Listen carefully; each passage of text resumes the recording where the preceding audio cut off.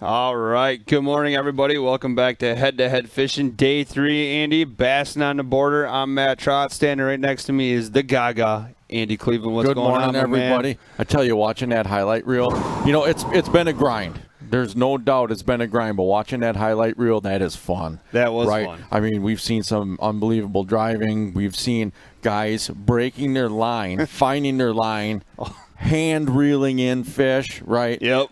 We've seen what surprises me a little bit is the bigger fish of the tournament are smallmouth. Right. I expected fully to see bigger largemouth, but the bigger fish of the tournament have been smallmouth. Have been smallmouth so far. So here's what we got going on for today. We have 8 anglers, right? We narrowed the field down from our 16 to 8. Here's our 8 that look like today that you're going to see.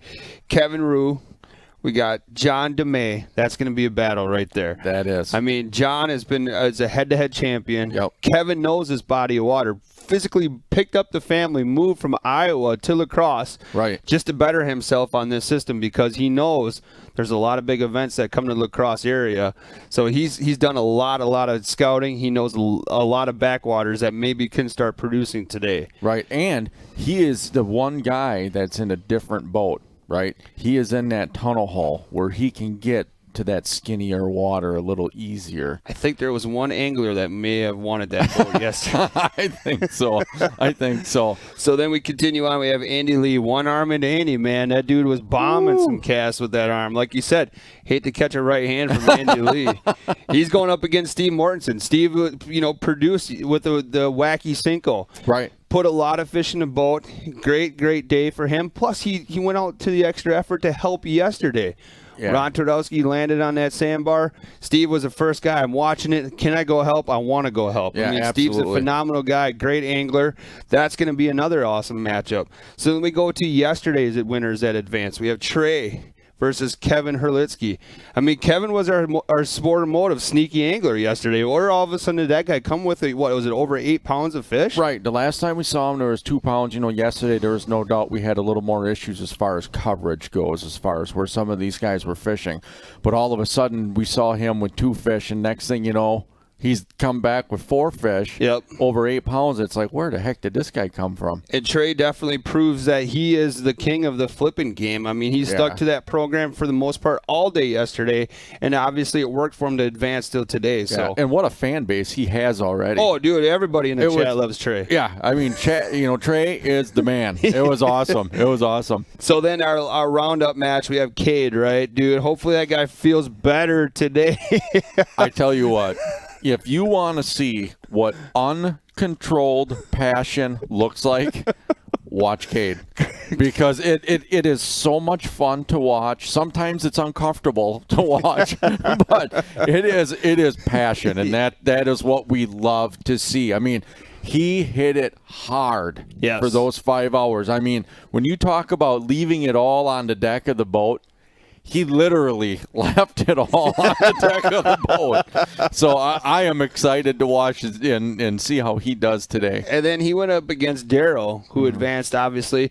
And if there was one angler that I would say in the last 2 days has been around big fish, I think it's been Daryl. Yeah. He's lost a couple of fish. He pretty sure that he lost a 4 or 5 pounder really close to the boat, during some little bit of static cell coverage. So, right. I mean, Daryl is one of those guys, too, that you can't overlook him, right? No. Everybody's coming today with full force, and it's going to be, hopefully another amazing day here on the Bassin on the border. I have no doubt. When you look at the first rounds, day 1, day 2, none of these guys had the day they were hoping for. Okay, so these guys are coming in hungry today. They are working their. I guarantee you, their minds have not shut off. They are thinking and what can I do? How can I adjust? And, the other thing is the weather is even a little bit more comfortable today from what we looked at. There's no rain in the forecast for today.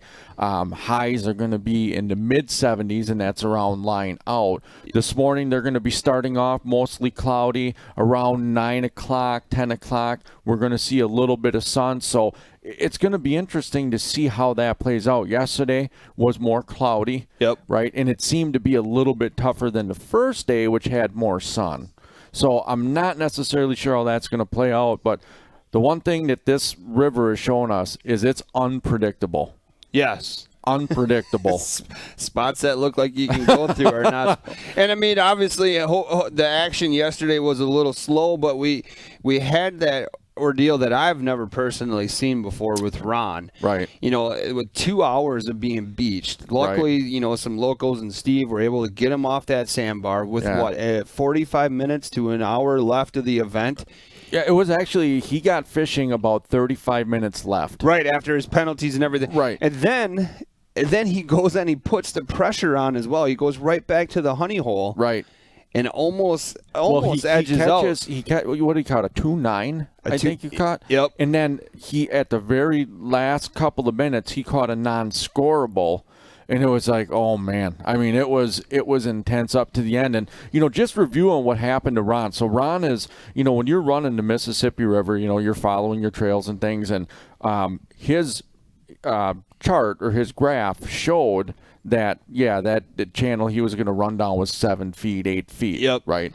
And so he took a left, was going to take a shortcut in the Goose Island area, and it was not the case. And what happens is, so much in the Mississippi River is it's so sandy that every year when they have floods, it rearranges that backwater area. The only thing on the Mississippi River that stays consistent is the main river channels. Yep. Those are consistent.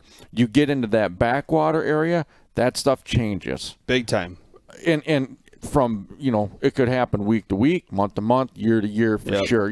That one place that Kate started yesterday, in the chat, Jeremiah said, a year ago, that wasn't even a channel. Right. A flood cut a new channel into that area. Yep. And so, it was just unfortunate what happened. Ron was following his charts and took a turn, and unfortunately it didn't have the depth that the chart said it did. Right, and that's an interesting fact about Cade too. Is he, after his his emotional win yesterday, right. He won the whole entire event. He was already strategizing where he was going to fish today. Right. I thought he was mentioning pool 9. They have these 3 pools, 7, 8, and 9 to go to, and I think he was saying that where he was at wasn't really cutting the juice, right? Right. So he was thinking about moving to pool 9. Now maybe that's a spot he might, like we talked about a lot, one day at a time, right? You just got to fish to the next day. So it'd be interesting to see where everybody starts out, especially Cade. Yeah, well, the comment that he made was, he said that when conditions get like they are and how the fish are biting right now, he has a milk run in pool 9 that works with this bite. So it will be interesting to see if he does go to pool 9 and goes on a little milk run, and we can see what happens. So we're gonna go to the lines, to the water. We're about 3 or 4 minutes away from lines in. Yep. Obviously, let's give a big shout out to our sponsor. But before we do that, I want to thank everybody for making yesterday our best viewing day on the bass side. Yeah, absolutely. Thank you guys so much for that. And I got a challenge. Let's make it even better today, right? Ooh. You guys have done a great job of sharing, tagging, liking, telling everybody about how awesome. Even though the bite is tough right now, this lacrosse event is. Right. We were close to 1,500, I think, at one point yesterday. Yeah. Let's get those numbers up again, and that just helps improve head-to-head. It helps, get everybody familiar with the program. Right. So we appreciate that. Yesterday was a phenomenal day. I just want to say thank you again. Let's talk about our sponsors really quick. They're Real Shot. They have that H2H10 code that is available that saves you 10% on your purchases through therealshot.com. And remember, when you shop through the Real Shot, that also keeps head-to-head ad-free. Yeah. Right now you're not seeing any commercials, and that's because you're helping support the Real Shot, which in turn helps support head-to-head fishing. Also supporting companies like Sportamotive, Omega Custom Tackle, Meg's Custom Rods and Motor Sock. All that helps support us, which also makes this ad-free. So without further ado, let's head out to the water and see what everybody's up to.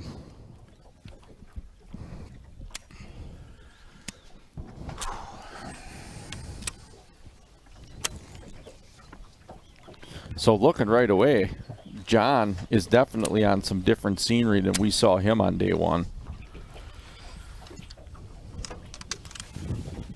Boy, it looks beautiful down there right now. Right. I think that forecast that I saw where it said mostly cloudy is not necessarily accurate right away. Huh? You hear that? So his opponent today is Kevin Rue. I don't see any shed though. Don't matter.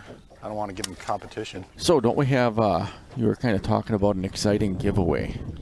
Yeah, so in the member chat right now, I had posted a comment. So if you are a member chat, go ahead and read through that. But basically, I got a motor sock and an Omega hat that's going to go out to the member chat. Awesome. So members, if you're getting on here this morning, good morning everybody.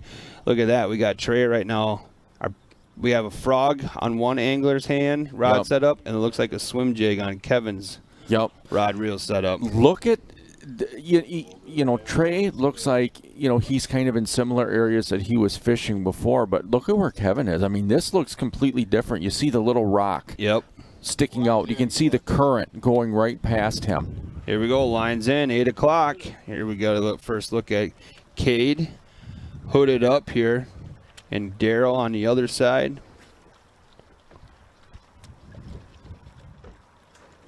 All right, it's 8 a.m. Central Time. That means the line's in here at Head to Head Fishing. Remember, it's the original Head to Head. Curious about Head to Head? Find all that information at h2hfishing.com.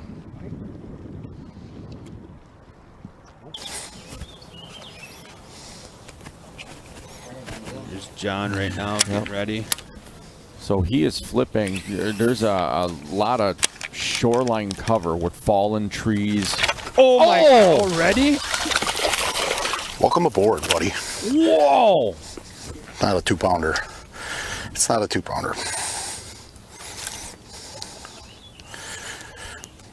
Made 3 decisions. Oh God, he's hooked like 9 times. There. All right, let's see what he weighs though, because he's fat. He's fat. I don't want to. John's mom is fired up already this morning. Good morning, Rose. How are you doing, Rose? 0. Man, this thing's giant now. Tell me what that. Tell me. Hold on. Tell me what that is. 1.6. 1.6. Okay. All right. Well, he's got his bearing set. Right. So it looks like the biggest fish I caught yesterday. Looks like he was flipping like a beaver tail style bait. All right, let's try that again. This time get a 3, maybe a 4-pounder. So it looks like a blue, you know, like a black and blue, kind of like a beaver tail, but he's flipping that shoreline cover there, like where the fallen trees are. Wow, Steve Mortensen's starting a day in a familiar spot. Yeah, that's the French Island Spillway. So he is pretty much, and I would expect him. You know, he had great success right away off of the day, on his day 1. The one thing that this area provides is a real consistent environment, right? You have that French Island Spillway. It's going to be fairly consistent from one day to the next. The other thing too is we got Andy Lee. He also looks like he's fishing a very familiar spot from where he fished on day 1. Right. Where I think a swim jig was a huge component in his winning. Yeah. Yeah, Steve, again, you look at the deck of his boat, he is pretty dialed into what he wants to do. You know, he looks like he's only got, 4 or 5 rods laid out. And he's got that wacky rig Cinco going. So now we switched over with Cade. And it looks like Cade, so he's fishing like off of a channel. I can't tell if it's like the main river or some backwater, but it almost looks like ditches, doesn't it? Oh, and he hooks up right away. Oh! Let's go. Cade is fired up.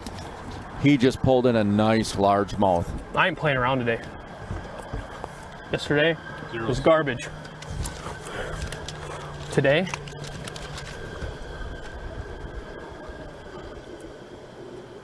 even, 3.0. Wow. So Cade is the first angler, day 3, Bassin on the border. Thanks for that, because I was about to start fishing. I'll give you one warning. Yep. Each fish. Wow. So he starts off the day with a 3-pound largemouth, and it looks like, so where he's fishing, it looks like there's what is that, like cattail, you know, just tall weeds, but it looks like there's like a ditch that runs out. Now we're back over with Steve. He ain't messing around, he said. No, I tell you what, I'm anxious to find out if he is on pool. It's Steve Mortensen look at with a that. hook set. I'm anxious to find out if Cade's on pool 9 and he already called it. Wow, that we could be in for a day. Steve feels like he's got a good one.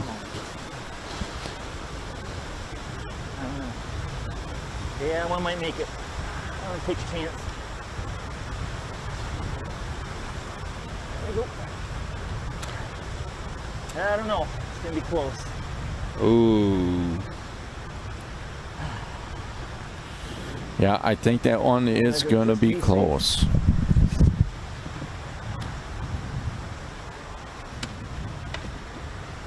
Feels pretty light.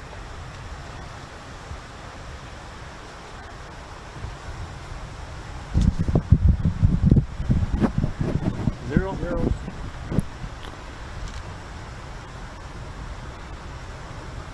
So Steve is putting that fish to the scale.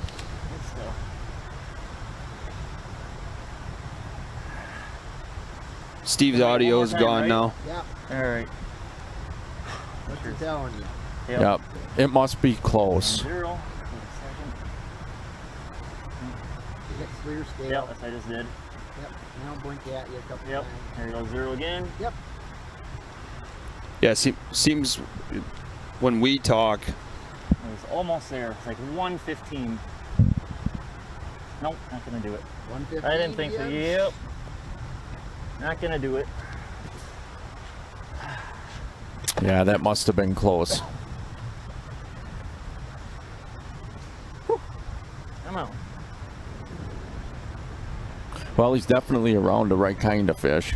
yeah, and that's right away. That's 3 anglers, 3 fish, and we're 7 minutes into the day. Minutes into it. I mean, this could be a completely different day right now. So far, I think making Which, that man, change I in hope that so boat made a difference for the anglers, I can already because, tell. you know, there's been a lot of fish caught. It's just not a lot of scoreable fish caught. So here's our first look at Daryl on a powerful sweeping hook set.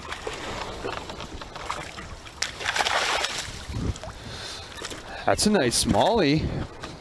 Here's our first fin fact of the day that Zach reminded me of. Daryl right now rocking that Wisco sweatshirt. Yeah. Leading angler of the year right now in the Wisco event. Wow.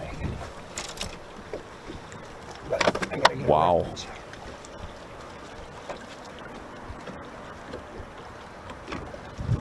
Zeros.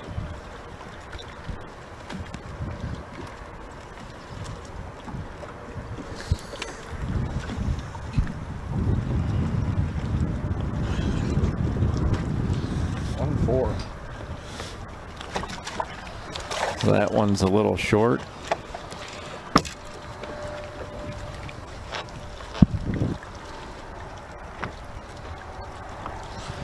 So we got somebody that's excited for the walleye event next week. Don't forget that pairing show is happening today at 11. Right. And Andy and I, with your help, obviously viewers, will be placing those anglers into the bracket for next week's event. Crossing eyes right back here on the Mississippi River. So if you got to get a little work done, do it now before 11 o'clock, because we'll need your help placing those anglers. Right.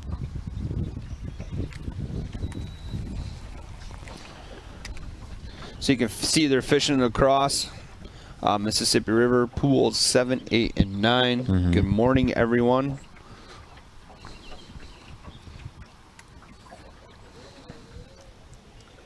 There's Trey and Kevin.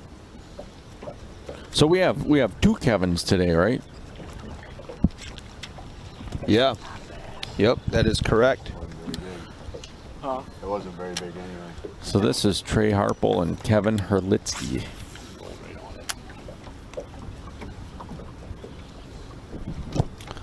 Well, Andy, those numbers are climbing fast already. Wow.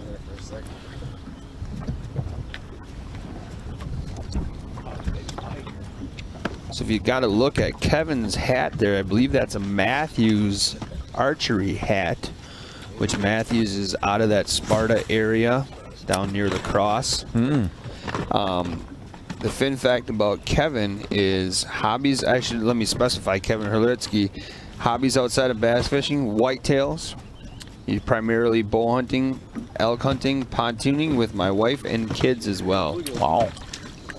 You know, I gotta say, so I was out Sunday out on Winnebago, and I was going through the river in Oshkosh. Now, I was running in my bass boat. I was doing about 50 in the river, you know, where you can get up and run. I had a pontoon boat pass me. Was it Brian? It was on full tilt. I mean, this guy was doing over 60 with this bass or with this pontoon boat. I mean, I hit the throttle. I mean, for pride's sake, I'm not going to get passed up by a pontoon It's boat. like getting passed by a minivan. Right. I hit it. I was having a hard time catching him. And I mean, he was just, I have never seen such little amount of pontoons in the water on a boat. I mean, Really? it had a 300 horse on the back, and my guess is 62, 63. Jeez. Unreal. So, pontoon boats are not just for leisurely cruises anymore. A clean bleed through, because this island is, when we find where the flow is cutting through this island, there's going to be a little bit of clean water. I think there will be some fish around that area. I mean, these fish definitely don't care about they'll live in this dirty water anyway, but when you get around slightly cleaner stuff, it will Somebody feels like they saw that same pontoon. congregate on that. Really? It doesn't have to be gin clear, it's just like slightly cleaner is all it takes usually. Yeah, we actually saw one pontoon that had 2 300 horses on the back. What? I couldn't imagine what that thing does. Well, if the one was going 60, 2 motors makes it 120, right? Right. That's how math goes, right? Yeah, it was the most unreal thing.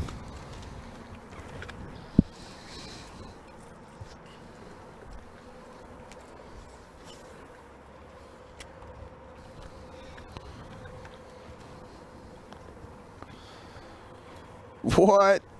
There's a guy in Ohio that has 2 450R motors on it. Yeah. What? I mean, that's just ridiculous. It's built for speed, not for pleasure.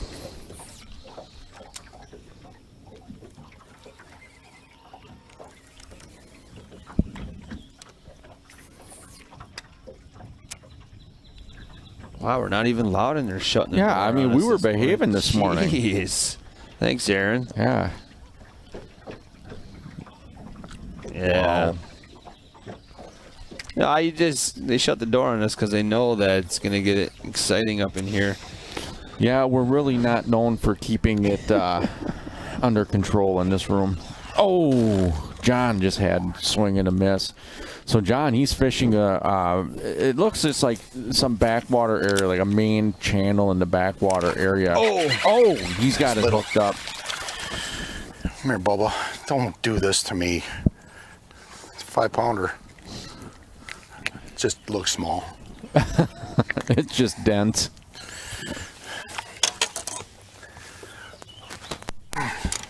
Coming for you, Mr. Rue. So now he's flipping a black and big blue one. jig.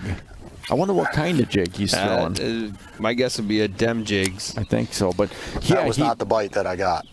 he's fishing almost like a little pocket off of a I channel don't think that that has little some fish could close his mouth hard enough to make.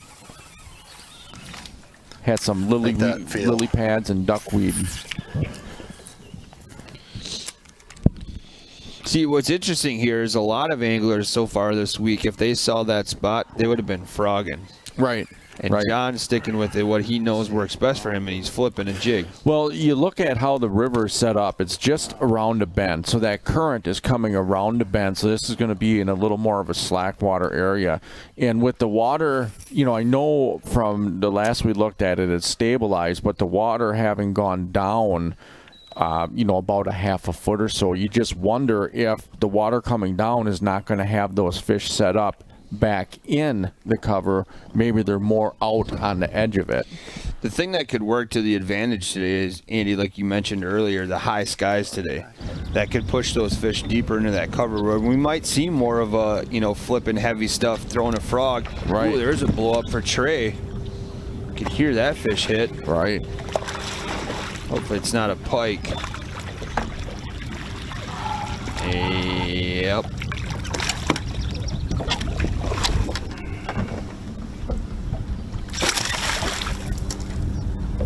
Just be careful.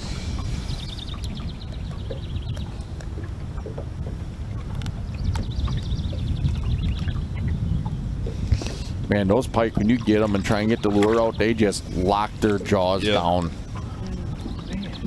It's almost like a pit bull. You blew up like a bass.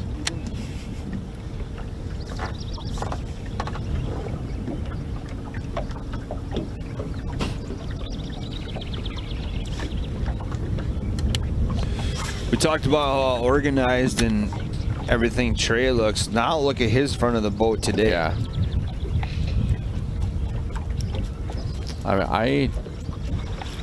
What, 2 rods on the deck? Yeah, it looks 2 rods plus the one in his hand. Yeah. Back over to Andy Lee and Steve Mortensen. Kick at it.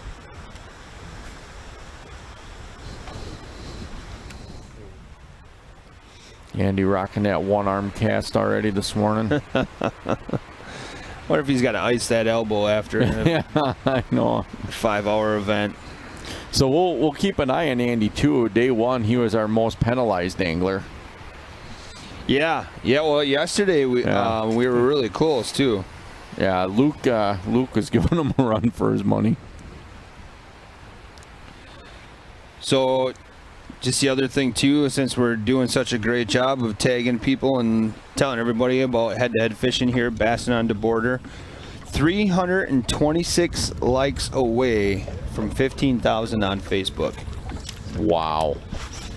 Thank you guys so much. Or you see a great shot of a barge right behind Kevin. So he must be either just fishing a little, almost looks like a mouth of a channel or some backwater area right off in the main river. You can see on the bank there's some rocks that come out almost like a little wing dam right there.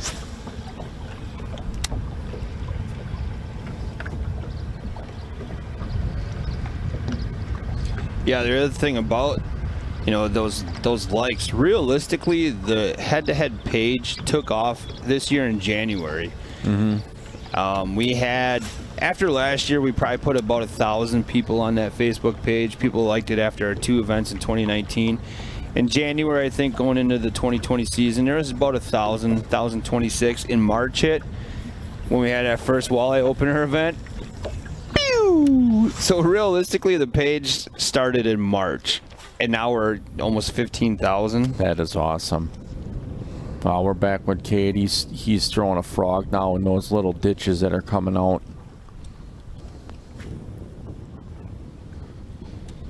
So I imagine those little ditches are going to have current in them, and that might be what puts those fish in there. Because when you look at it, it's not wide at all. It's only a few feet wide, and then it opens up slightly as it gets close to the main river or the main backwater. I'm not sure exactly if he's in a main river or just a backwater area.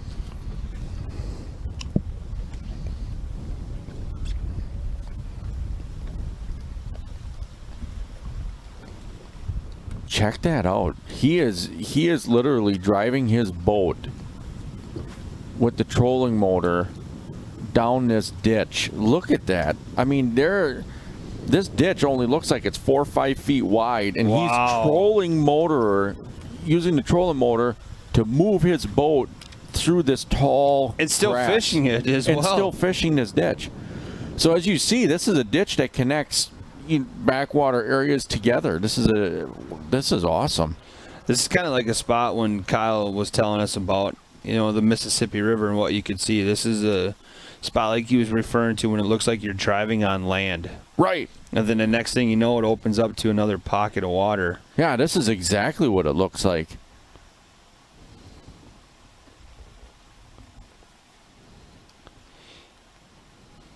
Look at, he's just looking for pockets. Wow. What? So he...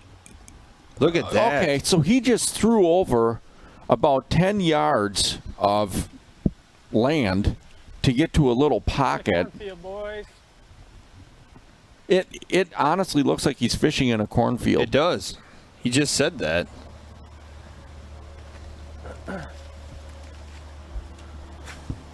Hopefully I can turn around once I get down here.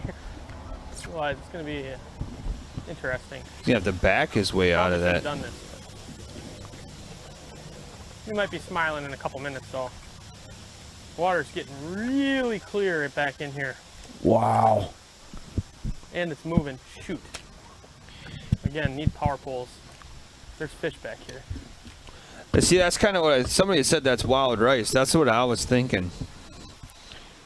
Need to let my foot off the gas. Who's the camera guy with him today? Oh, Wow. the head haunch. Oh, and he's hooked up. I can't tell. Look at this. I did not get a good hook set.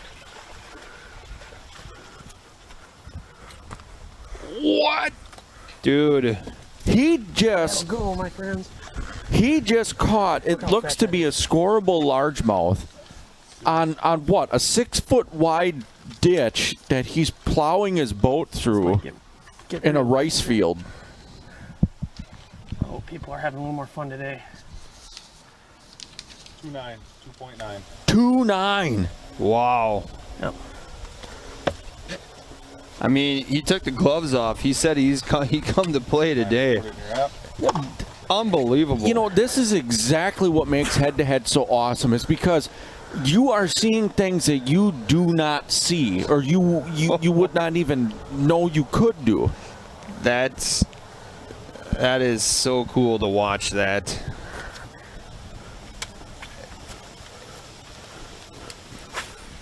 The guy's focused today. He is. He wasn't happy with his performance yesterday, and that's so funny to say that out loud because he won yesterday. Right. He Right. won, and he wasn't happy with the I got way lucky he on that deal.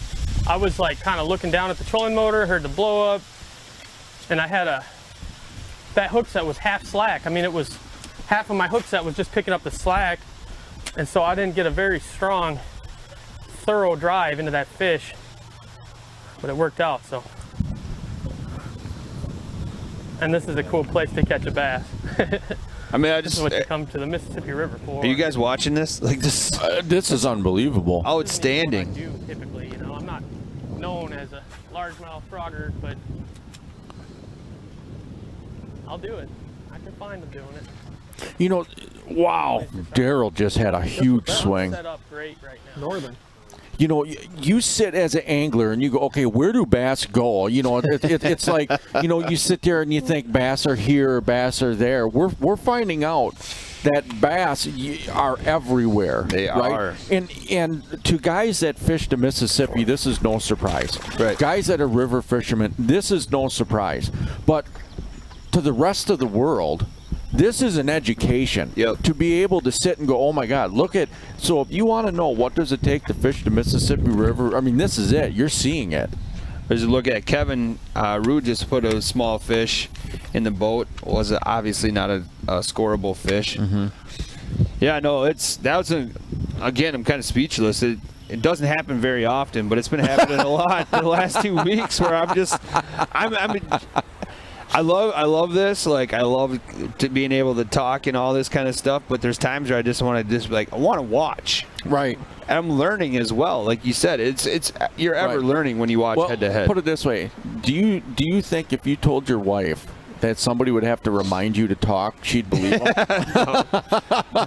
Sometimes we get so caught up I know. in just being a fan. I'm like, why would that guy drive his boat way back there? Silly fool. Well, you just showed me with 2 pounds 9 ounces of a largemouth. Right. The interesting thing we see is, when the water goes down, those fish are kind of trapped, right? It depends. We have no idea how deep that little channel is. If we get, that would be a good question for Kate, if we can get that answered at some point. But it just goes to show you that different. When we talk about how versatile you need to be as a river fisherman, how you have to understand where fish move, that is it right there. When the water goes up, where do the fish go? When the water comes down, where do the fish go? How do the river fish act, right? Right. And that is just so awesome to see this. Kevin's making a move already. Yep. And it looks like Trey, he's throwing a frog. Wow. Wow, okay, so Cade's in less than a foot of water. That's again, all of these things, it's less than a foot of water in a rice field. He caught a 2.9. The commentator just asked what the water depth was. Said inches less than a foot. I was gonna say, let me. Hey, I'm not gonna do it. Stick my rod down there. It's probably. It's dirt shallow. Dirt shallow. A lot of fish in this river, like when the water drops and the current drops, like they get out to the main river and they try to leave the backwaters that they're in. But in these certain areas of the pool, the fish live in them all year, and they can tolerate. They just tolerate the lower water levels. Like they just live super shallow. It's kind of like almost different subspecies of bass that live in this river. Like some of them are Goose Island fish that live on cut banks most of their lives, and other fish live in the grass. And these grass fish, they don't care if the water drops. They just get into a little depression somewhere where it's 9 inches deep instead of 6. That's so crazy. Did you that shot where Kyle looked behind him of what they went through? That doesn't look wide enough to get a boat through. No. That's pretty awesome footage there. Oh, Trey. look at that.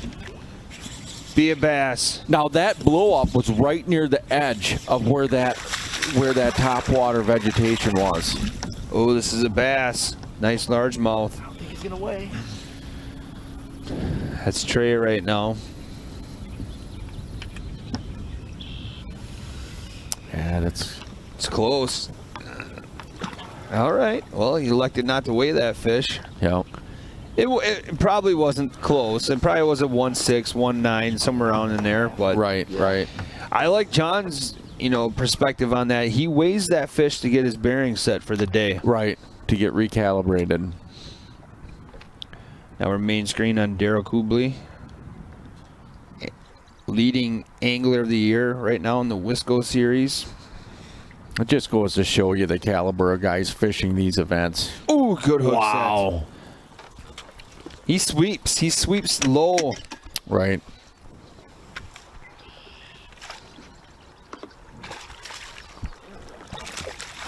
Just waiting for the net. That fish is going to score. That'll help. We talked about it, man. There was a guy around big fish yesterday. It was definitely Daryl. Absolutely. Absolutely.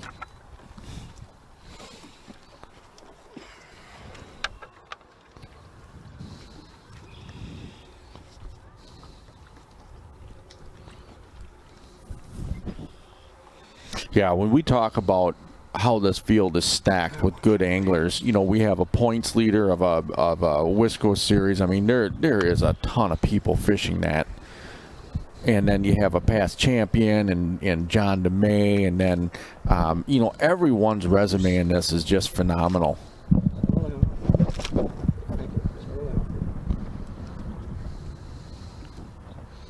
2.6. 2.6. There's Daryl. Great start to the day. That after a day like yesterday, it has to just feel good to have this start.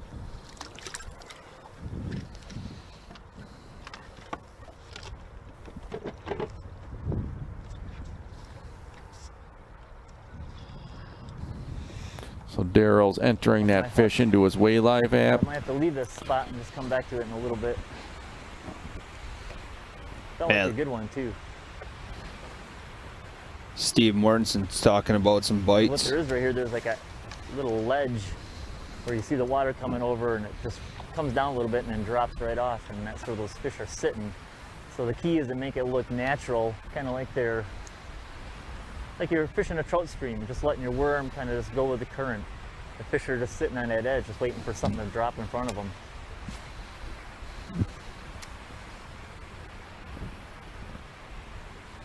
Steve kind of We got a little more explaining. current coming through here than last time on Monday, so I'm thinking that's gonna put in a few more fish. And I haven't even fished 80% of this yet. That's great insight from Steve. Just explaining what he's fishing. Now look at Kevin's topwater bait here. It's Kevin Herlitzky. Oh, and wow! First cast. Come on, baby.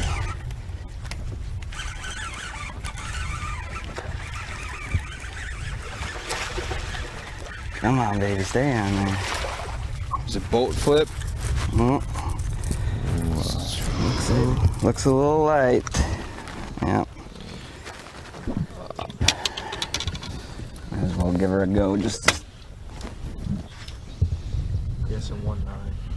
Yep. Zeros. Zeros.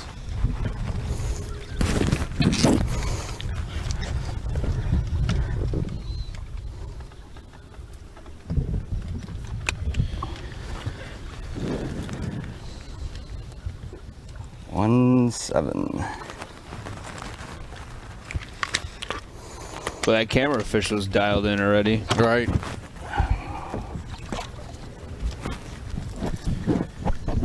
Where's your big brother?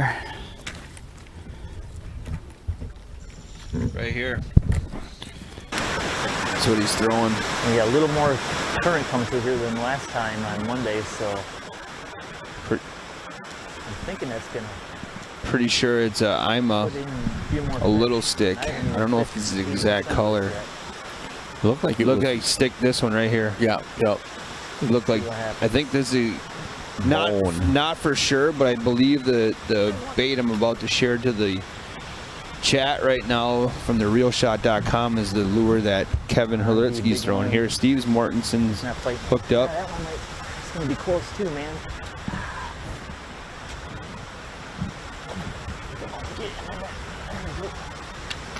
Dang it. Nope, it's not gonna make it. God, dang it. Yeah, that fish Steve has looks Not like even it. close. I mean, that's going to be close as well. I wanna weigh it just to be safe. Go ahead and click this link. That I believe this is what Kevin is throwing. Obviously, we know that Steve here is throwing I can probably see him from there, I think. What's that? showing us the scale here. Yep. Wacky Cinco. Yeah, it looks like a 5-inch. Almost looks like a Yamamoto. Nope, not even. 1-8. Come on, man. There's tons of Cinco baits out there now.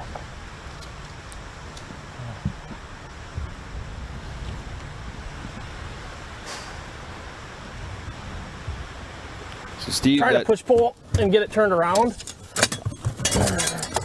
I thought maybe it would open up a little bit once I got in here, but that's kind of not the case. So I just got to get the back end twisted around and should be good. This is a must-have on the river if you're in a bass boat. I don't ever use it in my flat bottom because I just kind of go wherever the heck I please in my flat bottom, but So Cade is getting out and he's push pulling, trying to spin his boat around in this rice. all right, I'm seeing the error on the link. I'll double check that. I'll try to send that a link again.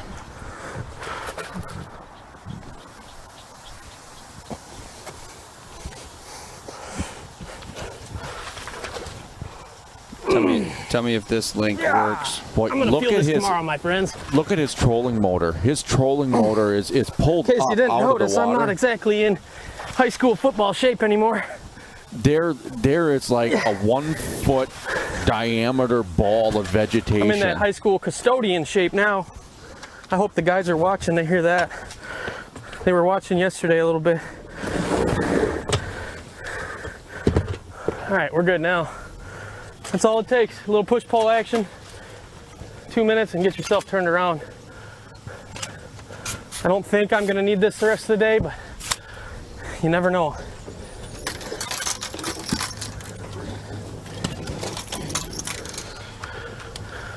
So I just Water reshared the chocolate link. now Did for that me link going through work? here. Please let me know.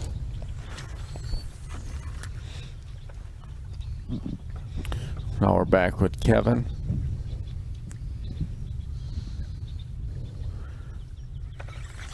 Oh, he's hooked up. Come on, baby. So he's using spinning gear right now. It'll be interesting to see what he's throwing.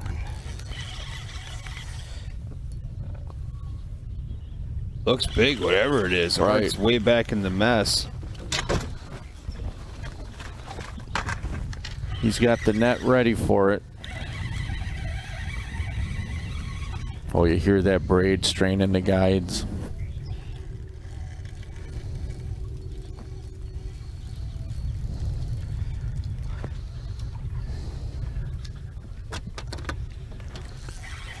Or whatever this fish is, it's giving him a good fight. Yeah.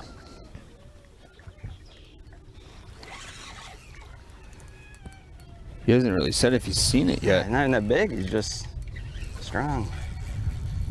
Oh, so it is a bass.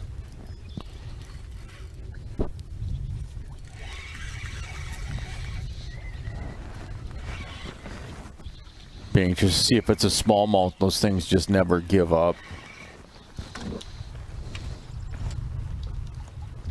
Oh, come here, come here, come here, come here, come here, come here. Yeah.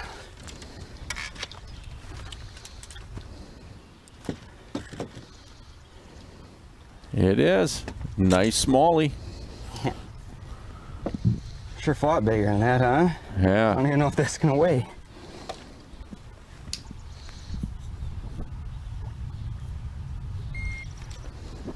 Zeros.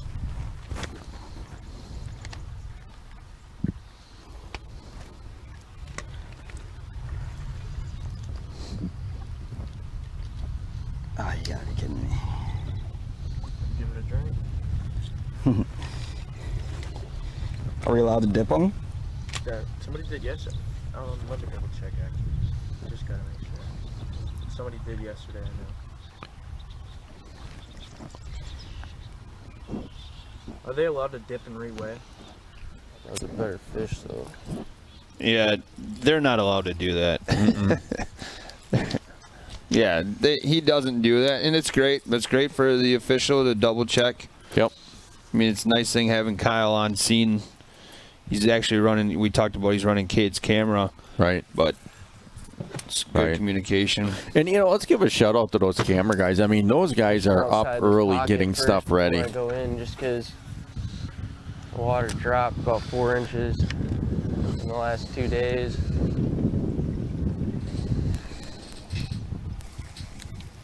Just trying to figure them out a little bit this morning.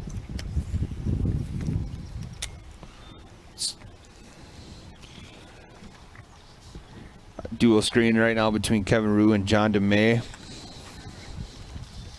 Yeah, that had to have been a junk fish the way it was running so hard. Here's another one. Oh, This it's might hooked be up. bass. That's another pike the way it's running, yep. Oh. It's probably the same one's got my bait in his mouth. I really only have 2 of these baits with me, so I don't want to lose this one.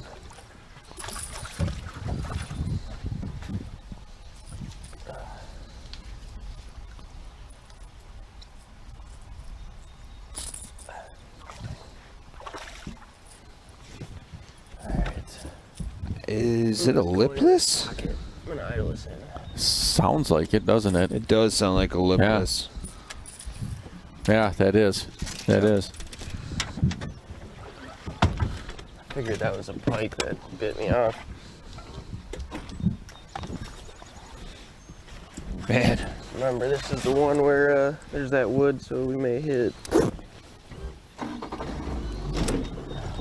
So Kevin's firing up that tunnel boat. Yep. He's just mentioning to the cameraman that there's where some wood is, and they're probably going to hit it as they run over it. So this will be kind of exciting to stay with.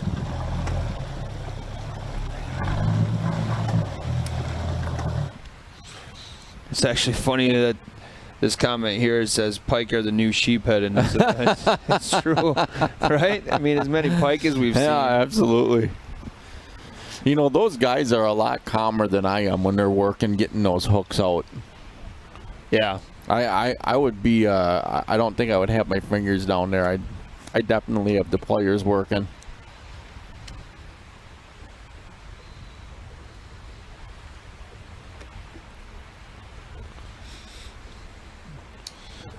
Oh, now that I think about it, so that I'm a bait I shared, I think Berkeley makes one that's very similar to that.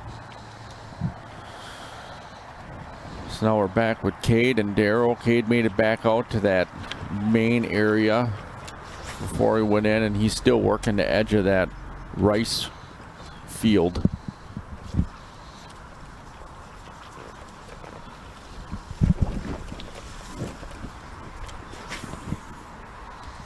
Is that better?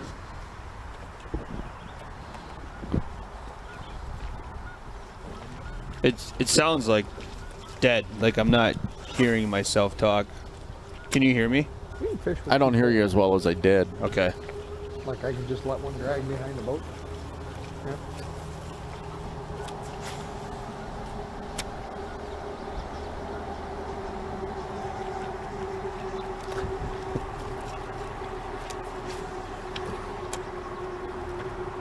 I can just stop breathing if that works better.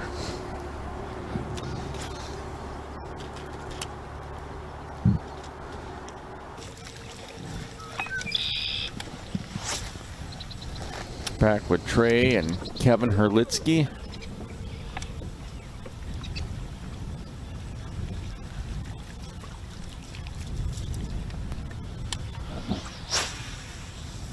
They both look like they're working similar type of areas, you know, just backwater channels. Looks like Trey is throwing a frog around.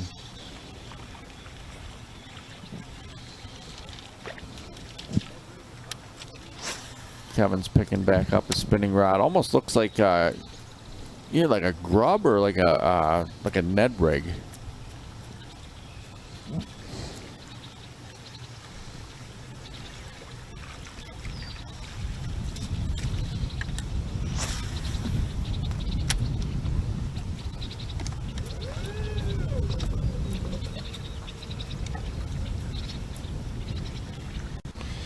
The pairing show today for the walleye event for next week is going to be at 11 o'clock.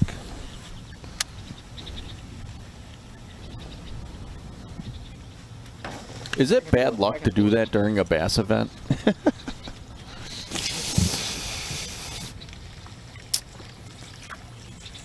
Yeah, I don't know. That's a good question. Guess we'll have to tune in next week to find out. Absolutely.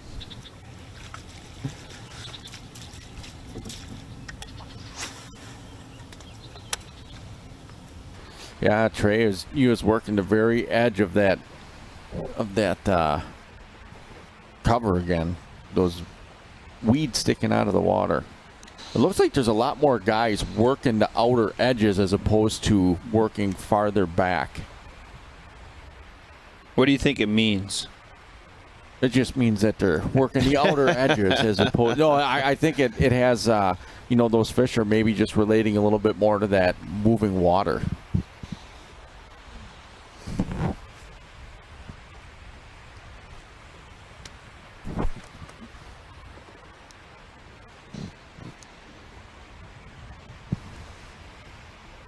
Yeah, the pairing show will be at 11 o'clock during today's event. So the fishing will still be on the screen. We've done these before. It actually works pretty nice. It's about a 15-minute pairing show. There'll be no Skypes or anything like that. We're just going to take, with your help, obviously, the viewers, once we slide the anglers in place, you'll see the bracket come to life right on the screen. So it's I like it that way. It's efficient. Yeah, and there's a lot more people to vote. Yep. Because it's a very interactive process. The viewers get to vote how the anglers get matched up, and you don't even know who the anglers are. It's just the angler numbers. You vote blindly, and then they get paired up.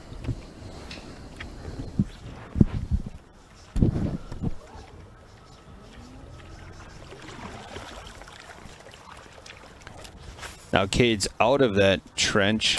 You know, he's a lot quieter today. I agree. He's much more focused today. I'm just glad he seems to be feeling better.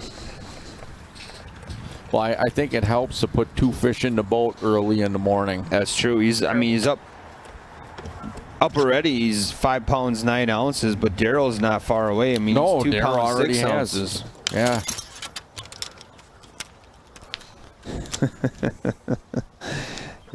Aaron's at the controls now.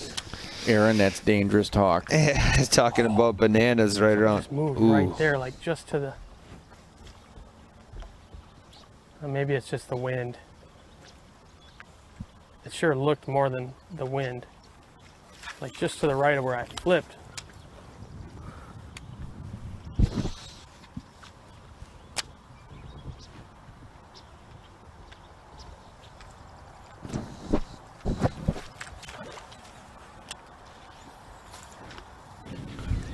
Help.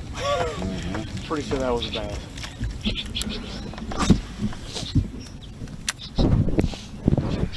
Oh, you can see the grass. Oh, look at that. If it's a bass, it's a keeper, maybe. That's Trey.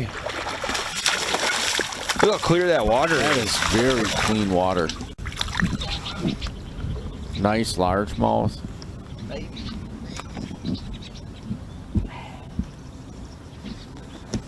Weigh it. Short.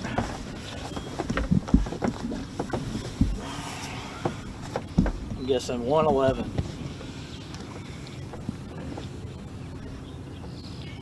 Rocking that Omega sweatshirt there.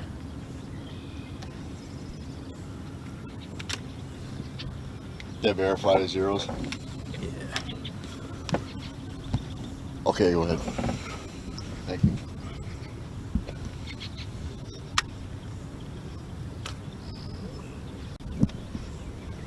Two, one. Wow. 2-1. There it is, confirmed. Nice start, Trey.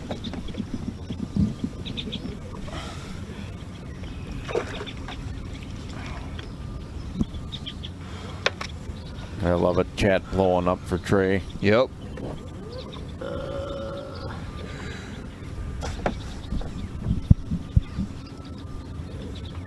Man, I'm like with the squeakers.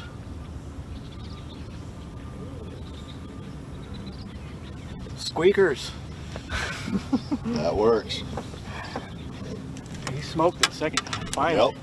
Yep. God damn. I, You know, it took. I switched the camera over there to get it. Did you?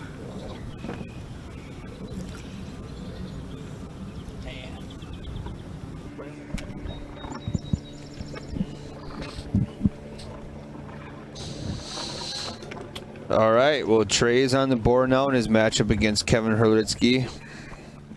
Back over to John DeMay and Kevin Rue. Go upstream, we'll idle back downstream when we get. I want to fish this.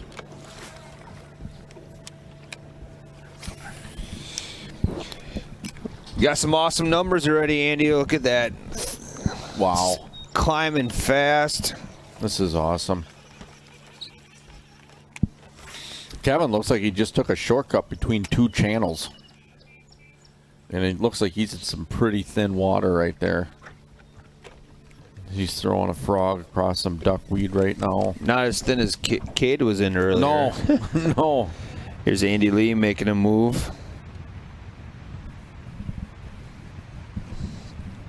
Steve Mortensen's still sitting in front of that spot. I mean, he knows there's a pile of fish in there. And Tyson Hansen, when he was in the studio, he was talking about, you know, with the current, the way everything sets up, that spot holds a lot of fish, and big fish too. Wow, look at this boat ride Andy Lee is giving us.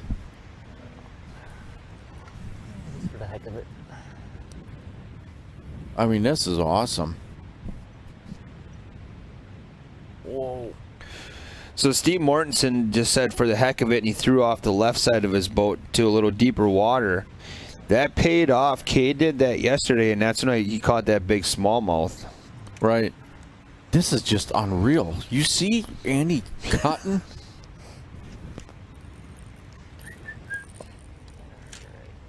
Yeah, you know, the thing about where Steve is I think that's a very well-known community hole, but it's that way for a reason. It holds fish consistently.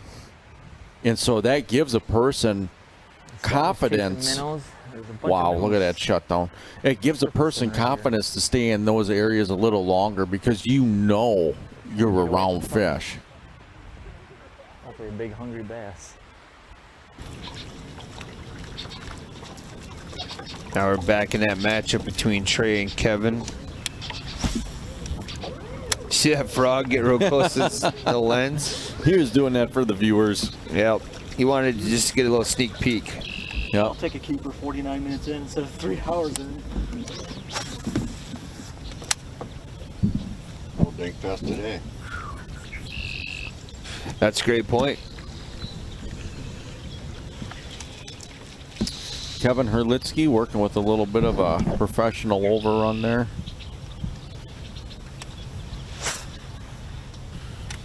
What's the worst professional overrun you've had? Have you had to get out a pair of scissors yet? When I first started with the baitcaster, a bunch of times, yeah. That one I had on Sunday, I thought for sure was going to be a scissor job. What about you? I've had one where I looked at it, I worked on it for about 10 minutes, and it's like, there's nothing I can do. Stretches I went home, stay in the strike zone longer. pull out the scissors. Not have to worry about being a bad boater. Was it my co-angler, you know. Was it braid or I floral? always fish Mono? the 45, so my co-angler has an opportunity to make a flip or cast in front of the boat a little bit while I cast further in front of the boat. But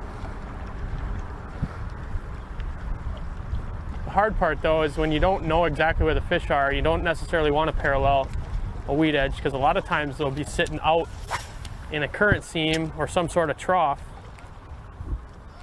and not right along the weeds where you think they're going to be.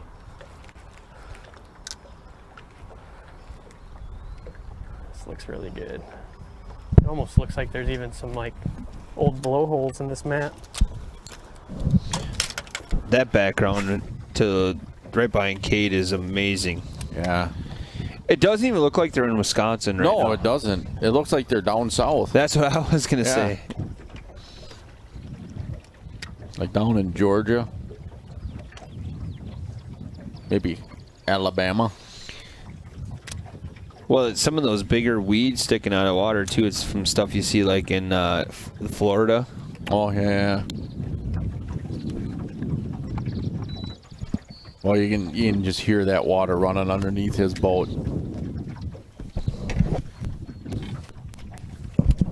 Yeah, so we're back on Kevin and John. That matchup is still at zeros. We're closing in on an hour into today's event here, Bassin on the Border, head-to-head fishing. It's Wednesday today, right? Yeah. You got any plans for the weekend? I'm definitely doing some fishing, but probably have some work around the house kind of mixed in with it as well. It'll just make it more underwater. Go out, goof around with the kids some. Oh yeah. It's depending on how much rain to get up north. If it like stays in this pool, it goes down pretty fast. So that's Andy Lee speaking right now.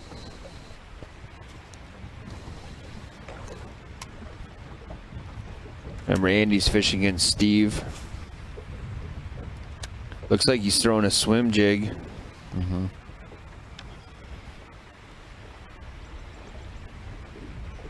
Might actually try and get out to my Lake X. Oh, really? Yeah. Wow. I might try and sneak out there. There are some killer largemouth Dang it. on this Lake X. So what's the procedure then? Is it a flipping bite, a frogging bite? All the above? That's top secret. Oh, It's not what you would traditionally fish largemouth with. so a red and white bobber and No live bait. a crawler. No live bait. Leeches. No. Leeches are good at catching bass. I actually do not like touching those things. Just They freak me out. The Kitech leeches. Yeah, those I'll touch. unless I'm like somehow lucky enough to get way up on Darrell, and then maybe I'll be fishing some new water. Buzz baiting. Because I do need to try to find, if I do advance, I'm going to need to have some more stuff that I don't already know about. Yeah, that's great strategy that Cade's thinking about. And it's amazing what putting a couple fish in the boat will do. It'll get you thinking further ahead. You know, when you're struggling to, fish for today or survive today, you're very much focused on the task at hand. See those weeds now for the left of Darrell's boat. That's kind of what makes me think of what I've seen. I've never bass fished in Florida, but that's what makes me think of Florida. You got like those big I could lily see there being a pads. big old smallie over here.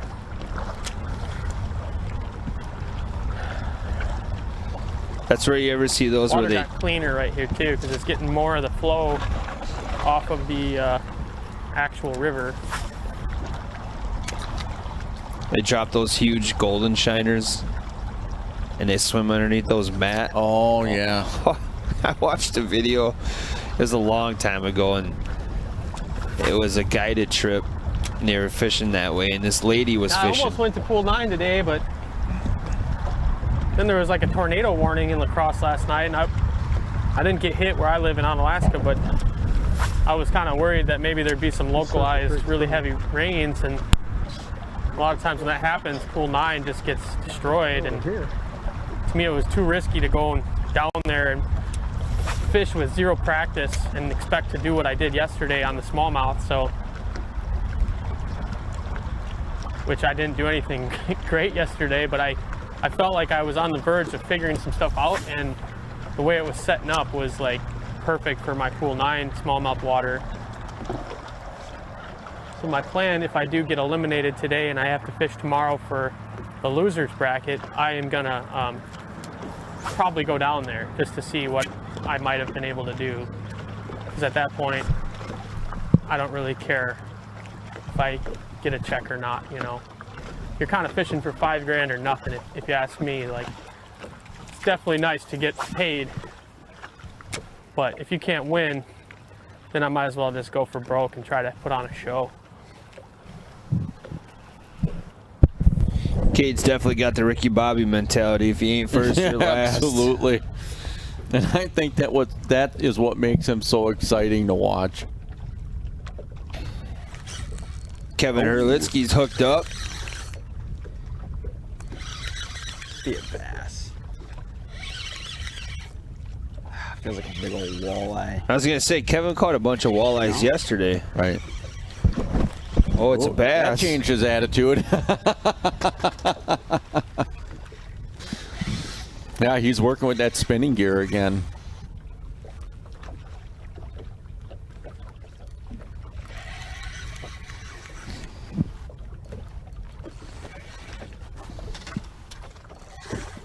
Jeez. They're just fighting hard today. Oh. There he has it in the net. Ooh, that's a nice smallmouth. Fighting hard today.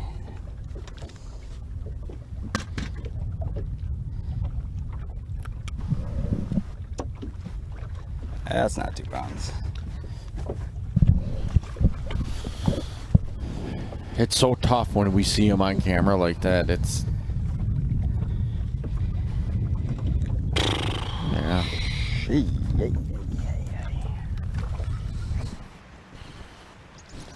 Go back to Andy Lee and Steve.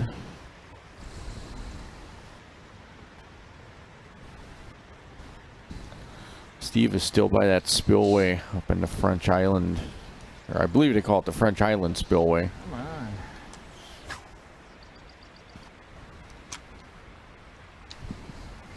Gotta be more fish. And Steve, he's caught a couple of fish now that have been close because he's reweighed them a couple of times to check them, and just not quite enough.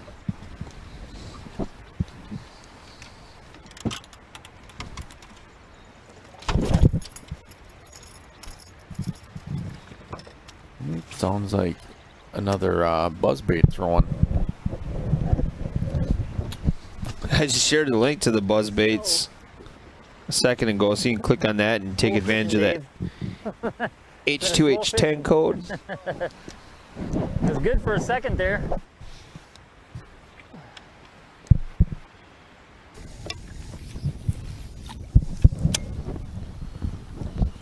There's John and Kevin. Looks like he's hooked up with a tree root, possibly. Probably a natural tree root is what I'm guessing. Yeah, for there's Kevin. a lot more natural wood down in pool 7, 8, and 9.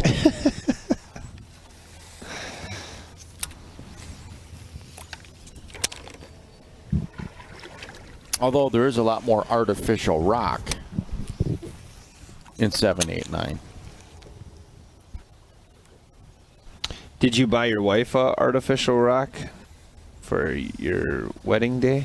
No, it was natural. It was natural. It was natural. You know, it was tempting to go with the artificial rock, but no, I went natural. How about you? Oh, of course. Artificial? It's natural or nothing. Look at that backhanded flip from Kevin. That was awesome. Yeah. I was practicing last night at the yard throwing a frog around. Were you? Yeah, working on my left hand. We had watched Trey do that so fluidly yesterday that I was practicing, really trying to get good at it. That backhand, that's a totally different thing. Right. I can do it. I can do those things right-handed, left-handed. You feel like Zorro. Yeah. Right? When you're out there trying to, especially I think I was practicing with my 7'4" medium heavy rod. I was just throwing a frog around the yard. Hopefully one of the dogs didn't eat it.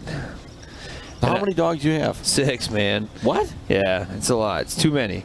So the other thing I was doing too is I was taking, sitting next to my son's car too, and I was trying to skip underneath my son's car.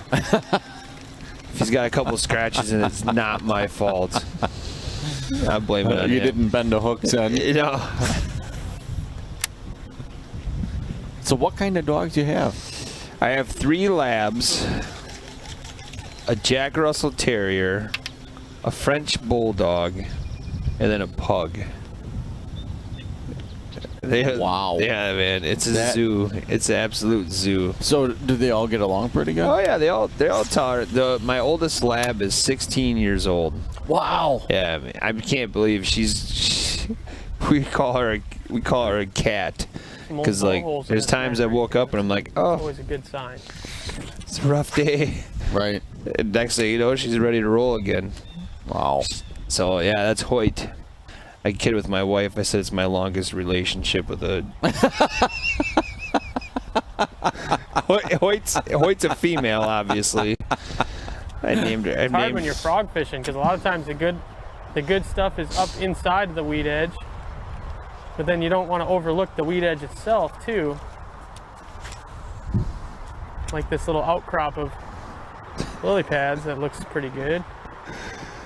Steve Stark wants to know is Andy won't touch leeches. Does he have someone take the fish off the hook too? It depends what kind of fish, Steve.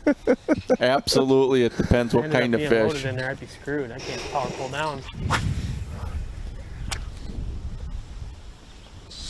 Yeah, it's having 6 dogs and 3 kids, and my daughter's got a rabbit. It's quite the adventure. How does the rabbit survive with 6 dogs? Well, like somebody was mentioning here, the Jack Russell is the ultimate rabbit hunting dog. Like, if you're a dude, right, and you're like, I'll never get a small dog, I highly recommend a Jack Russell Terrier. Those dogs are amazing.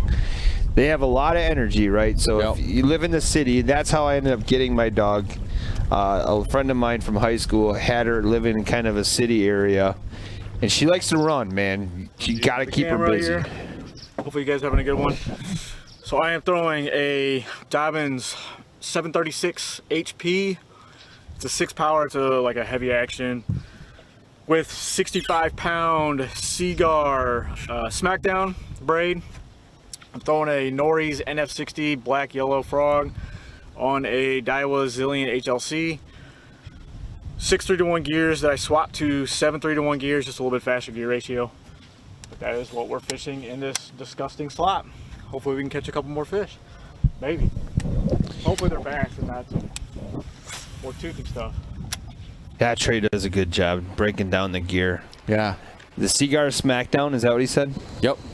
And you also mentioned that is he the one that will tinker with reels? Like if you send him a reel, he'll switch up gears inside of it and upgrade it and all that? Yeah, I know somebody had mentioned yesterday, and I apologize for not knowing the name of Trey's business. I think it's like TH Customs or something like that. Mm-hmm. Trey does it. Yeah, he does painting. He builds lures. I think some of his lures are even sold on Tackle Warehouse, even though that's a swear word here at Head to Head Fishing. But I said it. I mean, so I mean, Brian. Yeah, TH Customs with a K. And you can send him reels like you just did there. I mean, with that Daiwa, he upgraded the bearings and the components, the gears on his own. Right. Yeah, I took it from a 6.3-to-1 to a 7. I forget what he said, but like a 7.2 to 1. 7.2.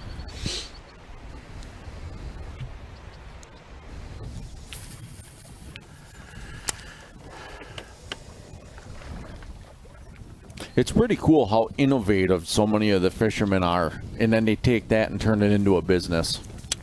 They solve a problem for themselves, and in turn they find out that a lot of people have the same problems, and then they can, turn that into a business. That's pretty cool. Yeah, wake baits, that's what it was. Some of his wake baits, he was painting some up the other day. Man, they look awesome. They look awesome.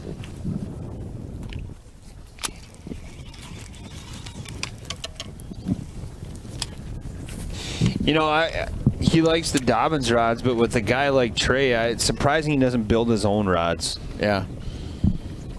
I would buy one of his rods if he started building them. Just the insight that guy has. Yeah, my buddy Adam, he just started building rods this past year. He actually made one for me, and man, I tell you, that thing is awesome.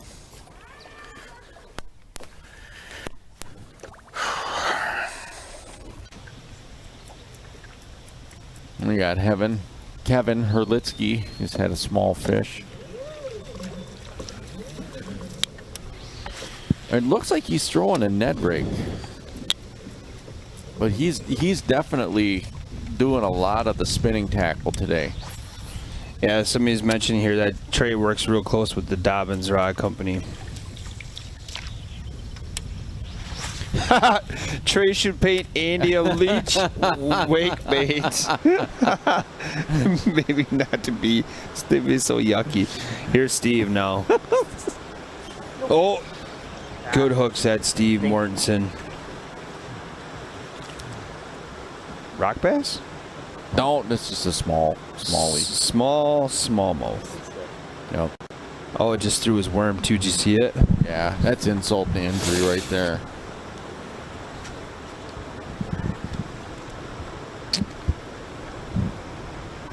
I was looking down. I was going to look for that smackdown in case anybody's curious of what line Trey is throwing.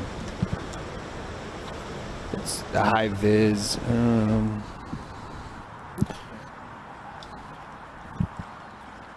Yeah, Seagar is a very popular line that a lot of guys throw. Very good quality line.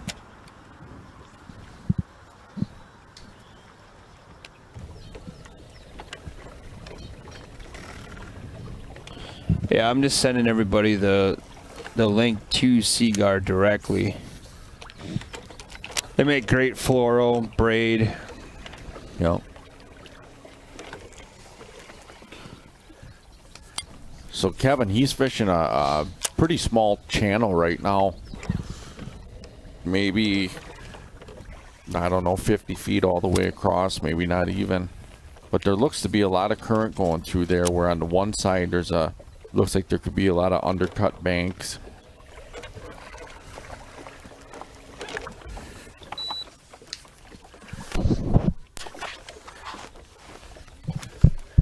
And then on the other side, we're watching John DeMay. He's working again. There's right off to the side, there's a little bit, maybe 5-10 yards of that duckweed that's on top that he's throwing a frog across, and he's still working the edges. Andy, I got to compliment you, my man. You're coming with a strong game today. Head-to-head radio is really appreciating your attention to detail. I mean, you're rocking it, and which is awesome. I'm over here trying to drop some links in the comments, and you're just breaking it down. To me, I feel like I can look away from the screen and know exactly where everybody is at. Nice. That's awesome, buddy. Good job. Yeah, thank you. I mean, that's just another way you can listen and watch Head-to-Head Fishing is H2H Radio. You find that right on the website, which is h2hfishing.com. It's a free app. Yep. It's Mixler. You download that, search the Head-to-Head. A lot of people like that because they can listen at work, right? Hands-free. You do have the ability to have the member chat if you're a member, or any of the chats open. Or if you're an angler training for the next event for the trailering policy and you're out for a run, right? Have it on in the car. Yeah, right. You can throw those in. I have to. Brad Fuller actually sent me a message yesterday. Brad is out running hills. Wow. Training for the next head-to-head. Wow. This is what he said. I'm listening, bro. Out running hills, getting in shape for the next H2H. Not happy with the last one. I'm out doing something about it. Wow. I mean, that's something that you wouldn't really think of, but just that little bit of sprinting back and forth from the boat launch. I mean, fishing is... My wife doesn't agree with me, but 5 hours of fishing it's tough. It's tough on your body. It is, and here's what a lot of people, it's like you think, fishing, no, you're up, you're standing for 5 hours, the boat is moving around, every muscle in your body is engaged. Yep. You're always engaged. You talk about a core workout. That's why we all have such great cores, right? Because we're always. Yeah, right. Yeah, right. It's some of sometimes hidden. Yeah, it's under a layer of dormant muscle. Yeah, right? but I mean, it's there. Yeah, it's there. We got great core strength. But yeah, I mean, that's where the belly rubs come in handy. But yeah, we're back with Daryl and Cade again. He's working back in some of these rice fields or little channels that go through there. Well, and when we did our highlight type video, Brian hit on that. He goes, "Dip that frog." People want to go fishing with us, right? Or with you or Brian or Kyle or anybody. And they're like, "Oh, so what's the?" And they're like, "Man, we're fishing, right? Like we're all here to catch fish." That's why. My son, my 16-year-old son, is really the only person I can take fishing with me because he understands what it's all about. Yep. We're all here to put fish in the boat, even though we don't keep them. Right. Because we're bass fishing a lot of times. I'm not out here soaking a bobber and a worm. Right. It's a different level of fishing. Competitive fishing is just different. Yep. And it's something, look at this pose right here from Kevin. I mean, you got to have strong obliques. Well, absolutely. He's hanging off. Half of his body's hanging off the side of the boat. You know how many side planks he had to do just to get in shape for that? I mean, look at that. That is a side plank. He's holding that for at least 15, 20 seconds. Yep. But, one thing as an angler, too, I always have to keep in mind, like, if I'm going to go out with somebody to go, okay, am I going out with someone that is going to hang with me, or do I need to scale and pull myself back and go, you know what? I really need to watch out that I don't flip that switch. And, That one feels better. So. Steve appears to be hooked up again. Stay on. Stay on. How big are you? It's a good question. I like this question here. Any TRS apparel? Let me see if I can find it on the website here. Well, Steve's getting this fish into the net. Looks better than the last one. I don't know, man. I think that's going to be close. They're thin. They're so thin. Dang it. So close. Close. So close. He's caught quite a few that have been right on that borderline. I want to take a chance. So he's grabbing a scale. He's going to throw it on and All right, gotcha. see what it is. I'm going to say it goes. Can I you? say All that right. fish is 2. Then I get a better shot. Gotcha. 0. Yep. Yep. Getting ready, throwing it on the scale. Definitely a lively fish. Come on.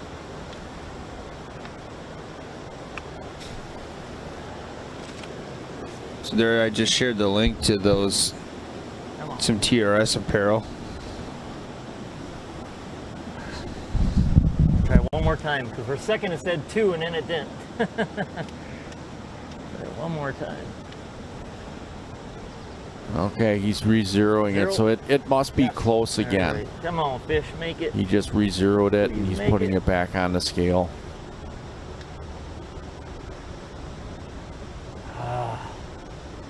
114. Oh, dang it. So Yeah, it close. looks like it's just a little short.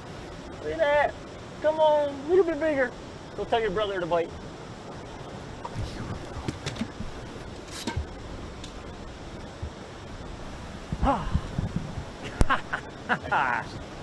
Oh, The right one's in there. yep. Yep, so that fish just a little short.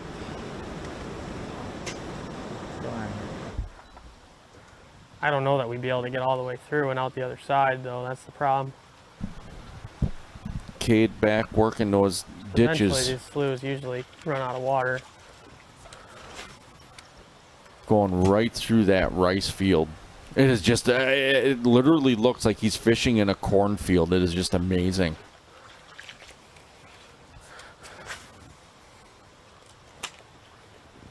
Daryl, he's back. He's out, and you know, it just looks like a more open, like a main channel of some backwater area. And there's so much good looking water over there to the east, and just it's too much to try to look at without having practiced any of it. You're listening to Cade Even right talk. now, I feel like I'm getting a little too far out of the way.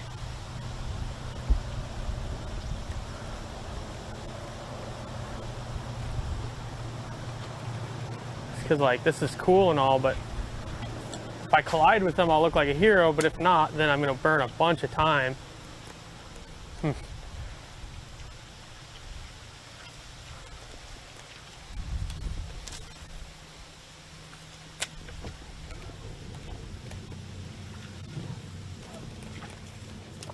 I mean, it kind of looks like people have gone through this.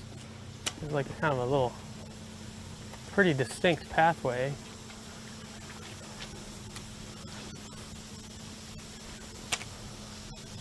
This is what it takes to find a frog school anymore on the river. Like, you gotta really find it, get way back in the stuff where nobody else is going.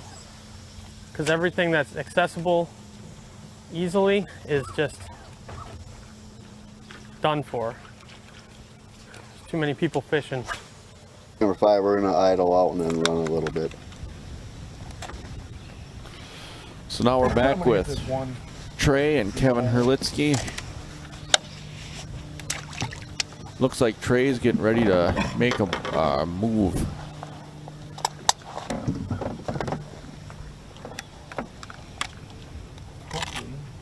There's a fish on it.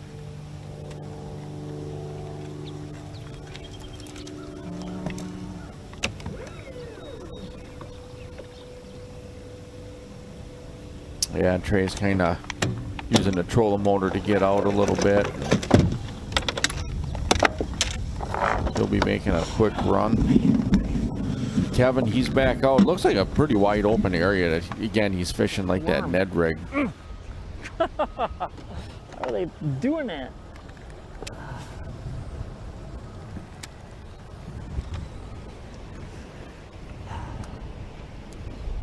Back with Andy Lee and Steve Mortensen. Looks like he's having issues, Steve is, with how the fish are biting. It looks like one just ripped off his Cinco.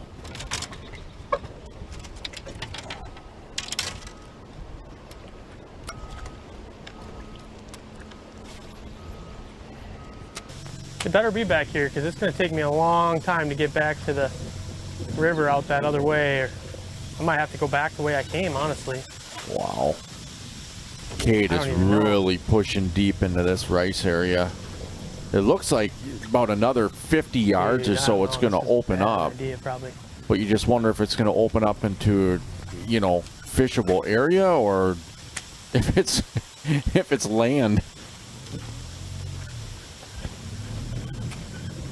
And Daryl's fishing, you know, again, kind of like a channel going through, but there looks to be like a lot of current. You can see how the water's kind of swirling. So he might be fishing sand points or just, there's something. There's some awesome looking duckweed patches out here on this flat once you get over what we're on right now. Yeah, there's something underneath that is redirecting the current. I almost wonder if there's, not sure if there would be any wing dams in that area, otherwise just like a sand point. To get over to it though.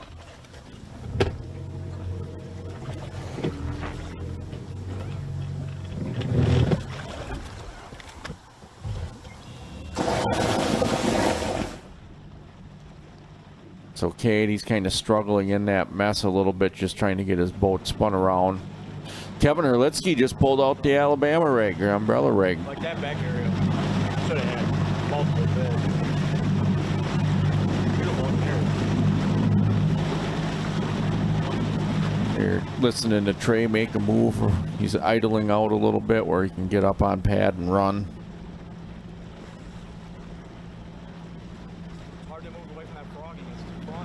Yeah, it is. It makes me want to fish. I know, we don't have that slot back home, you know, unless you can't really frog.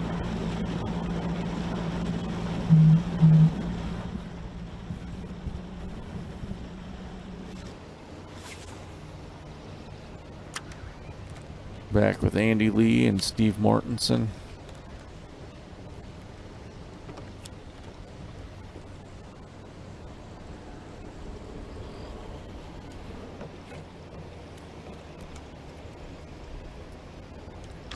Andy's throwing a bladed jig.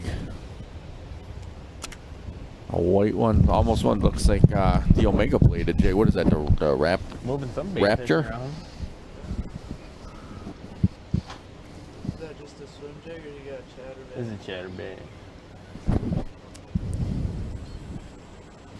Try to give him a little more flash.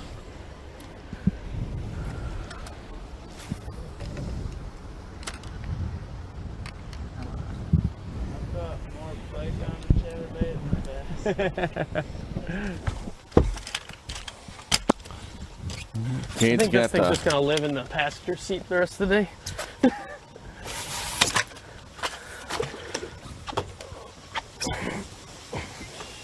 Cade's got the push pole back out. He's trying to spin his boat around in that rice. Use those hips. Okay.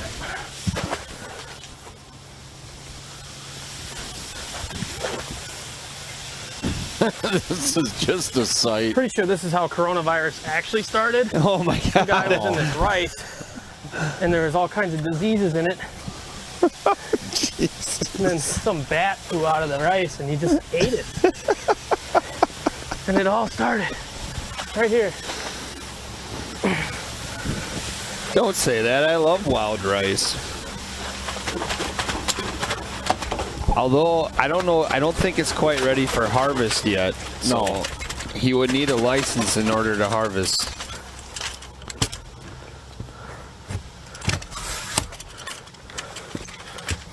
What would it be like to spend an hour in the mind of Cade?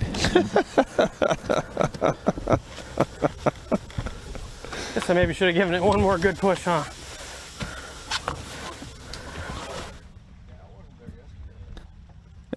Let's look at Kevin fishing out of the back of the boat. Normally in the bass events, we don't see that too often.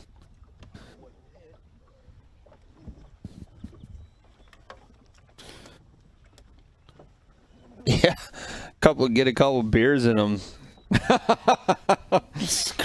That is dangerous. I'm telling you right now, that's dangerous.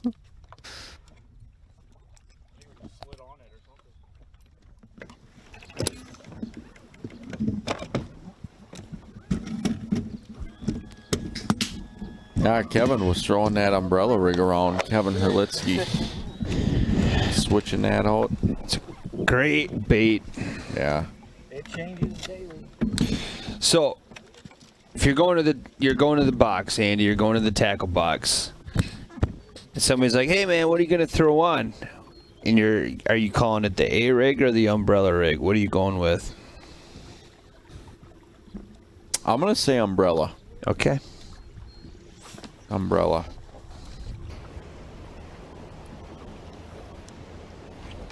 How about you? I think I go A rig. A rig, yeah. Yeah, it's easier.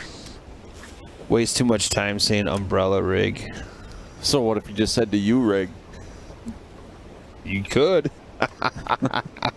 Or the rig. Yeah, you could call it the rig.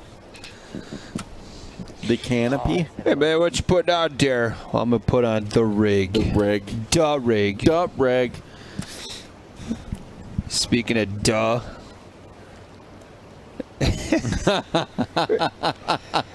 He's quiet. Where does this guy come from? Aaron just drops bombs.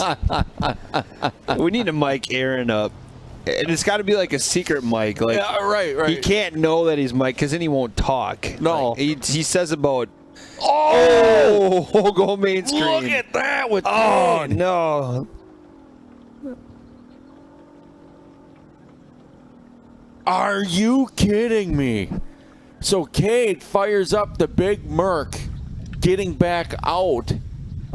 And I'm not sure if that's because he wasn't able to or if he's trying to save time. That right there is a great shot for Mercury, right? Making salad?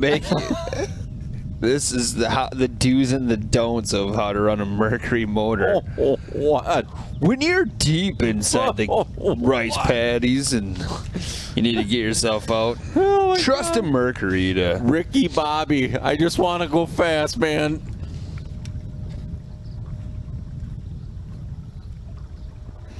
Yeah, I think wild rice is like protected though, so maybe... Well, technically he's not in...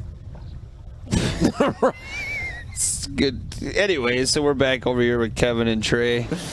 They're back mainstream with Steve.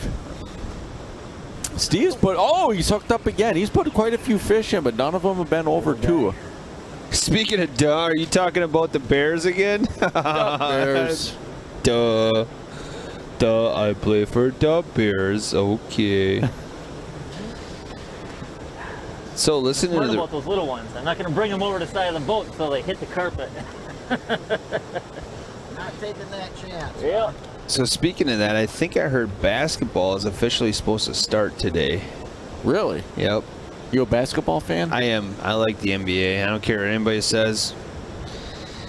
A lot of guys say they're, prima donnas and they're all about, and I agree. But you got to remember where they started, right? They started in college. Well, they're a product of a system. Yep. Yeah, I do. And what is it now? Training camps have officially started. I think rookies had to report this week to the Packers. Really? Yep. That's all good news. Yep. Andy Lee's hooked up way back in the Chiss. Pike. Northern Rand. So in the southern part of Wisconsin, is that a southern pike? I learned from yesterday. I'm gonna work on my penalties today. Yeah, that a boy, Andy. Yeah. Oh yeah. Yeah, I got a few. First two fish yesterday. Fucking right over the gun. Just toss them right back. I think I learned after the first one, but Apparently not. The other thing about the opening of NBA is they're not going to have benches. Really? Yep. They're going to be like 3 rows back, and all the chairs are going to be at least 6 feet apart. Wow. And then the commentators are also going to be like in a penalty box for ice hockey. This is just what I heard on the radio this morning. Really? Little one. How are they going to maintain 6 feet on the court? They won't. They won't. I mean, I get what you're saying, right? Yeah. Let's not go there. Yeah. Well, Make it either. yeah, we don't need to get into this discussion. Yeah. It's a rabbit hole. Well, Aaron's dropping all kinds of emotions on this one.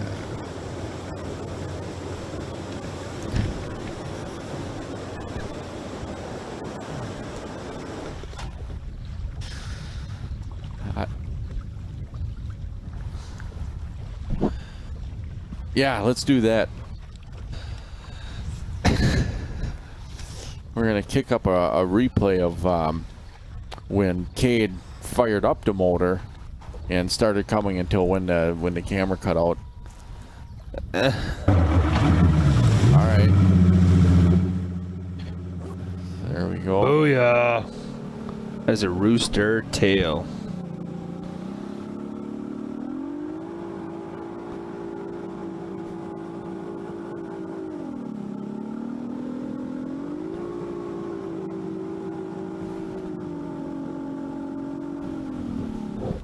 Wow. Some power, man. So, if you're looking for a used boat, talk to Cade. Lightly used. That is impressive.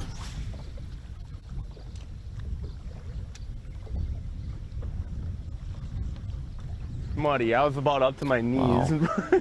I mean, you know, after I dropped it, I could see my knife just laying there.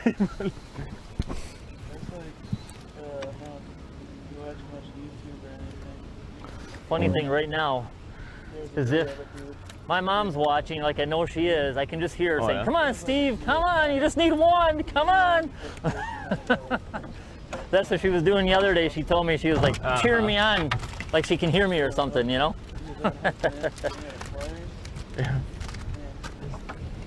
That's another great part about head-to-head. You take your whole family fishing with you. They can experience what you do. I'm not feeling a swim jig. I think a chatterbait will work better. With all this current and everything. There we go. There, let's try that. Yeah. White chatterbait now. I tell you, that white is the color for the river.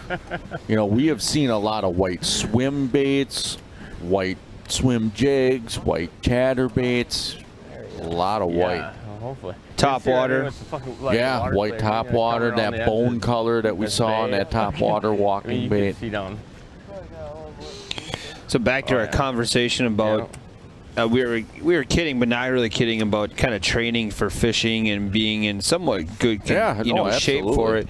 You know, Marianne is in the member chat, and she had her and Captain Klaus are talking about how you have to be. You gotta pay attention. Marianne is saying how she's made so many big runs in all the walleye events that she actually has. I think she said 2 discs that are destroyed. She said that's another reason why head-to-head is awesome, is because we don't require you to like shotgun start, right? You have time in the morning before we get lines in to get to your spot. It saves on fuel consumption, it saves on your boat, and obviously it saves on the angler themselves. Absolutely. So that idle time that they get in the morning is crucial. Yeah, we've all experienced that. When you're making a run, you're going faster than, you know, in some conditions than what you're comfortable with, and all of a sudden you hit that wave, right?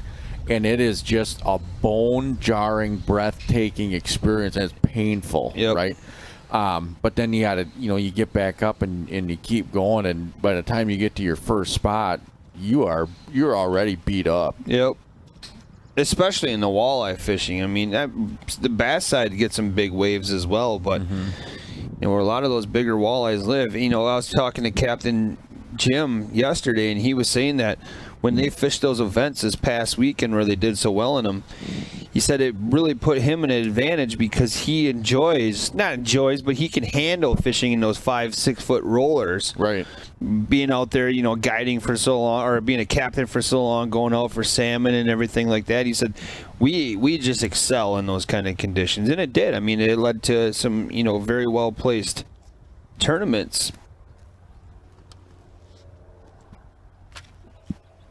And the other thing, too, is, speaking with Mike Williams, who works here at the Real Shot, he said that they had an event on Bago this last weekend, and the waves were so bad both days that, a normal run that takes about 9 minutes, it took them an hour.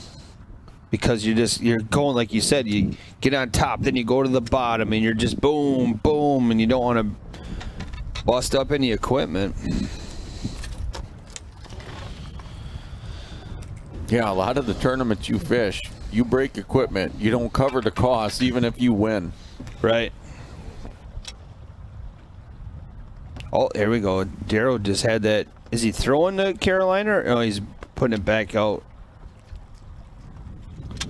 Like you said, we haven't seen that Carolina rig a whole lot since DeMay had it. Yeah, day one, we had 3-4 guys throwing it. And it looks like there's a lot of people that have it rigged up. Like yesterday, we saw a couple guys that had it rigged up, but they're just not going to it.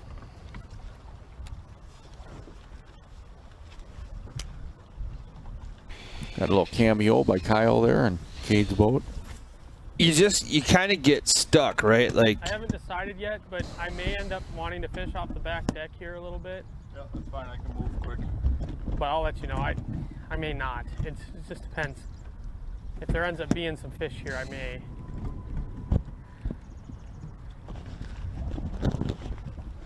what's the advantage of fishing off the back of the boat?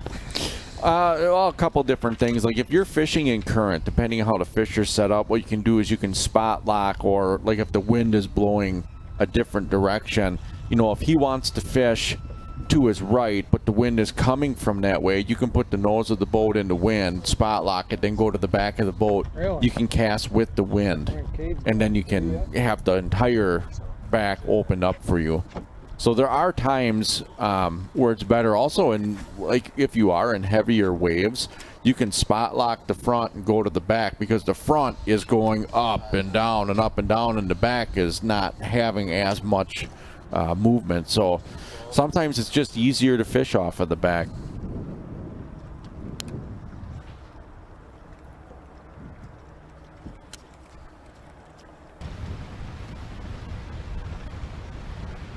Back over now to Andy Lee and Steve Mortensen. Yeah, now Andy looks like he's in an area where it's a narrower channel winding through some backwater area. You can see on, again, both sides of them, there's emergent vegetation sticking out of the water. You can see a little bit of the duckweed on top. Well, how wide do you think that is? 30 feet across there?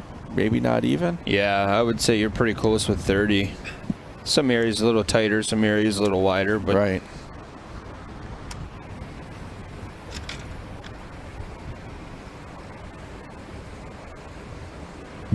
It looks like a great area. I don't think I've seen a spot yet where I've said that doesn't look fish. It's like every time they stop it, it's like that looks like it's going to have fish. Right. I totally agree.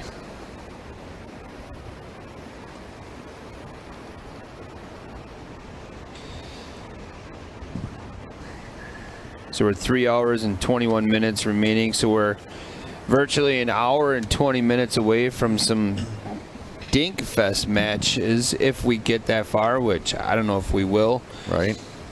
So right now there's the battle between Kevin Rue and John DeMay. That's at zeros. Andy Lee and Steve Mortensen, who's on the screen right now, is at zeros. Trey and Kevin Herlitsky. Trey has that one scoreable fish. For 2 pounds 1 ounces. As you see, both of those anglers are making a move. And then we go to the big battle of the day so far with Cade Laufenberg and Daryl Kubley. Cade's at 2 scoreable fish right now for 5 pounds 9 ounces, and Daryl has 1 scoreable fish for 2 pounds 6 ounces. So that's a 3 pound 3 ounce difference in that matchup. So if you look at it right now, there are potentially 2 matches that would go into a dink fest, but there's a lot of time. Yeah, a lot of time.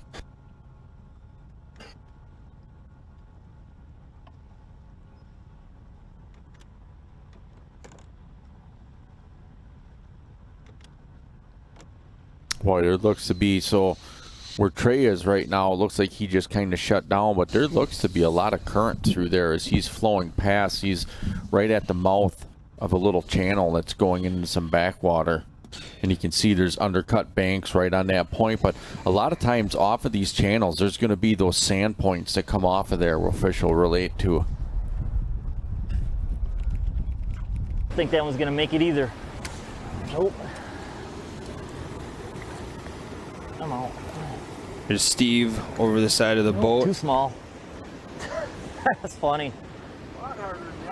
Yeah, I think because of the current right there.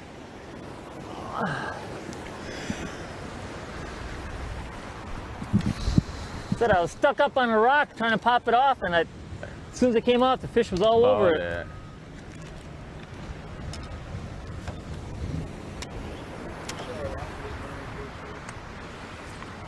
You know, between pool 8 and 9, that's as far That's as good, because I didn't want to get too close to that water over there. I've never really got up to 7 very much. You just stick around home. More convenient. Not the right size. A little bit bigger. Madison again? Oshkosh? Oshkosh? Yeah, no. Come on. No. Yeah. Yeah. Listening to Andy Lee and Steve Mortensen. Oh,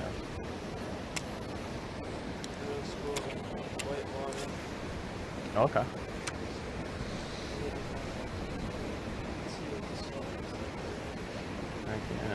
They're just having a conversation. Yeah. You know, that's got to be something nice, and maybe some of the past anglers can tell us it's got to ease the pressure a little bit, having somebody to speak within the boat. Yeah, Cade making another run. He's starting to make a lot of quick little moves. He's definitely making some motor sock moves. Definitely. I'm waiting to find out who our Sportomotive sneaky angler of the day is going to be. Yeah. If you had to guess, who do you think is Kevin going to stay with his position as that guy right now? It could. I think it's going to be one of the Kevins. And I have a feeling that Kevin Rue is gonna figure something out here. And I don't really know why. I just think all these guys have experience on this body of water. Don't get me wrong, but just the fact that he lives down in this area, he's done very well in some BFLs. Yep. Yeah, again, I'm not trying to discredit anybody here. I mean, we just heard Andy Lee saying he fishes pools 8 and 9 because those are his home stretch of water. Right.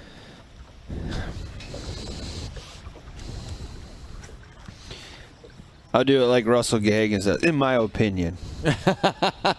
In my opinion. Russell's going to be back next week. He's back. I just talked to him yesterday. He's busy down at the shop in Sheboygan, keeping it rolling.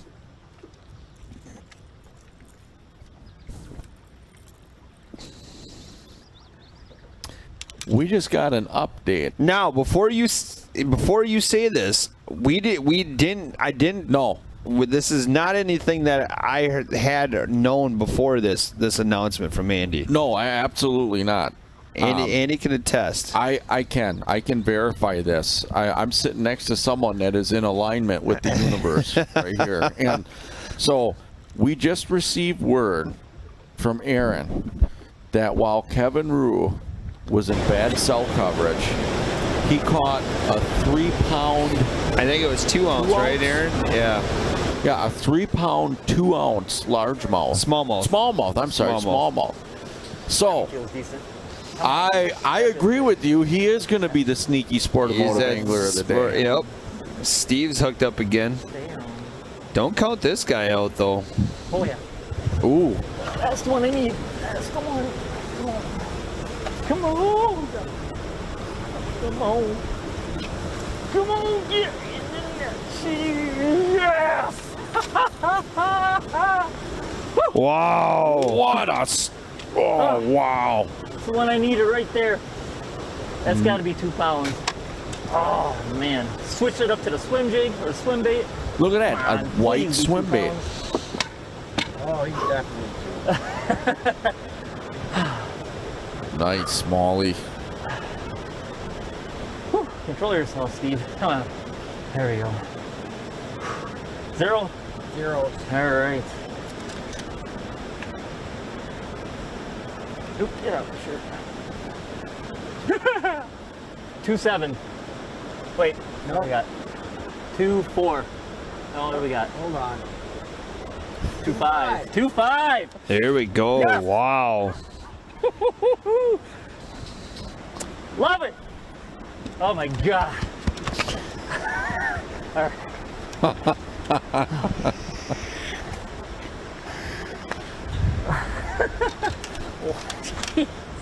Oh my God. All right. Enter the weight. Don't forget. Yeah. 2.5. Oh man.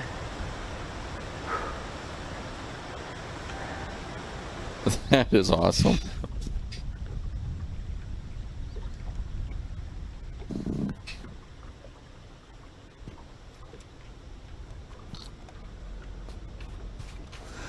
Back over to Trey now and Kevin Herlitsky.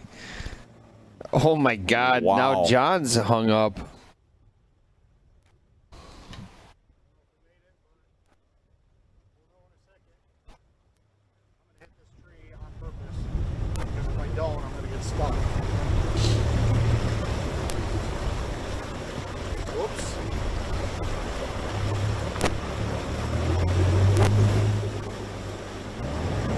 Wow. That's what happens when you get stuck on sandbars all the time. You figure out how to get off of them. Look at that area. Well, they were mentioning yesterday that John got hung up on one and had to spend the night out there.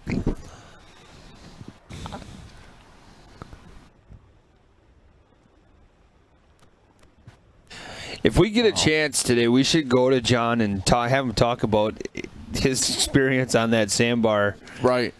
Yeah, I don't know why. It didn't rain, but I had the boat covered all night. That's all right. You don't have to drop under. It doesn't look like it. I want to look at the grass, though.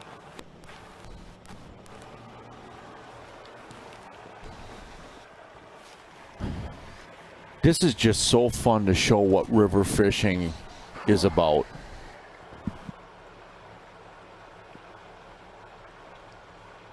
You know, so many times you hear the story back at the dock or you hear the story after the fact. But to be able to see it as it's happening, to see the drama unfold.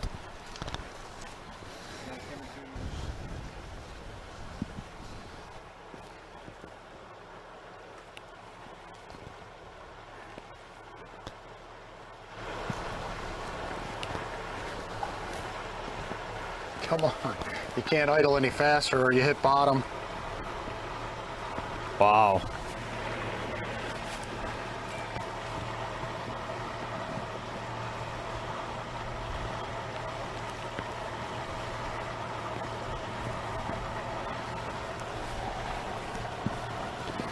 Okay, so they want to hear on how starting off the morning and getting stuck and... Getting stuck? Oh, yeah. Let me tell you guys, when you're a river rat like me, yeah, it's always fun to just think you're doing the right thing and all of a sudden your boat stops and you get out and you're ankle deep your cameraman is nice enough to film you pushing your own boat off of a sandbar that you didn't see before. But yeah, it was nice to get back there and get to an area that I caught fish in practice and not catch them. The whole thing is just a fun experience, though. I'll tell you, fish catching or not catching.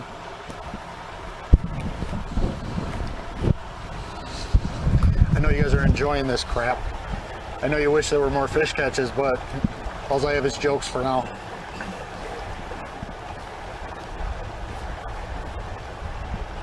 I'll tell you what, in 5 minutes I'm gonna catch a 4-pounder.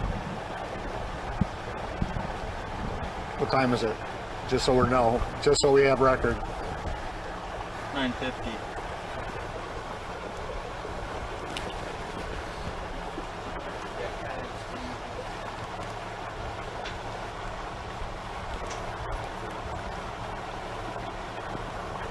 Boy, We'll get up, we'll fish this little point for like 5 minutes. That's all I need to bring in a 4-pounder and weigh them. Hey, so how was it sleeping out on sandbar, being stuck and all that? I don't know. I have no idea what it's like sleeping on a sandbar. It's not a comfortable thing, I assume. Oh. Maybe he does. Some secrets never get kept. I have a reputation to protect. I'm not a river rat, so when you hit a sandbar and you're by yourself, you get to stay there until somebody helps you. So right now, I'd like to thank the 2 guys that pushed my boat off at 6:15 in the morning. I got stuck yesterday. I got stuck Saturday during the tournament. 2 guys helped me get off. I got stuck today. I was nice enough, strong enough to get off. My time's coming though, I'll tell you. You can't see yellow water from the seat, you know? You see it when you stand up. You can't see it from here. You just gotta be able to read the water and see the calm spots and the ripples and know which way there's 5 inches of water instead of none. Getting used to it though. I've been here for 5 days. I got no complaints. So I can speed up. We're in 1.5 feet now. Yeah, 2 foot. Woo. In a deep spot. Yeah. It's nice to know that if you Moving space with it. wow. Right. Some secrets. I like the comment here. Can you hear the fear? Oh, Andy Lee. Yeah. Can you hear the fear in his camera official's voice as he's asking these questions? Could you hear the fear in our breath?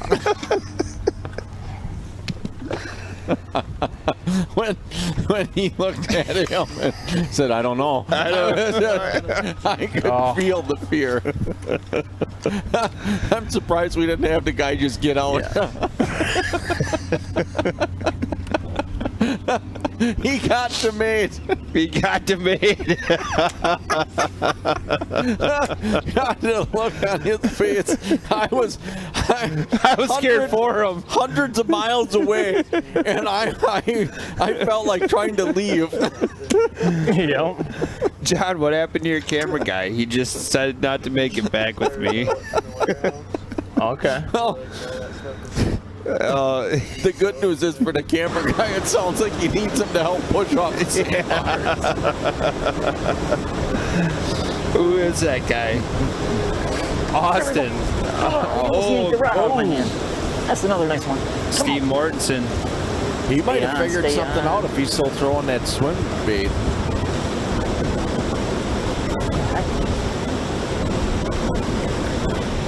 Walleye, really? What? Save that for next week. If anybody wants a fish fry tonight, I got the walleye spot. Ooh, that's a nice fish. Oh, yeah, that is a nice fish. Anybody looking for some walleyes? Right there. God, dang it. Felt good. felt good. Man. The camera guy pull a I bill was like, dance. all right, game on again, baby. Steve, All right.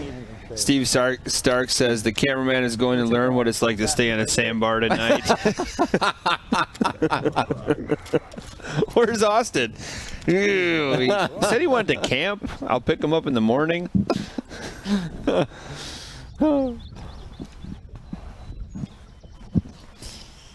I'm almost afraid to ask for a replay if they have any footage from. Yeah, don't. He does know where we both work. Let's look at Kevin Herlitsky. I like the area that he's at. Look at that. You can see that that's a definite under the water breaking up the current. You can see that the ripples up on top. You can see the water swirling around. That just looks like a great spot. Off to the left, there's that rock little point that's above the water. Well, even that spot that Trey's thrown to with that log, that's just enough to break up current for something to hide. So you got that tall grass bank on his left, and there is that big log sticking out about 4 feet. Yeah, Trey's just flipping. He's just flipping to that shoreline. I think a lot of these shorelines are just, they have those undercut banks. And, you know, they're throwing to them, flipping to the different irregularities to them, trying to get those fish to bite.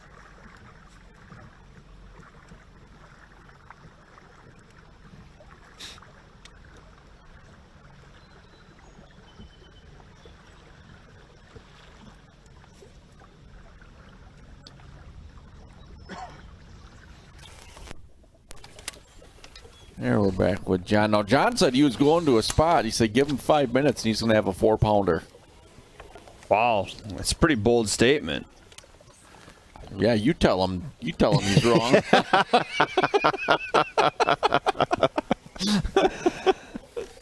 That'd be like a little bobblehead around him. Whatever. Yep. Yes. Anything, John. Whatever you need, buddy. That's funny. He got demayed. Hopefully it wasn't Austin that got demayed back in Geneva.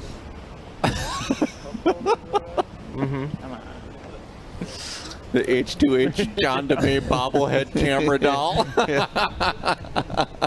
Is it 2 pounds? Yup.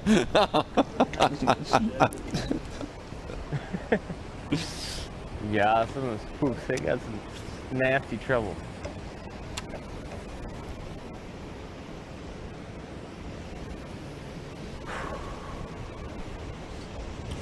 So we saw Steve Mortensen in the spot catch a walleye. Don't forget, at 11 o'clock today, we're going to be doing that pairing show for next week's Cross and Eyes event right here on the Mississippi River in Lacrosse. So we need your help for that. Basically, what we'll do is we'll put up the word angler with a number behind it up to 16. Then what you'll do is you'll hashtag that angler, even though you don't know who it is, with the number. And then we'll place them Monday, Tuesday in the bracket for next week's event, and then we'll reveal who each one of those anglers is after their place. So that's 11 o'clock. It's a lot of fun for Andy and I. Plus, it's great for you guys to have the opportunity to randomly select. We don't know who they are. You guys have the power. Yep. So that'll be happening today at 11. And we might also be taking applications for new cameramen. Back over to John DeMay. Oh! There's the 4. Ah, he's 2. He's 2.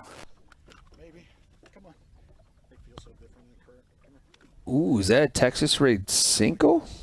I think it is. Yeah, so John's having a little audio issues. Yep. He swam with it. When I set the hook, it stopped. I'm used to the dinks. Is that going to go? I'm not going to say anything.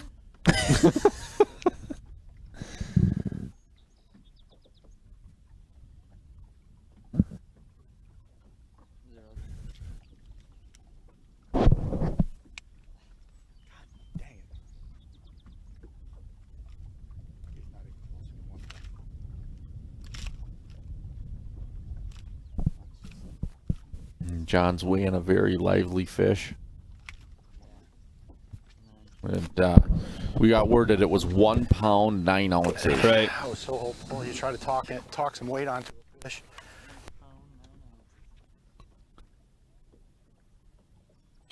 Yeah, I do like those larger fish grips. May be a pain for some of the smaller fish, but I like how they're able to release those fish right over the gunnel. Days fishing and not catch a fish, because everything looks so good, but you're only concentrated on one spot.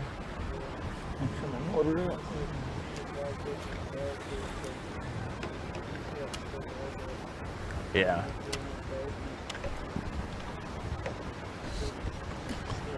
And so the bracket that we're talking about, the reason that Brian created the bracket style fishing is exactly for what we see here in the comments is we need wager lines or bar bets on these events. In North Dakota, they actually, that's a full-time job for somebody during the head-to-head walleye events at a local bar out there. They manage brackets for head-to-head fishing. Small fish bites on this. Really? Yep. It's huge out in North Dakota. They want us to come there so bad. And there's so not a bad. lot of great looking water out here right now because a lot of it's dirty or the weeds are too shallow. Anything that has good water on it, clean water, and good weeds that aren't slimy should have at least some dinks in it. Like Listening to Cade and Daryl. which I'm sure there are fish around. They're just really just not biting. Cade said yesterday, that's where the current We do comes seem to get a through. stretch like this every year on the river where That's where they're going to be. fish really tighten up and they're hard to catch. The perfect spot. Let's see if he's right. This is what we're going through right now. So it sounds like Daryl's fishing some advice that Cade dropped yesterday. It's kind of subtle, but it's there. Oh, that would be funny. He's just said, Daryl just said it'd be awesome to beat him with his own information. Right. Yeah, wow. I don't remember what is the name of the exact Just gonna sneak past you here. bar out in that area, but yeah, they do it. I was Marianne was on a radio show out there. Marianne, let me know what the name of that show is. I'm trying to find the Facebook post. DeMay is hooked up.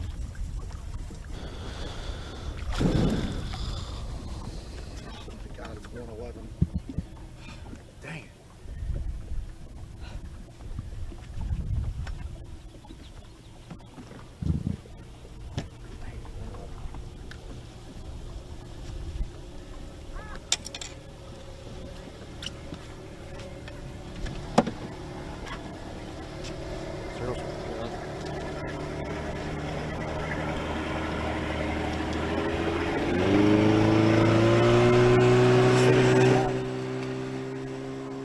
John just getting a fish on the scale.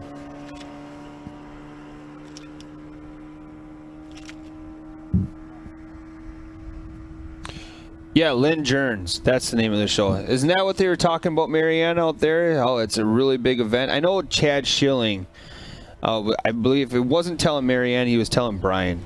Okay. That out in North Dakota, head-to-head walleye events are just absolutely huge. How do you tear it? Because I just picked it up off the ground. Clear scale. I can see. Okay, so flash in.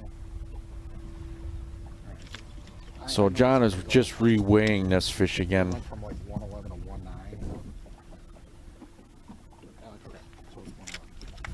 19. So that fish weighed 1 pound 11 ounces. Oh, South Dakota. I'm sorry. Brian just informed. It's South Dakota. I can't say North Dakota. I apologize. It was South Dakota. There's some really good fishing out there, walleye and also bass fishing. Stay here because it looks like they're coming up to. What did they do with the sinkers? I think one of the more popular ones or stretch of that river is Lake Sharp. Is a pretty good popular stretch.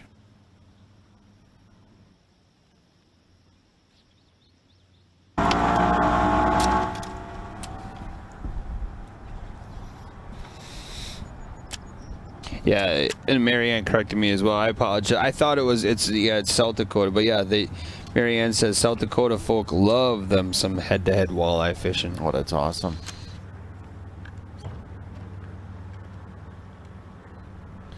See, now we talk about, getting in shape and, making sure you're ready to go. Look at Daryl's tactic here. He streamlines that haircut so he can go that much faster in the boat. Well, that's another 2 miles an hour right there. And not only that, but that saves on your neck muscles. Yeah. Right? Trying to hold. Well, that's why you cut your hair, right? Yeah, absolutely. Absolutely. I needed to go faster. There's swimming right there, but it's like a drum, I think. And it's definitely not a bass. It's either a drum or some sort of sucker.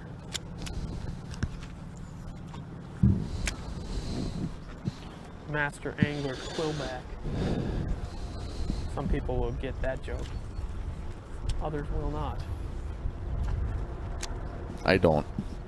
Quillback? Yeah. Do you? I've caught a quillback before in the Fox River in De Pere. What is it? It's a carp. Oh.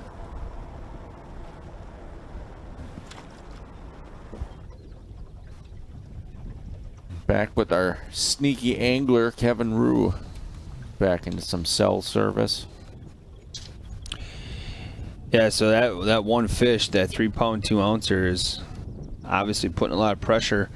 So now if we look at the Waylife scoreboard here, it is officially official. There will be no Dink Fest today. That means every angler has a scoreable fish. At least one. Yeah, it looks like here the Glacial Lakes area in South Dakota have hosted a pile of head-to-head events. So that must be one of the bars and restaurants are out there.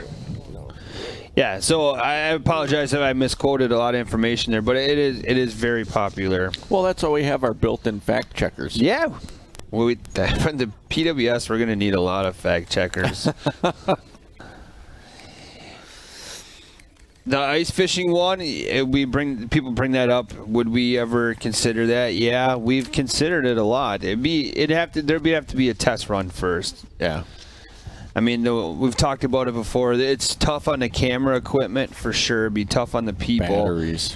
The other thing it's going to be tough to do would be the transportation. A lot of people that are hardcore ice fishermen have a means of transportation, whether it's a four-wheeler or a snowmobile. And with the gear that they have, I don't know if they're going to be able to fit a camera official on the back. And good luck trying to get a camera official to ride in the back of a sled going 40, 50 miles an hour down the ice. Over 3 inches of ice. Yeah. Without even looking, I know I got to catch 2 pounders. But it is, when we first started talking head-to-head way back in 2019, we were like, holy man, we can go everywhere with it. And we most definitely can. I'm talking about species. We could have a drum. We could have the biggest one that I think a lot of people would be interested in is like a muskie event, right? How cool would that be? The salmon ones are just going to break the internet. There's no joking around about that. But, we've talked head-to-head hunting. We've talked head-to-head bow fishing would be an awesome event. How about head-to-head trap shooting? Yeah, we could. I mean, that's another great one. But yeah, the ice fishing one is obviously because we live in the Midwest and we live in Wisconsin. It would be cool. Literally. Literally, it would be cool. Literally. But that would have to be one. There'd be some test runs for that as well.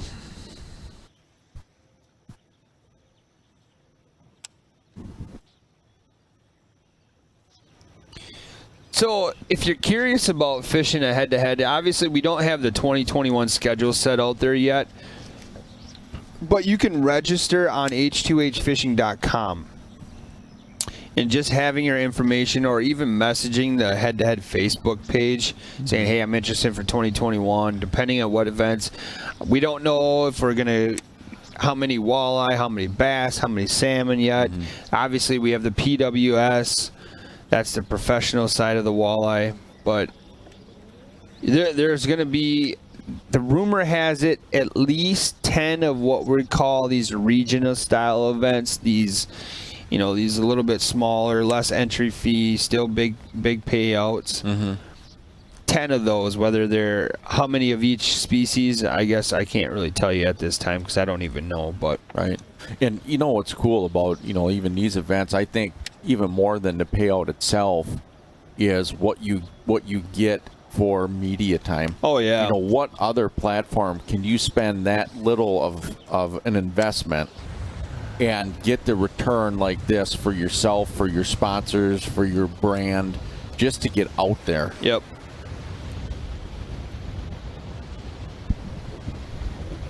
How far do your lines come out? I'm good? All right. See Andy Lee making another move. I'm trying to look here in Steve's camera. Was that person on shore or was it a boat? I think it was on shore.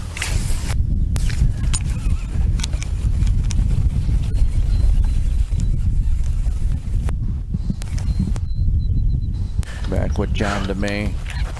Oh, and he's hooked up.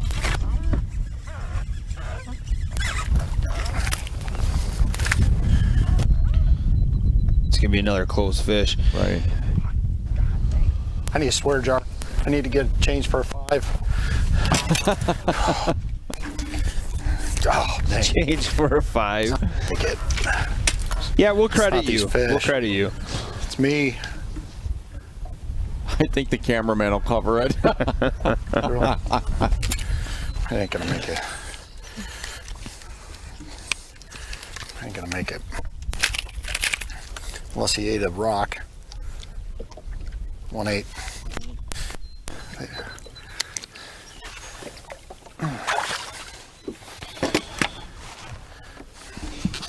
Yeah, Marianne, I think we're going to keep the regional ones at that 16 You gotta be careful angler. around my stuff. I have sharp hooks. Where's my shit? There's another quarter. Yep. It's at I think 450 now. Right. One. It's a good thing his mic's cutting in and out. Yeah, that's not being. He's not swearing that much. That Right. It's being bleeped that much.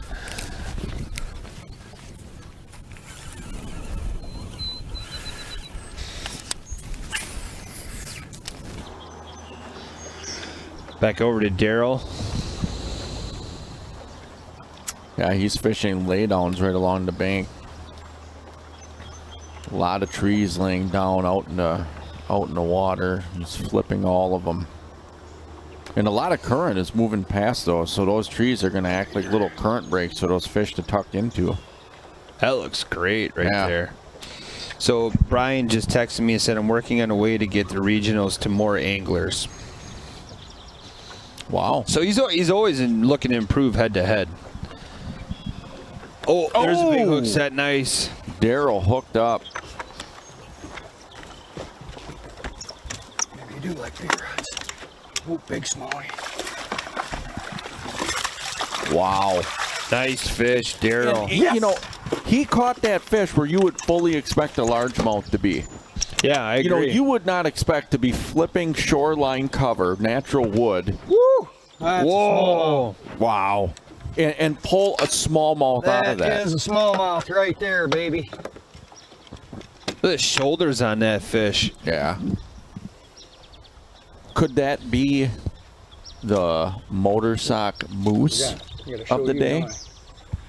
Zeros. Whoa. Yeah. Yeah, I did. I went there. You did. Good job. What do you think? Is it bigger than 2? 213. Yeah, it's a long fish. That is a long fish. See, that's what I like. I like those big grippers for that reason right there. It Like just lessens a chance for a penalty. Right. Don't have to bend over as far. Yep. Can get it. Yeah. When we built those, I was a little nervous at that. I mean, for salmon, that grippers is probably just right size. Right. For the bass stuff, we're like, will it work for walleyes? But now I'm watching it here. It definitely is. I like that bigger grippers, and I wonder if the anglers feel the same way. Yeah. I mean, when you're weighing a 5-ounce fish, it's overkill. Don't get me wrong. But if we just don't go to Dinkfest and we don't have to worry Well, today about we it. don't have to worry about it. Yep. That was awesome. Nice fish, Daryl. Yeah, you called it. You know, yesterday Daryl was around a lot of big fish.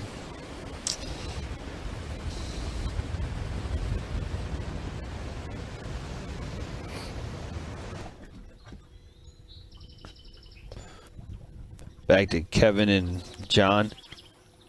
Yeah, so right now, Kevin has the motor sock moose of the day at 3-2. Oh, nice. And look at him. Yeah, he's the one that's rocking that left-handed cast, working that shoreline.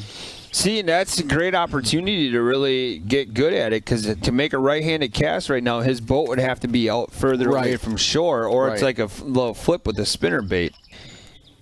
That's why I'm practicing. And you notice, you know, he's working into the current. You have much more control of your boat as you work into the current than if the current's pushing you. If the current's pushing you, you have a lot less control. Yeah.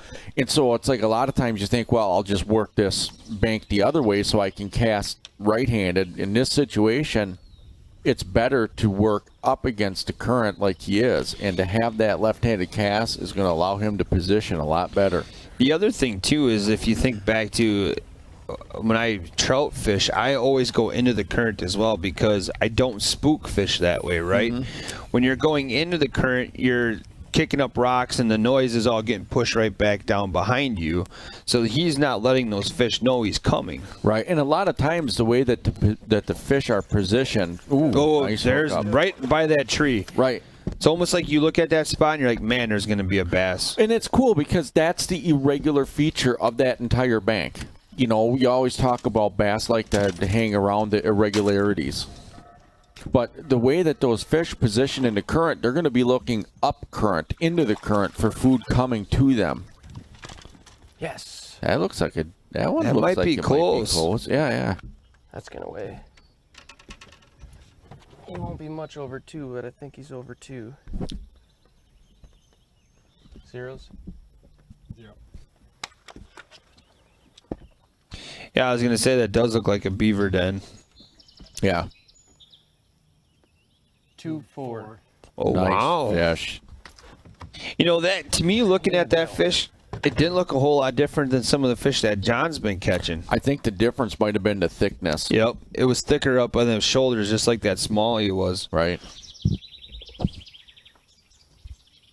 But great, that's a great point, Andy. I mean, you're looking up and down that bank. You know, even this little grass clump right here that sticks out a little further than the rest of the bank. Right. It might be hiding up underneath there, but you nailed it when you said that structure right there has got to have a fish on it. Right.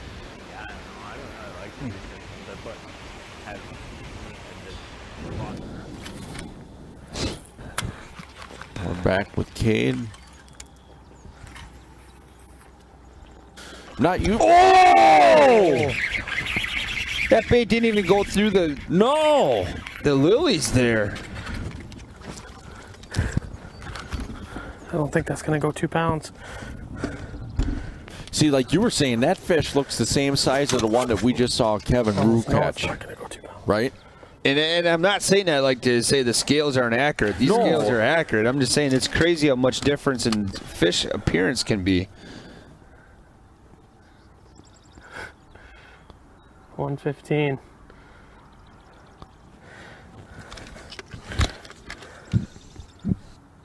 Zero.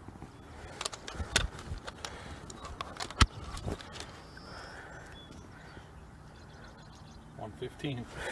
I see. That's just wow. You know, 5 ounces is different. It's crazy. Gosh. And that fish was like waiting for that bait to get there. As soon as that was kind of sucker an hit the ugly deal. water. I was trying to shake it down through there. I should have just thrown a frog. But there's such nice clean water off of this. I like to flip the edges of this stuff when you got that clean water pumping out of it. A lot of times the fish will just patrol that outer edge.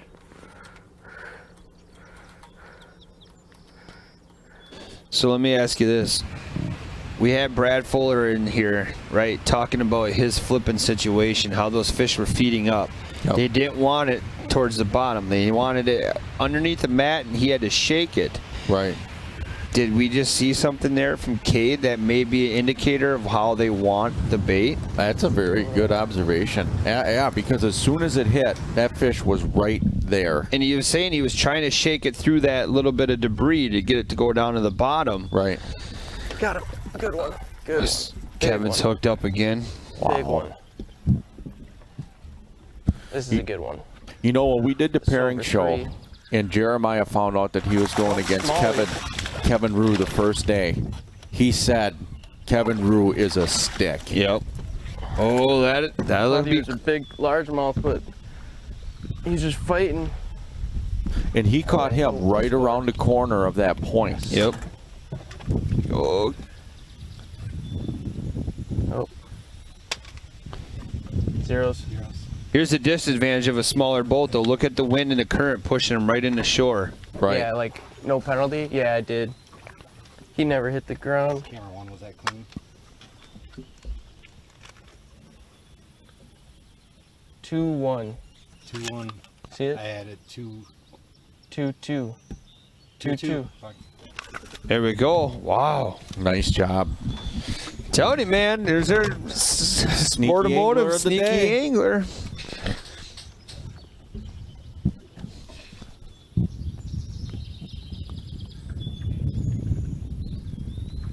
Enter that into Way Live. Yeah, I didn't. I just admit it and take the penalty if it wasn't.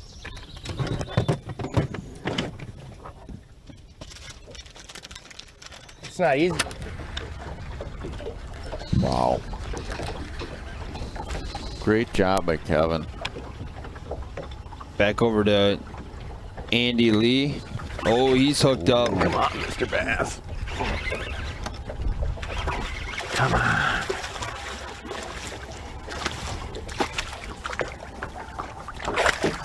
Another pike. A lot of pike. They really like you. They do.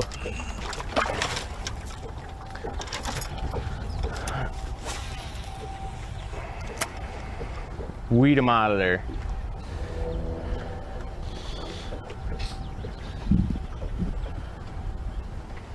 So besides a frog, in that situation where Kate is at, what's the other bait you can throw? You can actually get a swim jig across the top of that too, you know, because it's on that mat, right? So you can take a swim jig, throw it on top, drag it over, which is a technique I actually like doing quite a bit. So now he's throwing the frog.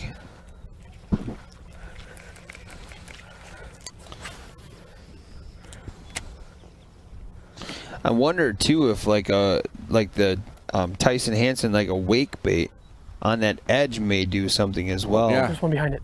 Yep. Oh! Oh, he can see that fish. That one will go too. Pretty sure of that. Nice. That fish definitely looks bigger than the last one he caught, doesn't He's gonna it? be It close. looks, He's got some girth to him. it looks I think we got taller. a chance here. There was more than one coming out of there trying to get it too. Yes, it's gonna go.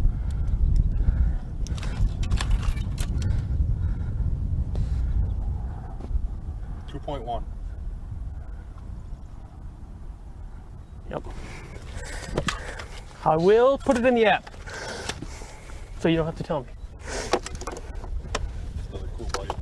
Dude, it was a sick bite. Let's be honest.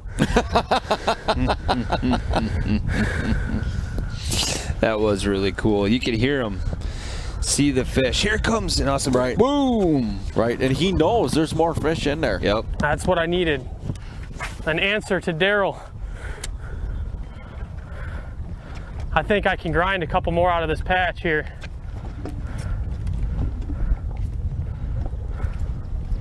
Except the wind just picked up and trashed. I mean, it didn't trash it, but I like how it was slick when that wake was coming at it. I don't know, I feel like they can track the frog better when there's no wind. And he just swallowed the thing. I mean, I've got a perfect hookup on frogs this morning, so they're eating it good. I have not missed one yet, I don't think.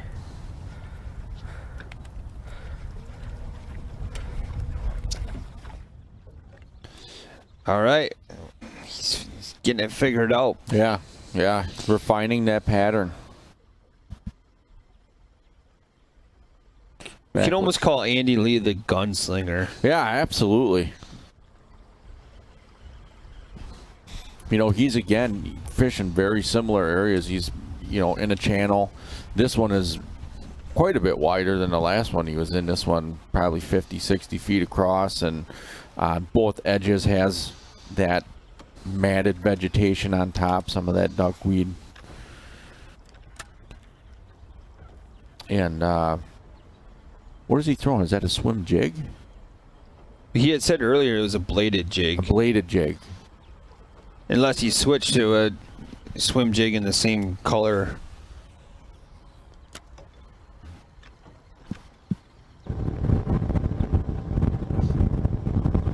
Oh, check this run out by Steve. So he's running out from that French Island spillway.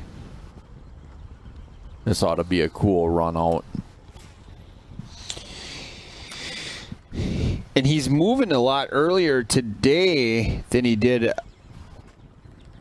on his first day of fishing. That first day, I think he spent almost the entire time up in that French spillway area. He did make a move, I think, around halfway through, because then he went into that Black River area. I actually ended up back by Clinton Street. So what you're trying to tell me is I'm wrong. In not so many words, yes.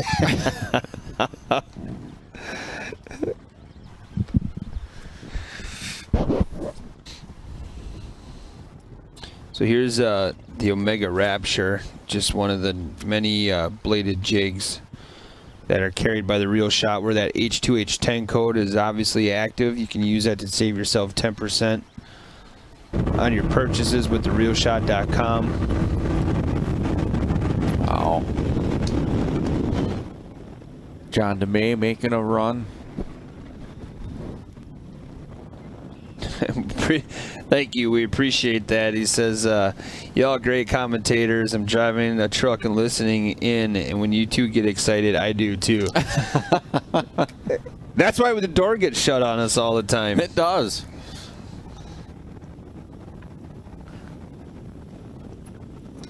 Yeah, that current just died all of a sudden right there. Super hard, now it's soft.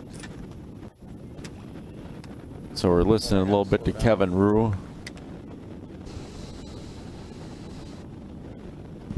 And look at how shallow the area. So he's flipping the banks, and right in front of him is probably a log, like a 12-inch diameter log that's about 20 feet long that's laying right out in front of him.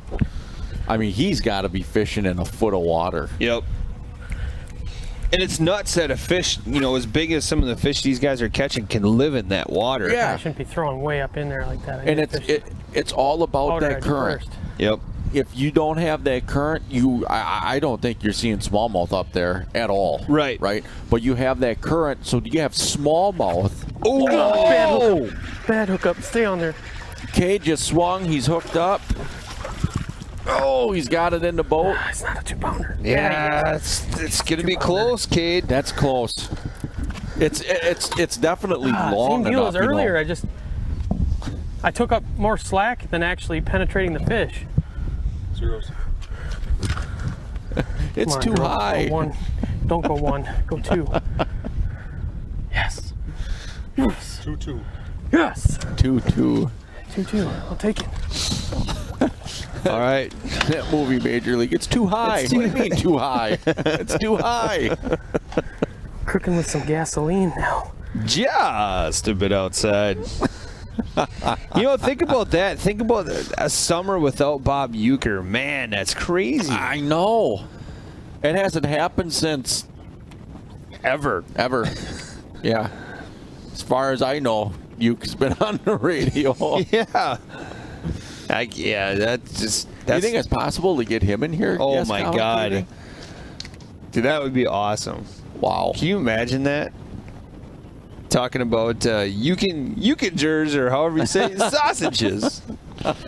Do you hair carry? When you get them off the edge and they get in open water, Hey! if they miss it, it's not good. They don't usually come back. Harry carry. Kind of need them to bite in that mat. we need to be paying a lot more attention to the drinking game than we're doing there, Gary. Yeah, I mean, that's what I was trying to do, and then Andy distracted me.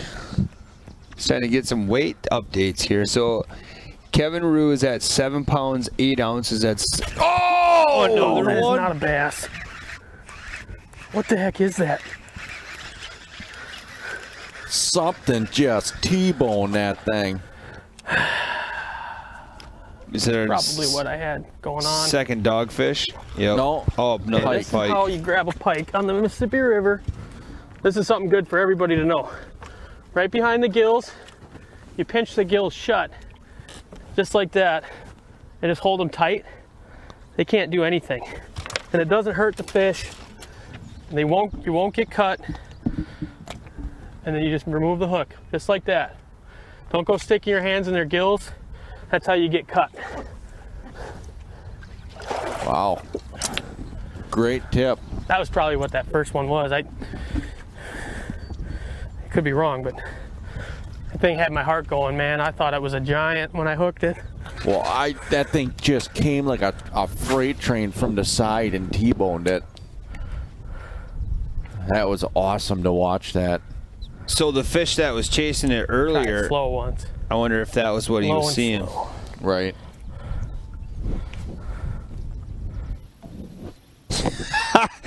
Get Tyson and the boys running across the parking lot with the wiener costumes on.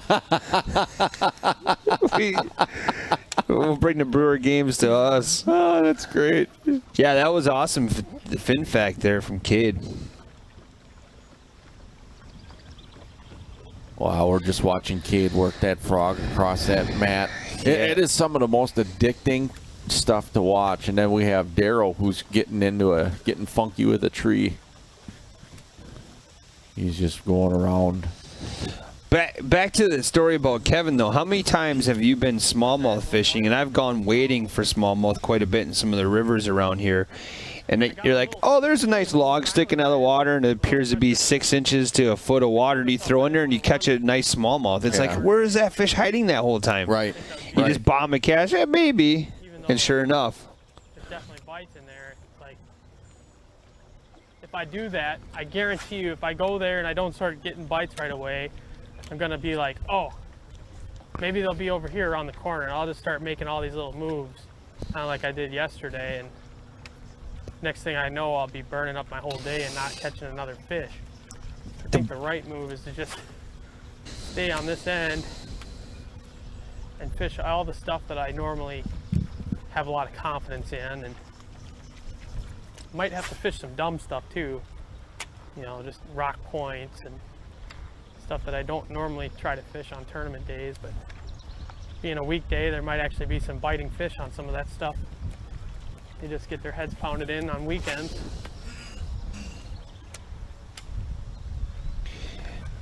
Should be another bite right here in this catch. The bait that I'm surprised we don't see more of. So now we're dealing with dirty water. That arm just has clean water, and up here it's all dirty. So I think, and that's why those two patches were good. It's the first deep water in the clean water that those fish have available to them. Because all the rest of this stuff is like inches deep.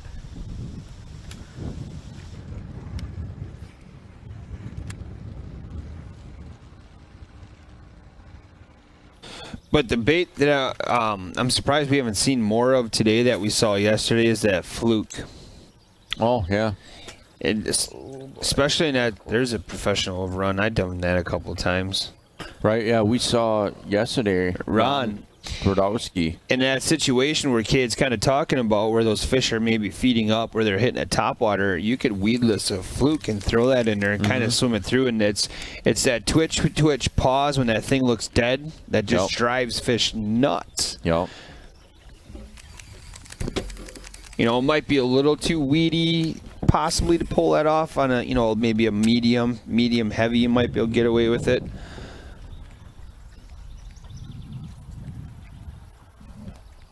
But that fluke, especially in that white color that we've kind of saw earlier.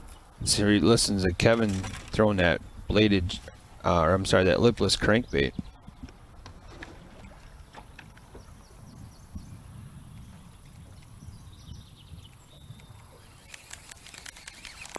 Back over to Kevin and John. John's got a frog in his hand, it looks like.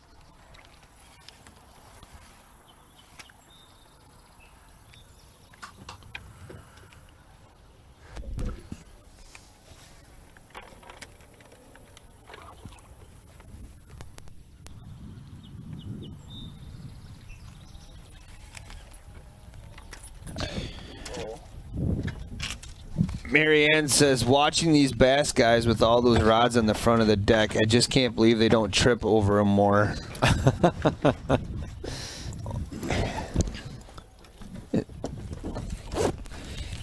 Yeah, well, Kevin broke one day one, right? By walking. He did. I think he said he snapped the tip off of one.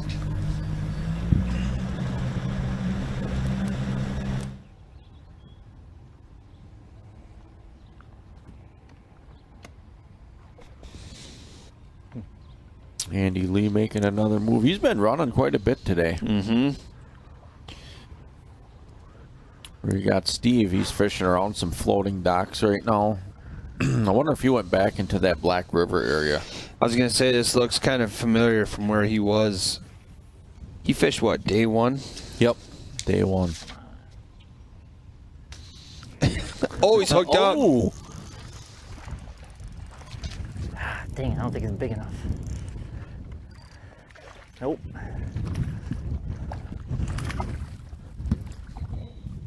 It's still like a little guy.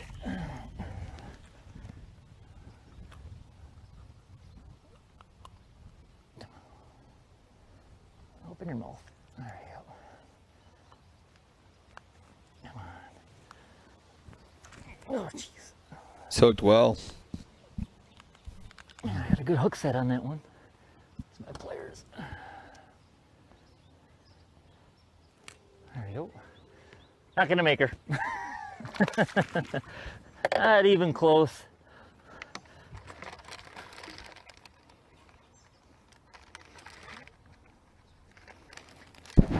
That used to be my specialty, man.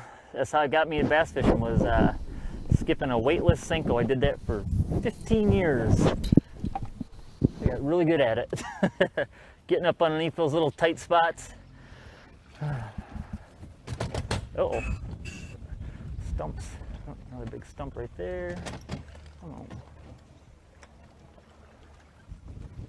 Come on. Wow, look at all of the grass that Andy Lee is in now. We talked about some clear bodies of water. I mean, the water from yesterday and Monday, it does appear to be clear in a couple of different areas. Right.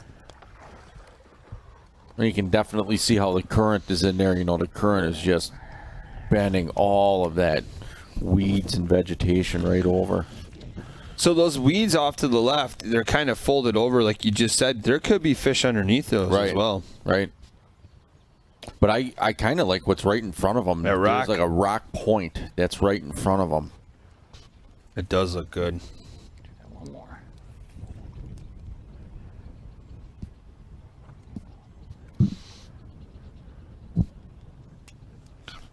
So we haven't asked for a while. The numbers are strong again today, but we appreciate if you like and share, subscribe to our YouTube page. Now remember, you can watch and listen to Head to Head in a couple of different ways: Facebook, YouTube, h2hfishing.com, and also on the H2H Fishing website is the Mixler app, where Andy just got a great compliment on you doing a good job of breaking down the events and getting very descriptive. So if you're not able to watch, we have a remedy for you, and that's Head to Head Radio. Find it. It's a free app to download on the website. Able to listen in and get excited when we get excited. Absolutely. So does that mean we can start faking people out a little bit? But like, oh, and then Andy just took a big sip of his coffee. I don't want to get demayed. I don't want to get demayed.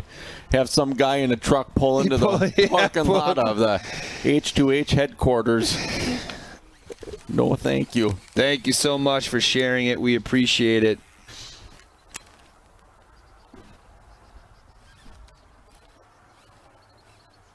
$2 and 21 minutes remain. Yeah, and we're about 20 minutes out from doing the pairing show for oh yeah, thanks for the reminder. Yeah, that's going to be fun. For those who haven't, that are new to head-to-head and aren't familiar with our pairing shows, sometimes we come live into the studio and we have Skype calls with the anglers and everything like that. And those are phenomenal shows, right? Mm-hmm. It gets a little trash talking, it gets a little insight. You actually get to physically see the anglers. These pairing shows I like are pretty fun too. It's fast, efficient, breaks up to 5-hour day. Usually about 15-20 minutes tops, depending on, how everything rolls. And the cool thing is it's interaction with you, the viewers of Head to Head. Whether you're a walleye person or a bass person, it doesn't matter. It's all random. We don't know who the anglers are behind there. I did release the roster for this upcoming event, so you can go on our Facebook page and Instagram page and see who the 16 anglers are that we'll be placing today. But when you'll see it when they pop up, it literally just says angler and then numbers 1 through 16. Right. And then all you have to do to vote is put hashtag angler, and then let's say it's angler 8. Well, then the angler that gets the most votes in about a minute time span, we place them then 1 through 4 up on the board. We start Monday, Tuesday, kind of rotate back and forth between the two. After we place the 4 anglers on the bracket, then we'll tap on them, review who they are, and talk about the matchups a little bit.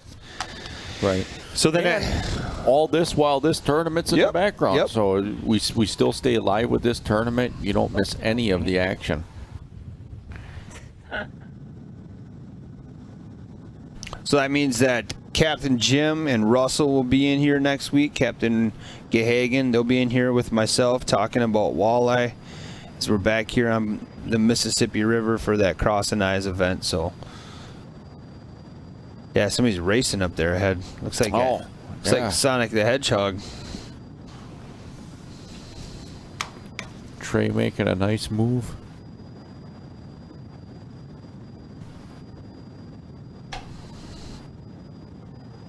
I just love these shots running down the river. I still want to try and get a fan in here, so when they're doing these runs down, we can kick the fan on, turn our hats around. Maybe have Zach miss some water. Yeah, depending on the degree of this fan, we have to either take our hats off, turn them backwards.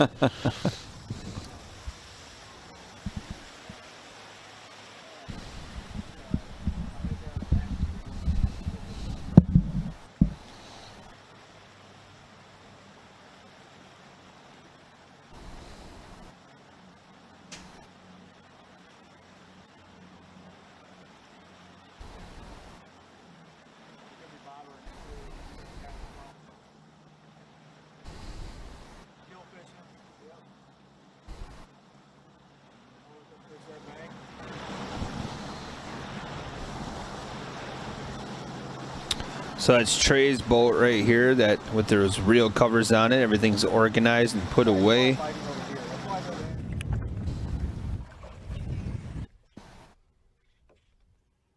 friend is where I'm going to get my first keeper. Right here. Right here.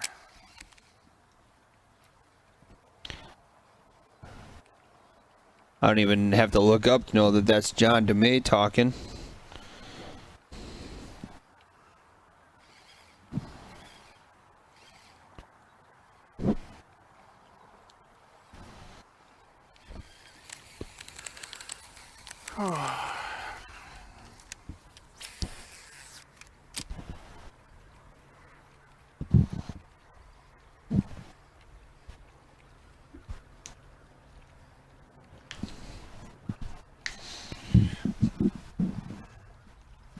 It looks like Kevin's thrown a white swim jig, possibly.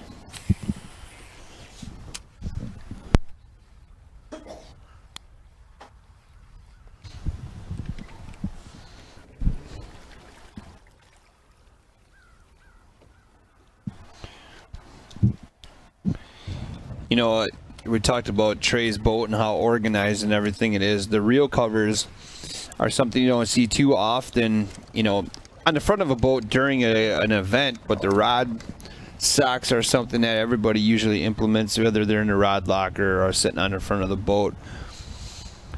mean, kind of curious of getting a rod sock. We do carry them at the reel shop.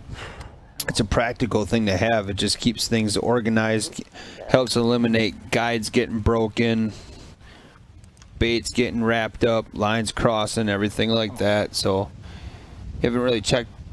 Don't cross the stream, says Aaron.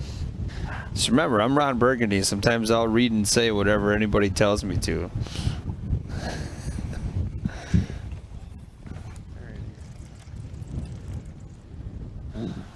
So you can check those out. Right where it's making the seam around this rock point.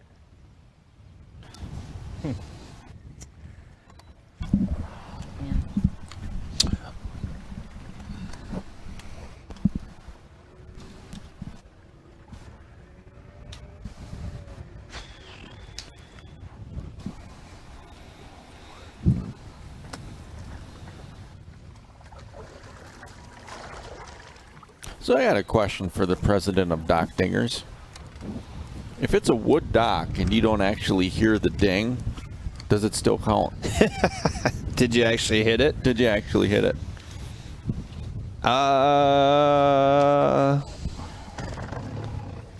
Ooh, he's hitting his rocks.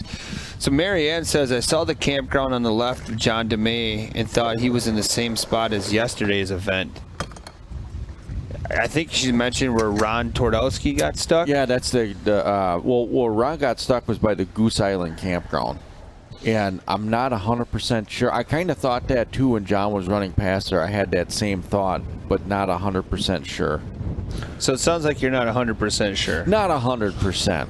I would say, maybe 75, but there's only a 50% chance of that. That's a lot of numbers right now. I just went cross-eyed trying to do that math. It's a 50. Oh, man. Boy, look at that area that John is in. A lot of, he's in a lot of weeds right now. He's working that frog. I believe it would frog through there.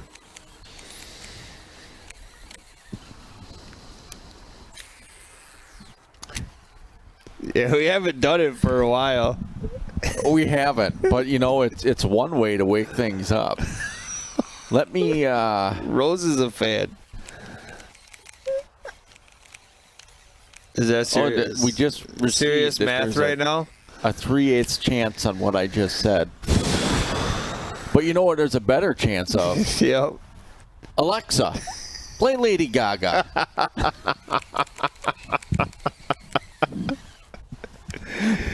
Oh, here it comes. I think if Rose DeMay has a Alexa right now, she's super stoked that you said that. Well, that's why I did it. That's why I did it. Just, I can't wait.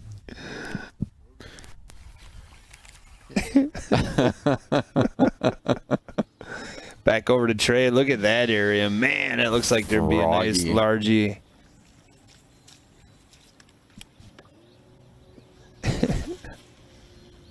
Oh, and it starts. So I'm not only curious if it's playing Lady Gaga, but what song was the first song that comes up? The people that have the Lady Gaga going on right now, what song is it playing? Yeah. Party there. She's got that new Chromatica album out. Oh, you have to. She does, but you have to. It didn't work. I guess you have to say it louder and clearer. I don't know how much clearer and louder you can make it. Alexa, play Lady Gaga. Like that? That's pretty darn clear and loud. So again, what song was it? What's the Google one, Aaron? Hey Google. Oh yeah. Your phone just turned on. I said, "Hey Google," and your it did. Look at that. My phone is on. Hey Google, play Lady Gaga.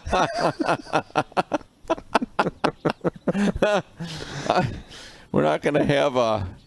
That's weird. Look at it. We just dropped down to 2 fans are left. Oh shoot! It's you and Rose DeMay. What? That's all we need, Rose. That's all we need. We'll keep our poker faces on. Oh, Cade just swung. Another bite. Thinking it's those smallmouth that were living here on Saturday. They're She's shuffling. maybe the gar that came up in front of me there. Those gar will hit a swim jig too. It's playing. Mine did two things. If she's shuffling, she must be listening to some LMFAO. Everybody shuffling. Dun, dun, dun, Once again, I dun, think dun, that was a gar. Oh, so you Oh, I have to stop. It's just too I'm funny. not a gar person. I don't know anybody who is, but man, I don't like gar. They give me the creeps. Okay, so we're getting fine-tuned into what has to happen. So it's a coordinated effort. I guess so. So I have to hit the cough button on Matt's mic. Yep. And then I have to go right into it. We'll let him forget about it. Yeah. That doesn't sound good. Yeah. Okay, so now Steve officially is in Dock Dinger. So Steve right now. But he just said he had 15 years experience flipping Cincos under docks in those tight, hard to reach areas. Well, you know, Cincos might have changed a little bit. You know, maybe there's a little different bounce. But Steve was well entrenched in a really nice looking dock out there. That looks like a newer dock. Floating dock, and then Andy Lee's running back to the. This is not helping. I just can't get where I want to get with those casts. And he's going back to the tackle bin.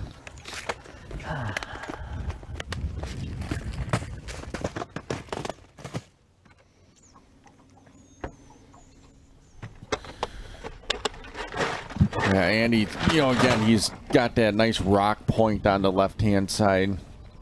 Now we switch back to Cade and Daryl. Daryl, he's fishing. I think you could at least Looks like a main channel with off to the right is a lot of laydowns, a lot of, well, look at an entire tree fell right there. So he's fishing a lot of shoreline cover. Works so well.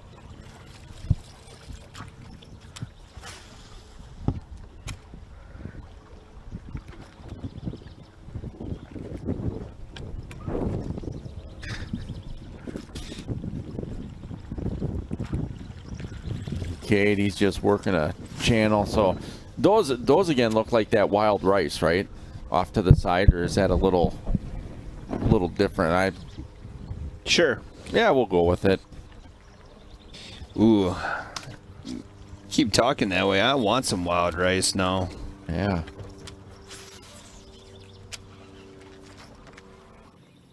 Chucking that buzz bait back over to Trey. Flopping that frog. So where he's throwing over the slop, there is a point, and on the very tip of the point, there is an old rotted stump. That's Is it natural wood though? That's or- a natural, Okay. dead, petrified, artificial stump. But I say there's a toad, a big one, that lives right under that tree. That's so cool watching that frog. Great camera work. Yeah. Yeah, I mean, you think throwing it up tight to that tree might produce something. Right. But he's not even throwing it that far back in there. Wonder if it's too shallow, possibly? It could be. A lot of the shoreline we're looking at, you can see how the water's come down. You know, I mean, it's a exposed bank around half a foot to a foot. John DeMay looks in some pretty good area, too. But them smallmouth might like it. I think these largemouth are a little confused right now. Really? Somebody said they just saw Gary Klein in Watoma. Looks like he's headed to Lacrosse. Oh, I think there's an event there. Is there? Yeah. Very cool. Watoma does have some of the cheapest gas around, so if you're going through Watoma, make sure you fill up.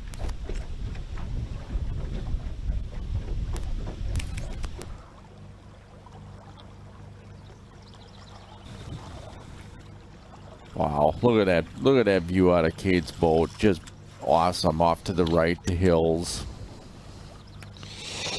He's got it motoring too pretty fast as well. He's really... Yeah, covering a lot of water.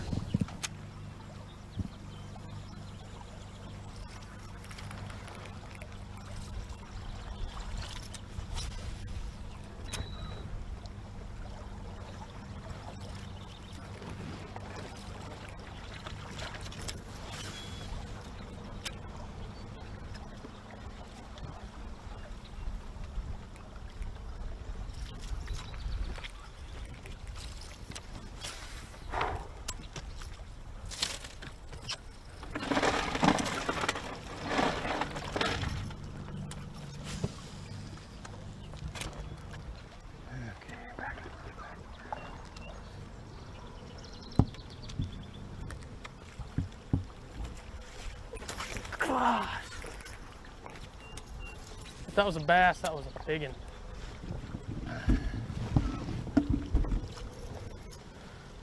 He pulled down my toad. I don't think he ever got the hook though. It's probably another northern, but I don't know. It looked kind of bassy. Hear Kate talking in the background. Wheels came off the bus on that deal. All right, with Kevin Rue. Oh! Thick. So he looks like he's kind of entering like the main river area. Oh, he's hooked up. No way. Kevin is hooked up.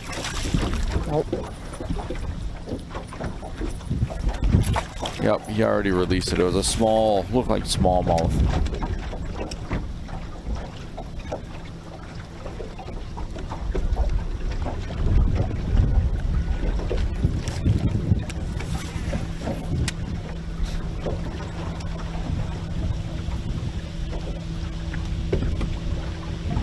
Yeah, we're just a few minutes away from the walleye pairing show for Crossing Eyes next week on the Mississippi River.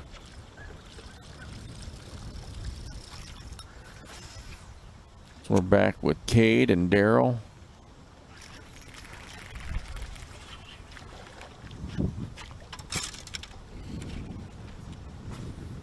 This reel's tighter than that reel. Watched it.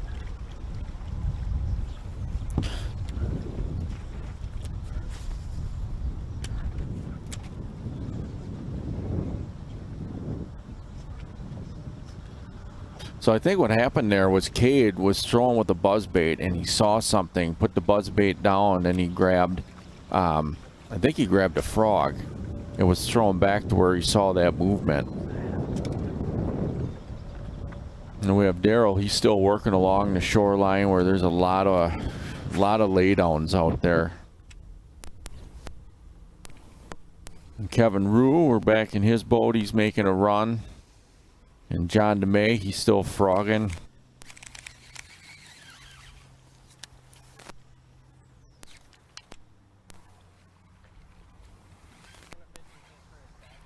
Kevin has that tunnel boat, or tunnel hull. It's an aluminum boat, and he's got a 70 horse on the back of that. He said one of the limitations for him is he's only able to do like 28 miles an hour, 30 miles an hour, but he's able to get into some pretty shallow, pretty skinny water as compared to some of these other guys.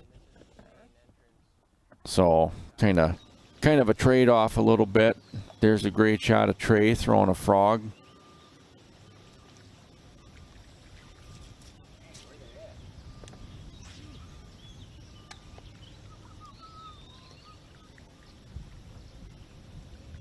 Boy, that looks like any minute one could just explode out of that duckweed.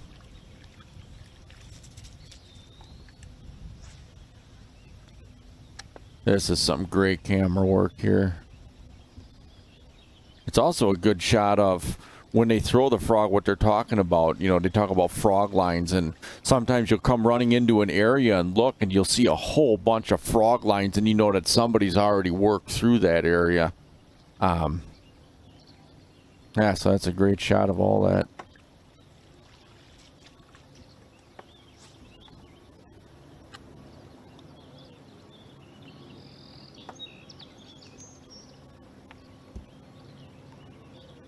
Yeah, you can actually see, yeah, right there, he's working that frog. I didn't see the frog right away. I thought it was just the line.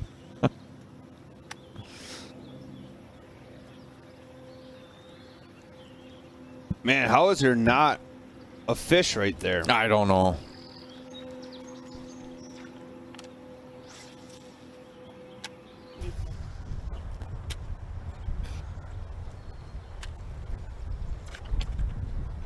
So we are about a minute away from the old pairing show for Crossing Eyes. So I'll go over the rules of how that really works. So again, 16 anglers, right?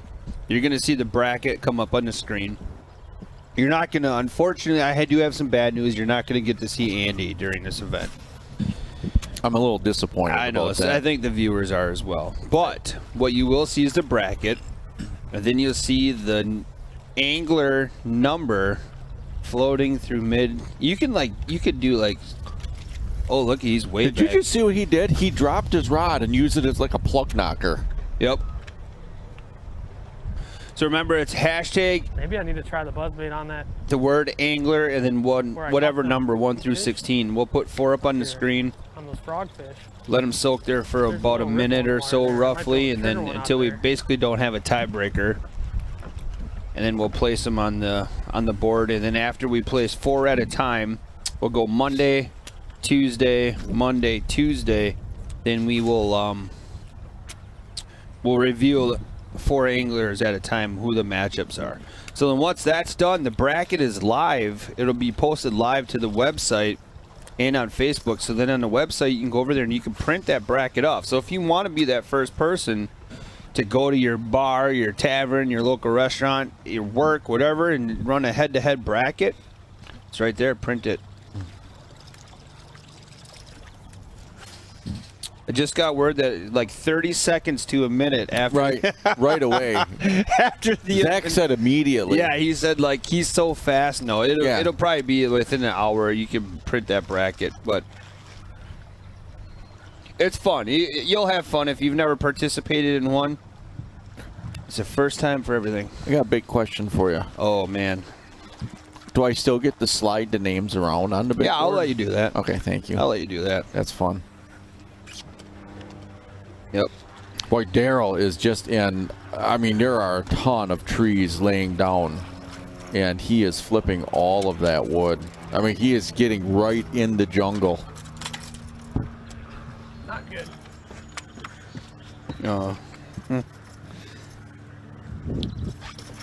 What is it?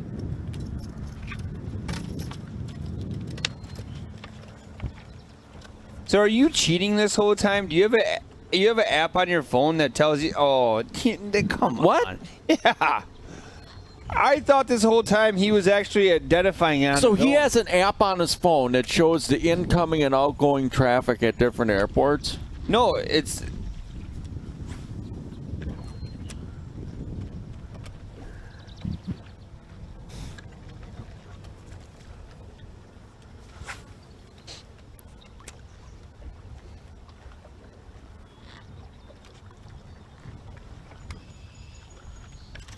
It's funny sometimes how stuff looks better when you turn around. Like, this looks better coming this way. All right, well, Zach just did like a 10-minute dissertation about how he's able to. All we're going to be able to do is tell you that, yes, he's using an app to cheat. Yeah, he's cheating. He's cheating the Turn system. around and fish the same thing, and it looks better, and you actually catch one, and you're like, what the heck? I thought he was actually like listening and being like, "Oh yeah, that's You a gotta bring your bait over it. whatever." The way that. All right, so Zach, That particular. what kind of plane spot was to it? get the bite.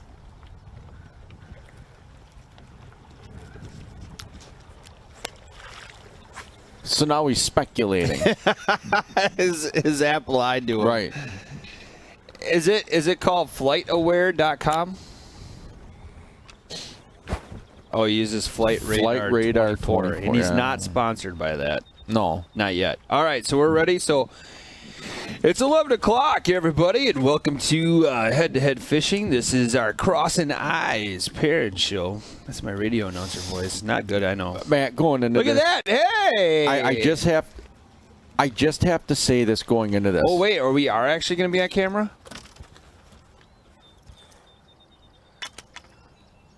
What do you got? I just got to tell you straight away. Jeez. I feel a little wrong being here for a walleye show.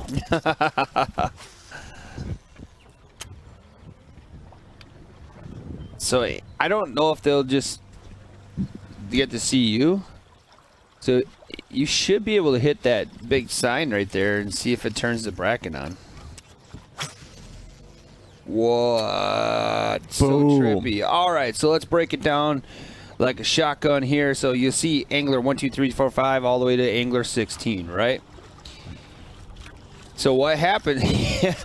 What happens is when Zach puts 4 numbers up on the bottom of the screen.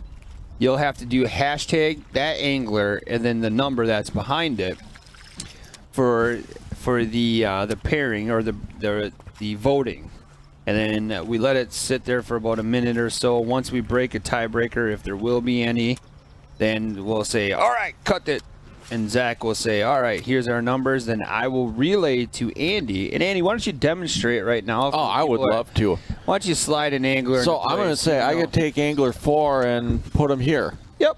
Or there. Or there. Or I could come all the way over here. I could come down here. I can't go over here because we have to do the first days, right? Yep. Or I could come all the way over here. Yep. So the anglers right now are on the screen. So you'll see angler 5, 14, 9, and 16. So go ahead and just remember it's hashtag angler and then whatever number you would like Andy to slide through. So this is Andy's chance to be virtually at Havana. Yeah. I actually think I have the legs for it. So go ahead and start the voting. Remember, it's hashtag angler. Let's say it's angler 5, so it'd be hashtag angler 5, hashtag angler 14.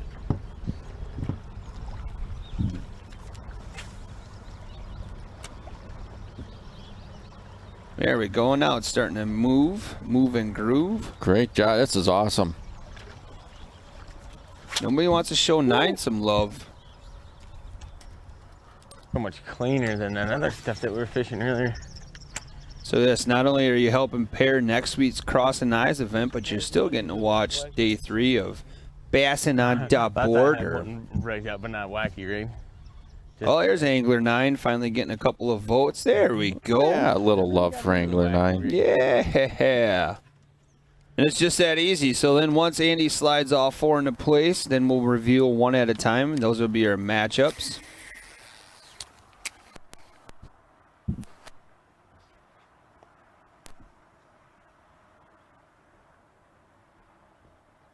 Man, John just looks like he's in such a great area. Gary, you vote on Facebook. Facebook and YouTube, right, Zach? Just Facebook is where the voting has to be coming from. All right, we'll give it a couple more seconds here. And once we get a tie, if there is no tiebreakers, then we'll cut it.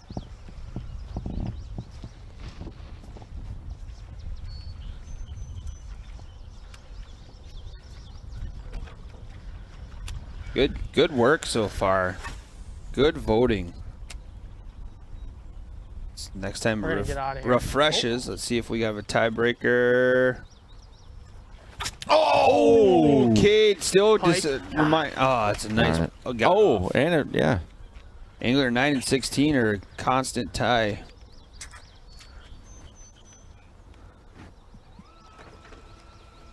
Gotta break that tiebreaker. Come on, break that tiebreaker.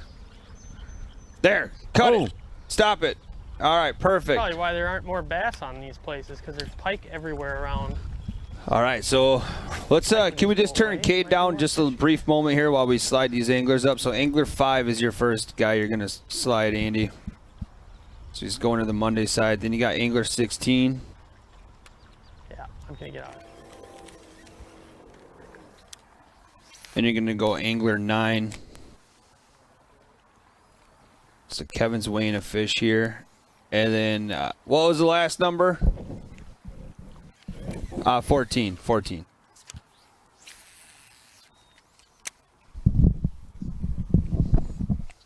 All right, so we'll throw the next 4 up there. Boom. So let's just wait here. And Kevin's got a fish. Let's see what this fish weighs. It's Kevin Rue.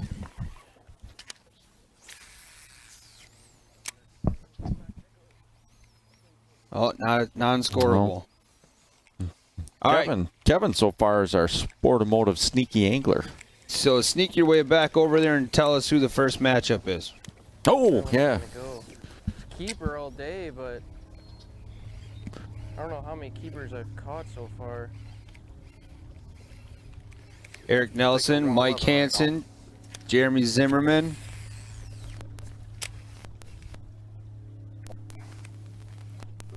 Then Robert, can't read his last name, it's too big.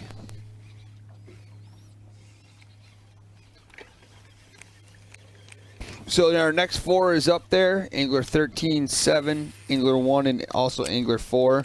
So right there, you're going to look at the start of Monday morning.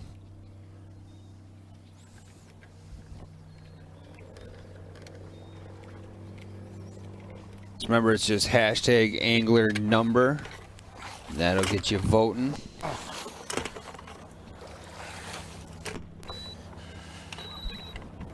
So yeah, if you got to vote, if you're on Facebook or I'm sorry, on YouTube or the member chat, you have to slide over to Facebook if you want to participate. Wow, Angler 1 getting all the love. Yeah. I think it's just because it's Angler 1, right? Like it's just, yeah. Because we all want to be first. We all want to be first. Because if you're not first, you're last.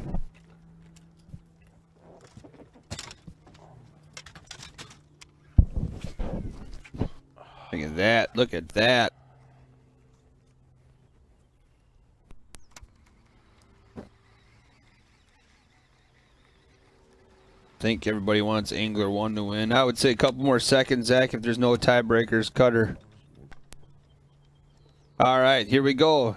So now we're going to go to the Tuesday side. So Angler 1 is going to be your first. Then 7.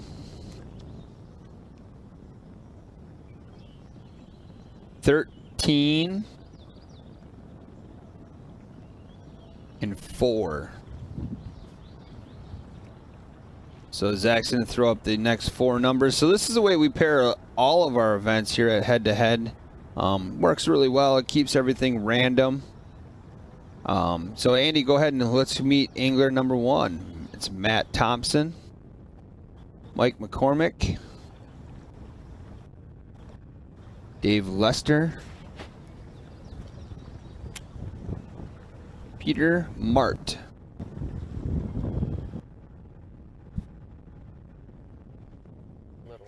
So if you look up, a lot of these anglers that live in this area that we're pairing, this Lacrosse area, so this should be another outstanding event. I'm hungry. That was a big fish, brother.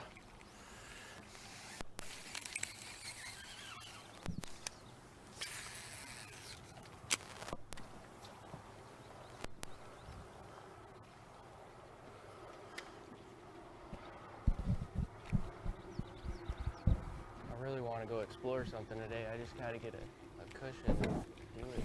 I don't have that right now. So you can just catch me too quick at this place. That's too heavy of a weight, but I got nothing else to throw at them. Stick.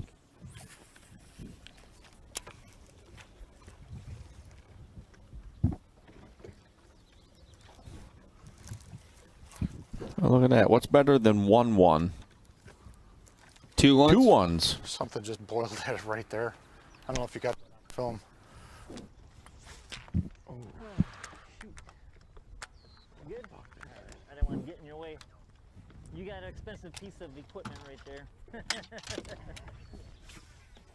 All right. A couple more seconds. Soon we break the tie, we can cut it. Thanks everybody for helping pair this next show. Crossing eyes. Remember that's going to start again at 7:45.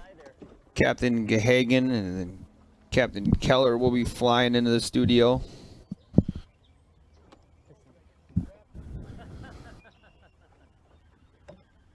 There you go, Zach. All right, perfect. So now we're back to the Monday side. So you can start with Angler 3. And you're going to go to Angler 11. 6. Oh, he must have had me down in a piece of wood. Oh, shoot. And then 12. I don't know if this, but get out of there. do this. We got to hold on here. We got Kevin's hooked up with something big. Wow. Just talking Kevin Rue. Look at that fish dogging him, or is he snagged? Shoot. Shoot. I don't even know what to do with this. Did he have a fish on that wrapped him around? Yeah, I think he did. As we're looking at Kevin Rue here now on the main screen, I think he's got a big fish on it. It took him down into some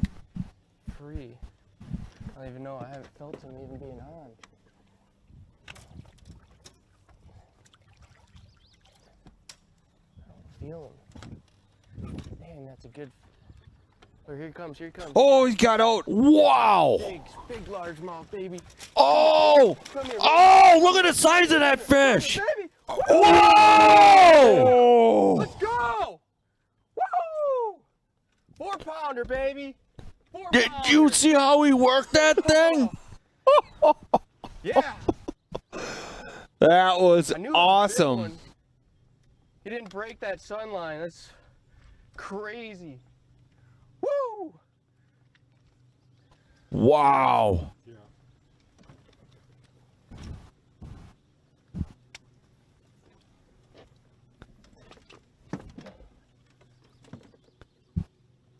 Four pounds on the dot. Oh, dude. That's largemouth right there. That's the kind we should be catching, but it's so tough out here right now. Ah, man. What an awesome fish catch that was. The patience that he looked like a northern because his back was so God. But then he turned and I saw it was a big largemouth.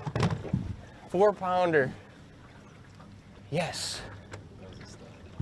Hell yeah. The patience that he used working that fish out. I have no idea how he just did that. That's a big fish of the tournament so far. Wow. All right, let's finish this up. Working on that cushion. So I need to go explore, find stuff for the later rounds if I make it. So we got Doug, Terry Frey, Mark Broomball, and then Paul DeVos. Oh Now, man, I thought it was a big. their voting has taken place for their last there four. was a stick down there or something. I heard my line. I didn't know it until I heard my line start to like make a screeching noise. I probably need to check my line after that. I'm just waiting for, I know Should probably cut off. Kevin's talking. Yeah. I don't know. So you see the numbers, anglers, 2, 15, 10, and 8. That's what they're going to pair the last four. Yeah, he stopped something for a while and then I was like, God, I think he's just stuck. But I've had that before where all of a sudden they'll take off.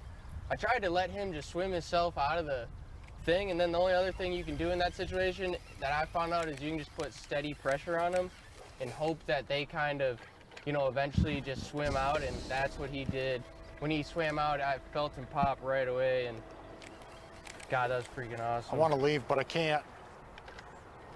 Because I'll never come back to this place ever in my entire life. Doing this, but God, it's just been a dink fest the last. I can't leave. I know there's fish here. All right, once we break a tie, Zach, we can stop the stream or the live voting. All right, we're good. Back to the final four here on Tuesday. Fishing partners, kids. I know they're probably watching. Nora and James. They've been sending me like good luck every night. These little videos. And, 15. That one was for you guys. 10. And then 8. All right, so here's our remaining 4 of Cross and Eyes event that's going to happen next week. So we got Andy. I don't usually get that Wenzel jacked up, but when he was snagged, I knew it was a big one right away, but when I actually got him, you get a little jacked up. Justin Davidson, Jared Fluke, and Jared. Is it Treston or Preston, Frey? Come on. So there's our bracket for next week.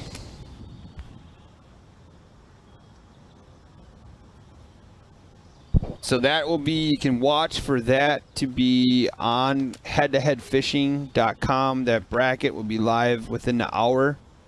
Thank you everybody that voted.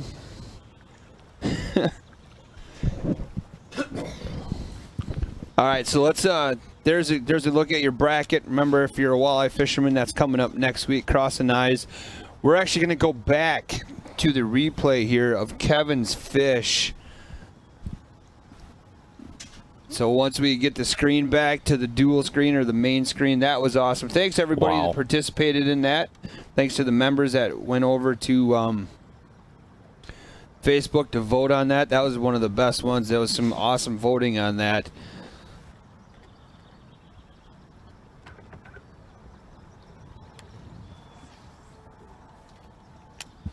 Yeah, I can look at Cade. He's out in the main river. He's making a pretty good run right now.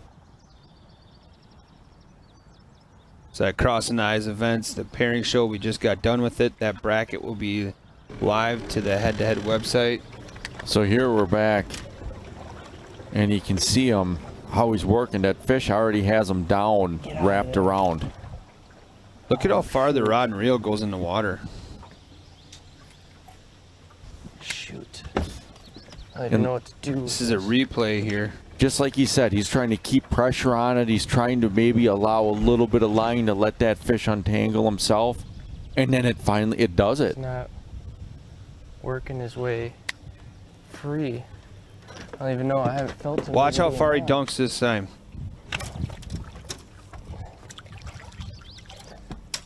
I don't feel him. Dang, that's a good. Oh, here he comes. Oh, here he comes. Here he comes. Big largemouth, baby. Come here, baby. Come here, baby. Come here. Come here. Come here. Come here, baby. Woo! Yeah! Let's go! He just threw himself over the top of like baby. $1,500 of rods. Oh. Yeah! God, look at how big that fish is. I knew What it a was a big stud. one. He didn't break that sun line. That's crazy. Woo! Zeros? Yeah.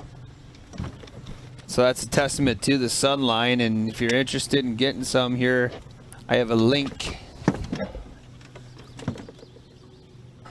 4 pounds on the dot. What an awesome Lacrosse catch. largemouth right there. That's the kind we should be catching, but it's so tough out here right now. Ah, man. So remember, that was a replay of the fish that Kevin just caught. Man, what a giant. That was awesome.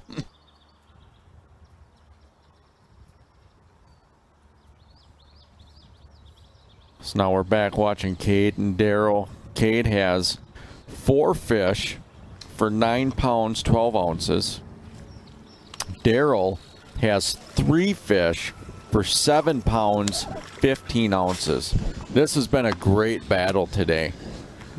This would be the Mags Magnum matchup. Wow. Whoa! Say Wow. that 3 times fast. And now Daryl, he's moved away from a lot of the wood, and he's flipping the banks right now where there's a lot of the grass, or really tall grass on the side of the banks, just working some of that. I guess if we noticed another pattern today with the higher skies, it's very much partly cloudy. It does seem that fish are holding a lot tighter to cover today. Would you agree, Andy?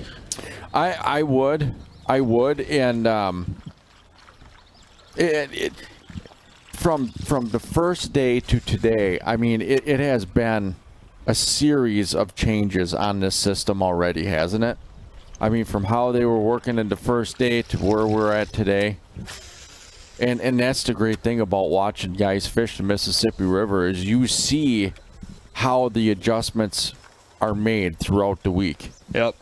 You cannot sit on a single pattern and have it produced 4 days.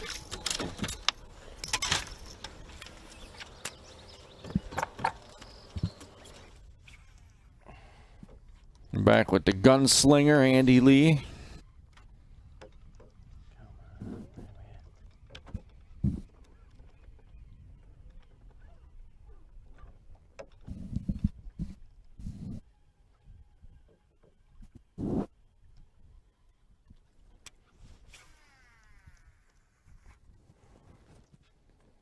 Listen, Andy Lee just bombing some casts here. Mm-hmm.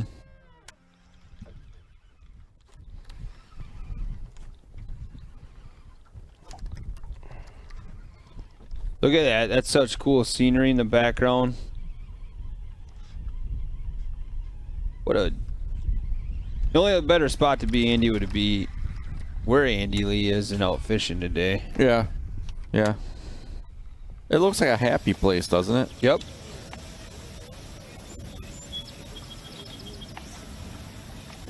Back with Trey. He's in a narrower channel right now. some backwater. You know, he's casting to the banks. Both sides. The channel he's in is probably only maybe 50 feet wide, if that, 40, 50 feet wide. But he's pitching where he's throwing, casting is about a foot off of the bank.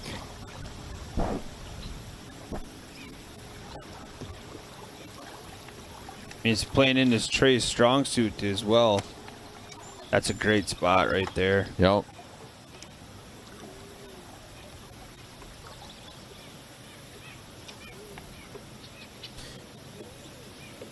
Trying to see what he's throwing. It looks like a Texas.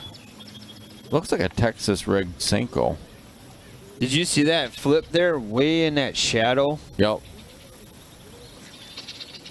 So he's working it like a foot off of the bank. He's throwing it right into the bank. So he's trying to figure out. You know, he's working a couple of different areas. Back over to Cade and Daryl. This is our matchup. Let's kind of go over the matchups here. So Kevin Rue is up 11 pounds, 8 ounces to a champion. Head-to-head champion John DeMeyer right now. John is still looking for a scoreable fish. Andy Lee and Steve Mortensen. Steve has one scoreable 2-pound, 5-ounce fish. Andy Lee is at 0 yet. Trey is at 2 pounds, 1 ounces over his competitor, Kevin Herlitsky. I'm just fishing it fast with the current. I'm gonna turn it on. And then here's our Meg's Magnum matchup. Oh, Daryl just swung and missed. Cade having a Really 1 good time pound, for like a 4.5 pounder. 13 ounce lead over Daryl. This is actually a really good area to do that in too. We must really say, look at the scenery a lot. People are playing drinking games with it. Well, look at the scenery that Steve is in. He's back in that area he started with this morning.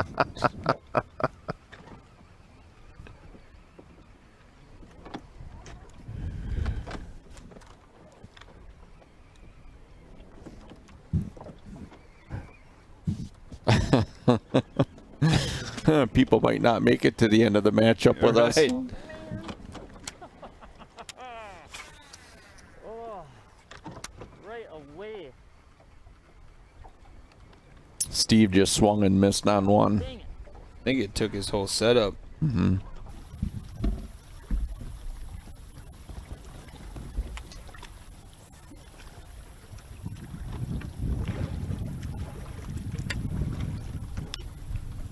A lot of action again today. A lot more compared to yesterday. Ooh, Kevin's hooked up again. Small fish. Come on, dude. Settle down.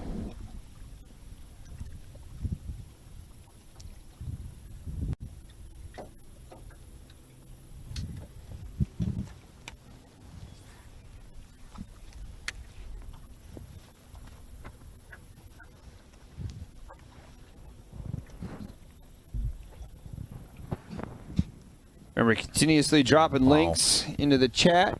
Just dropped one for our Just sponsor of two Sportomotive. teams of current meat. I don't know. Seem to be able to catch like a fish here, 2-pounder or whatever. Little community spot. You're hearing Kevin talk. Kevin is our Sportomotive sneaky angler on the day. Yep. John DeMay, he's going to get some different scenery.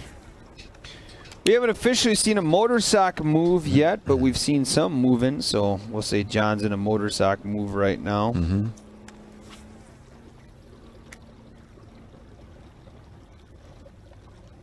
Speaking of motor sock, check their products out by following this link.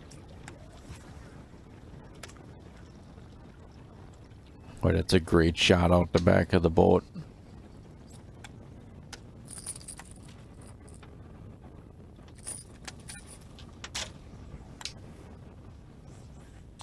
Saw the other day on social media that Pat, the owner of Meg's Custom Rods, is headed to Florida soon to do some bassin. Really? Yep.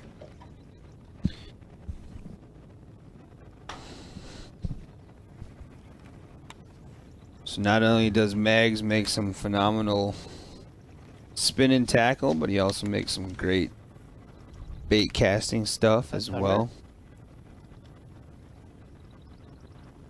I couldn't tell if that was thunder or if that was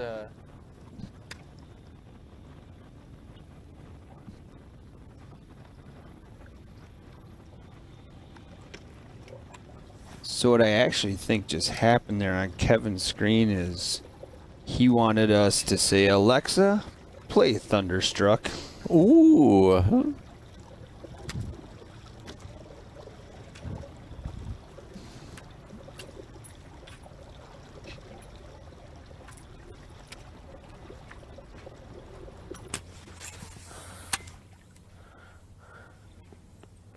Back in the boat with Cade. Oh! Cade's hooked up. That's got to be a sheephead.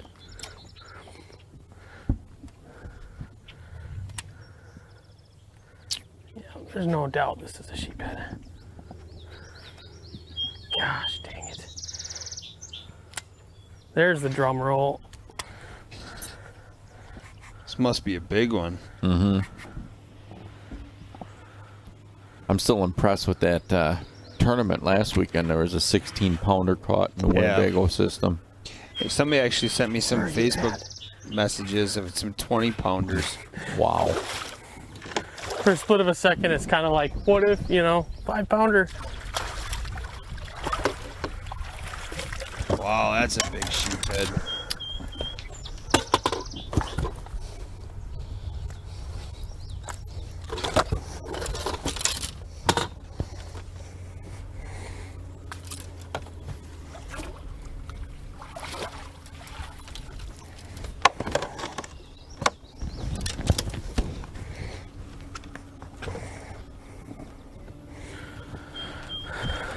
So Cade got that sheephead landed and released without incident. Yep, kept it in the net the whole time. And now check this out. In the background, you see this huge tree laying down. Where did that tree come from? Right. It's not like it was living there. You got this tree, Cade's fishing a little channel here. And you see larger trees in the background that are a couple 100 feet away, but you have got this monster of a tree laying on the bank. Can you imagine that thing floating down the river?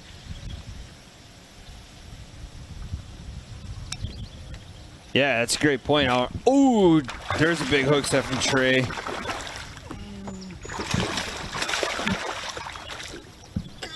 Yes! Wow. That's a nice smallie. No, largemouth. Yeah. Now, was that a Ned rig, or was that just a Texas rigged Senko? Oh, I didn't look that close. The way he dealt with that fish, I didn't think it was as big as it is. No. Oh, this is a 2 3/4. 2.7. Weigh it. Yeah, that's Trey's hook set was a 10.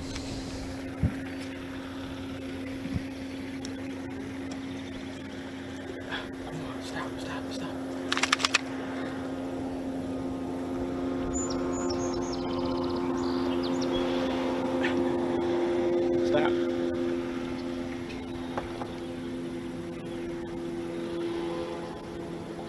It's like dancing. 3-0. Wow. 3-pounder! Finally. Ooh.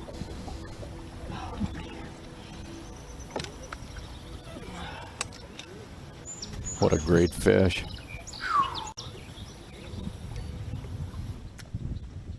All right, Trey. Nice job. Yeah. Making that battle interesting as John well. DeMay still hauling the mail.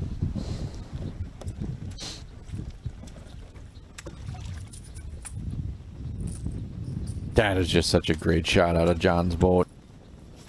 Yeah, he's flying. Yeah.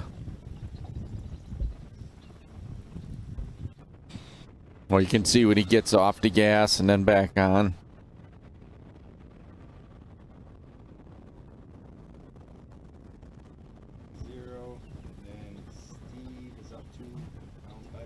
That's just awesome shot. Trey Harple, 5-pound wounds. 0, and then Sounds like Kevin's just getting updated from his cameraman as far as where all the matchups are at. Okay.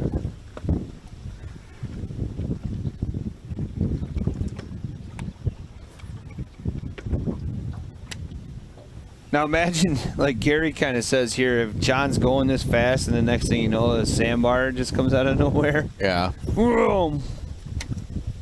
That'll stop you in a fast hurry. Whoa!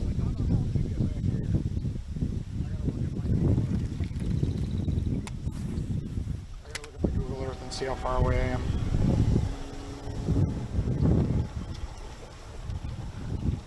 Just checking the Waylive app right now. Yep. Oh yeah.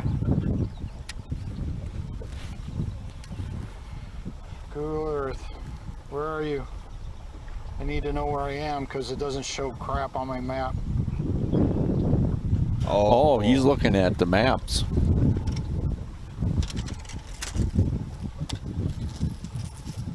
Oh, I'm way off.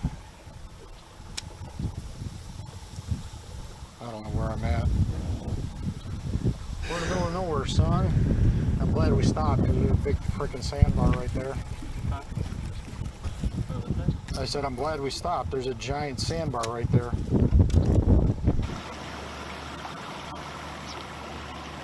So John just talked about finding his location. Going back to Trey. Yeah, because again, a lot of times the mapping software that you have in your boat is not very accurate in the backwater area because it's ever changing.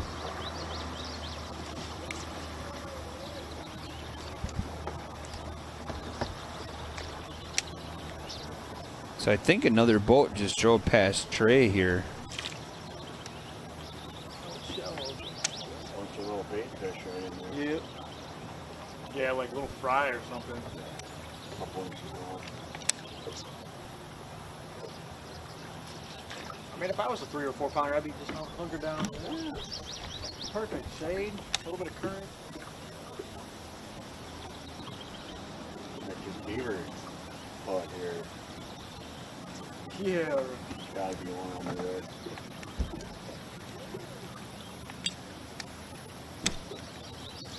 Just listening to Trey and his cameraman talk a little bit. He was mentioning some little fry down there.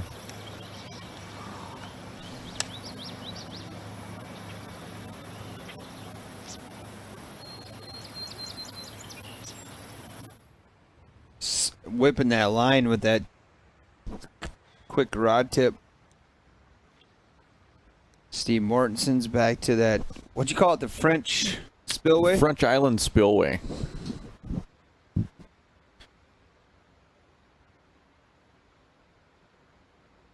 So on your salads, do you put Thousand Island or French Island? French.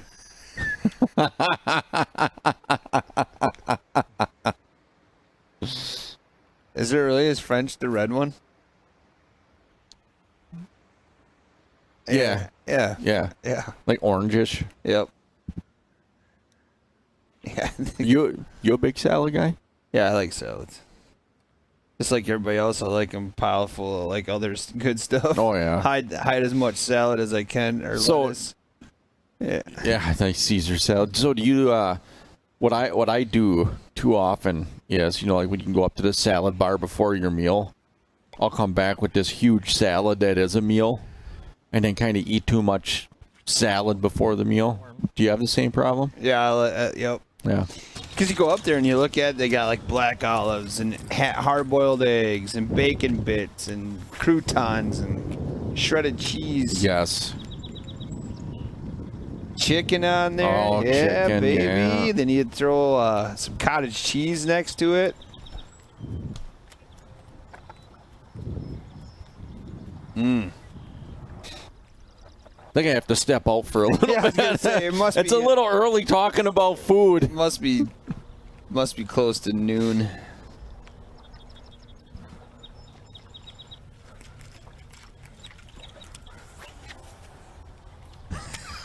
How is Chad Laufenberger doing today so far?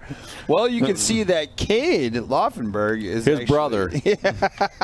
That's his brother. He's leading his event right now. Well, I think maybe Chad Laufenberger is his alter ego. I doubt it. That's the one that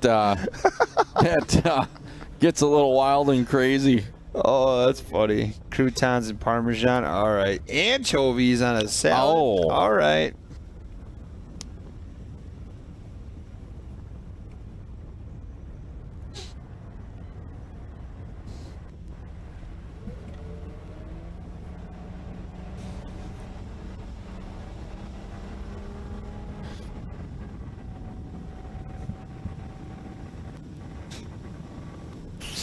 All right, sounds like we should focus more on the fishing, Andy. Oh. Some people are over certain things. Yes. Yes. People like that, we just let the chat handle them. Yeah. Kind of like Bob Justice. Yeah. Yeah. Yeah, I mean, they are agreeing with us. Look at the...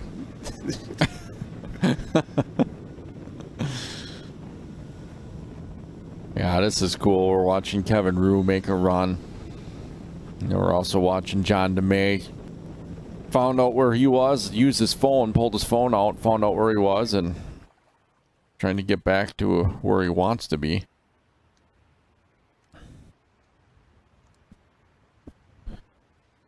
Yeah, Steve is in the creamy French Island spillway.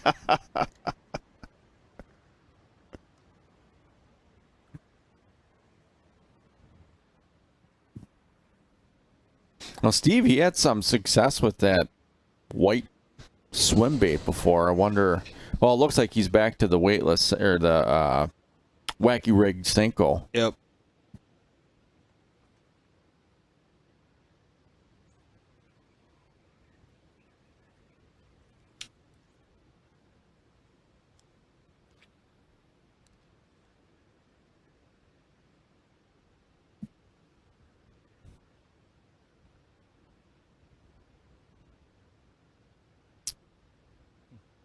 Yeah, Steve's total weight, 2 pounds, 5 ounces. He actually caught quite a few fish that were just shy of 2 pounds in that area earlier today. We're back with Daryl Kubley. He's flipping some of that shoreline again, you know, where there's that undercut banks along the side.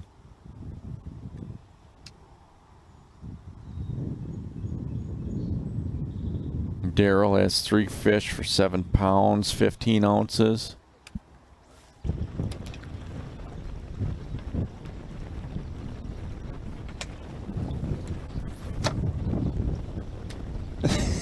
Now they're talking about cheese curds. Oh, God. I wouldn't mind someone dropping some of those off.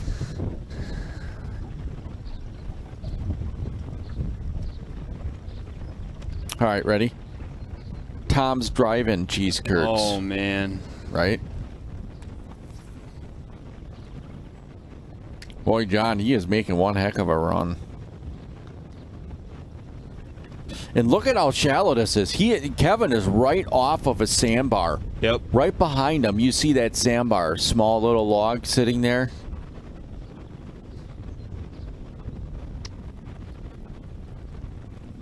That is unbelievable. And you can also see another sandbar. Is that a sandbar, or is that just matted vegetation behind them? Ah, looks like just some matted vegetation.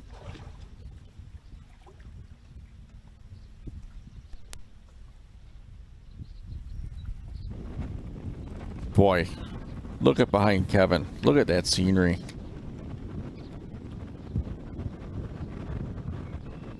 I mean, we're hour 15 remain here, Bassin on the border or dub border. You just said scenery. I was waiting for you to pop on that one. I didn't realize it until they called you out. Yeah. Yeah. I'm trying to help the chat out there today.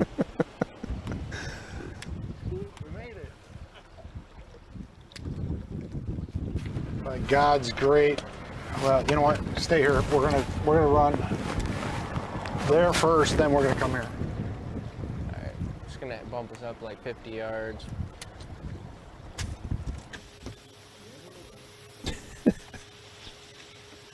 Back over to Trey.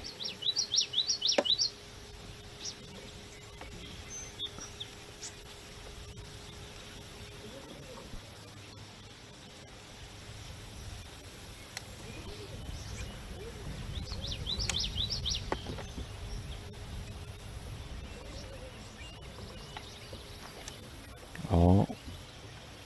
I thought he was going to swing. He started doing the footwork. Yep.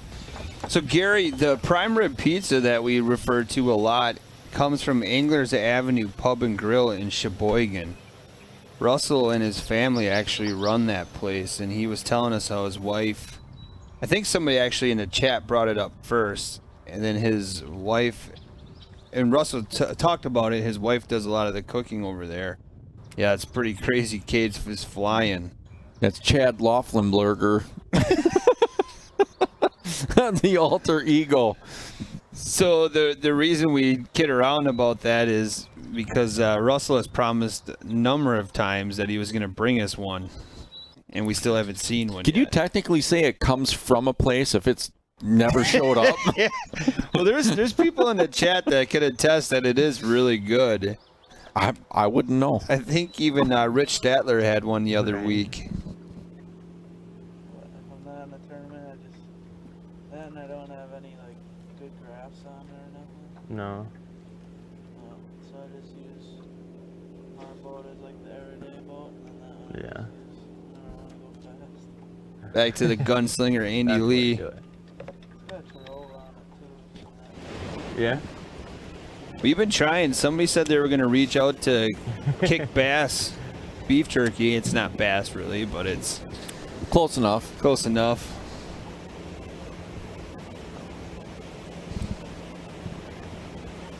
Boy, I tell you, can you imagine if we got a care package of prime rib pizza and some beef jerky? It's cheese curds. Oh, my God.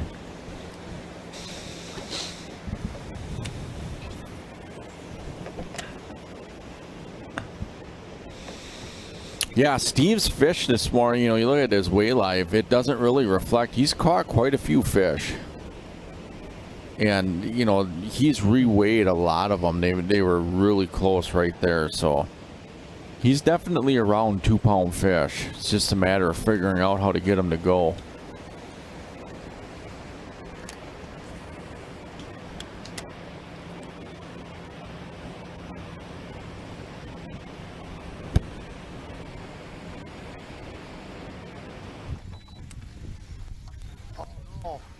My Senko's blew out. Oh no! Oh, on his drive. Entire bag of flipping stuff just is gone. I tucked it between the seat. Oh no! I don't know what I hate worse: not catching fish or losing every flipping weight that you had. Come on! Oh no way! There was man. tungsten in there. Come on!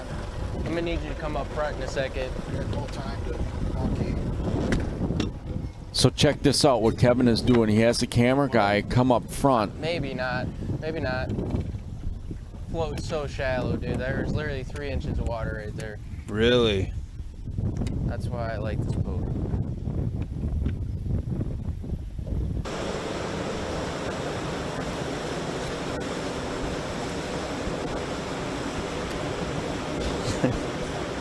Back over to Steve Scenery Mortensen.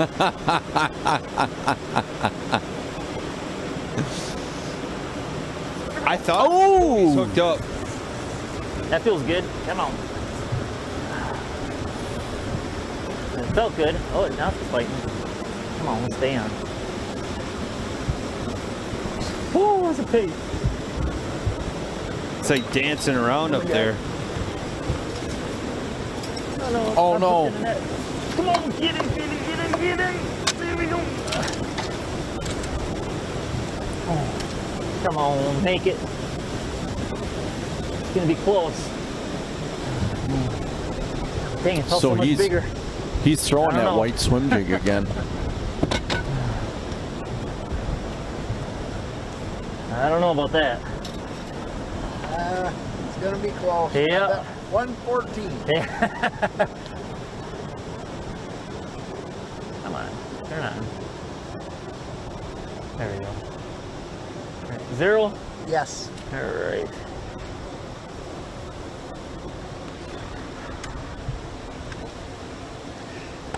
Oh, come on.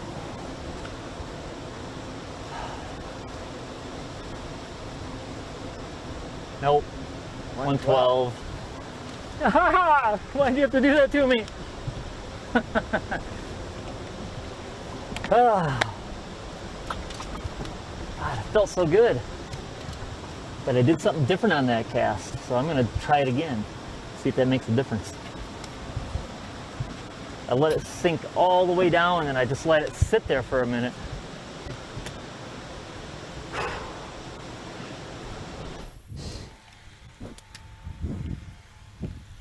Yeah, so it sounds like he might have started figuring something out. We're back with Kevin Rue and John DeMay. So Kevin, he's at the mouth of an extremely narrow channel. And you can see the current that's coming through there. Both sides, he has undercut banks. Cade has the spinning rod in the hand. Haven't seen that too much out of him. No, he must be working along the edge of all the matted grass over there. Oh, and he's hooked up.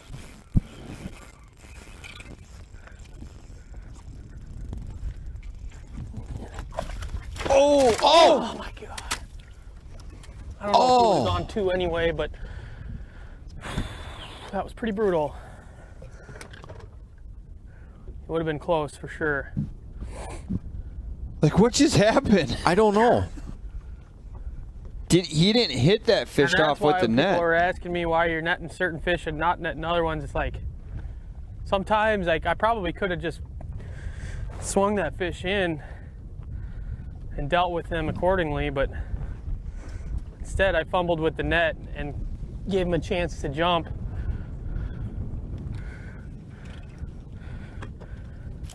He just popped right back up and went fishing. Yep.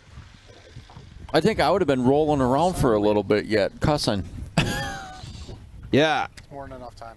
I don't think he hit it with the net. I think it just came up, and on the drop, he knew it right away. Right. You know, a lot of these guys have nets with shorter handles, and obviously they're, convenient to store and to travel with, but you got to wonder if, if they would have longer handled nets to help them out in situations like that.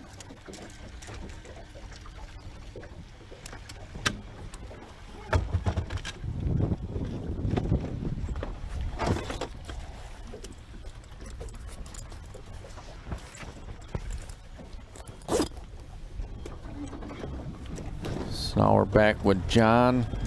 John's situated after his long run. Sounds like he lost a bag of either a bag of baits or a bag of weights. I'm not necessarily sure. I thought he said Cincos at first. Right. But he might have said sinkers. Yeah, I'm not sure. But he's back to it now. Well, Tyson really liked the dem jigs he was throwing during the Madison event. Yeah. I know we're not talking jigs at this moment, but that's a product of John's. Right. Tyson was really pleased with those. Yeah, John makes some fantastic jigs.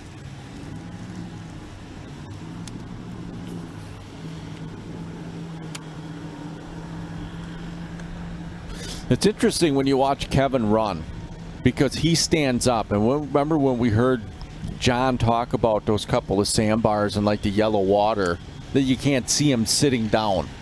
But if you look at how Kevin's running, he's standing up in the boat with a much better view of what's coming up ahead.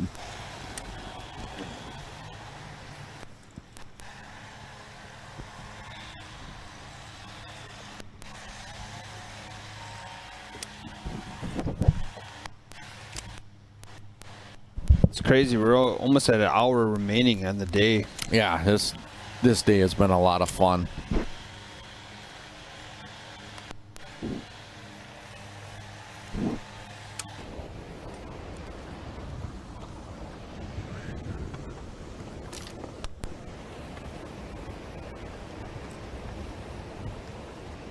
back with Andy Lee, Steve Mortensen. Andy Lee still waiting for his first scoreable fish.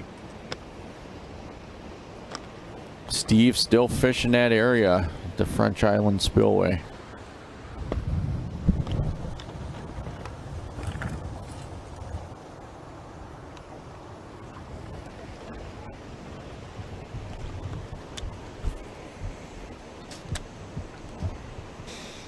So that's kind of an oddball question to ask everybody. What is the one piece of equipment or just something that you always have in your boat that you bring with you that's just maybe a little out of the ordinary? Ooh, Andy Lee just got hooked up. Smaller fish. A little small one. Very little small. Oh, wow, look at this. Come on.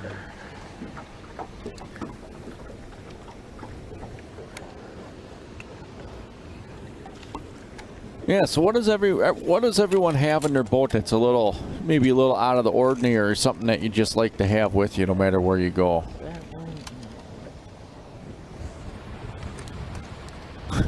My son. No bananas. There is no way you're bringing bananas with you. No way. Oh, portable stove. That's pretty cool.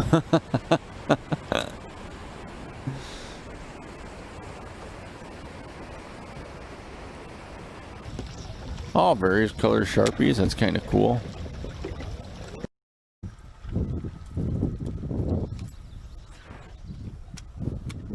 Yeah, jumper key. You know, one of the things I carry is like one of those little jump start boxes, like the little Halo units or whatever they are, but you can actually get like 5 starts out of them.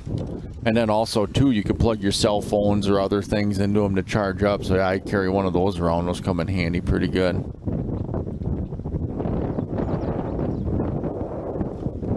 Gary says a lug of Baloo for the kids. There you go. I also have dude wipes. I also have one of those, I don't know what you call it, like a little water cannon where you pull back and suck the water in. I got a filtration system. Yeah, I got a smaller one of those. Just in case you have to try and run someone off a spot. You're not. It's not a filtration. You actually need like a squirt gun. Yeah, you see them in pools a lot, and water fights and stuff like that. So I carry a small one around.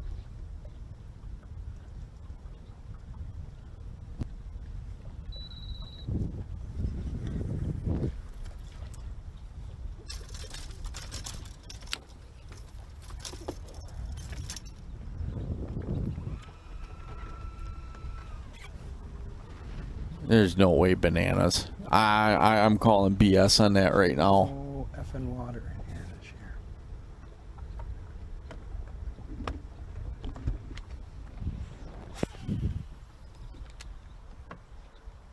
I wonder if someone snuck a banana in John's boat this week.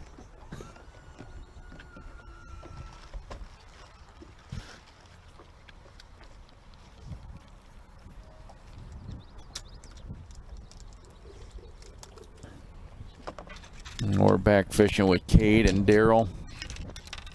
Oh, there's a good one from Lewis. He says, I have a spare prop in the boat at all times. Oh, yeah. And welcome, Lewis. That's a great thing to carry around.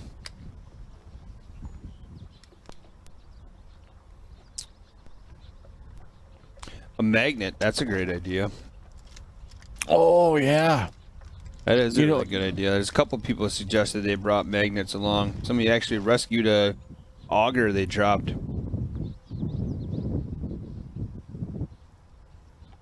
I guess a popular thing that's going on that people do is they'll bring magnets to boat landings, and they'll like fish boat landings with these big magnets. Magnet fishing, yeah. It's a thing.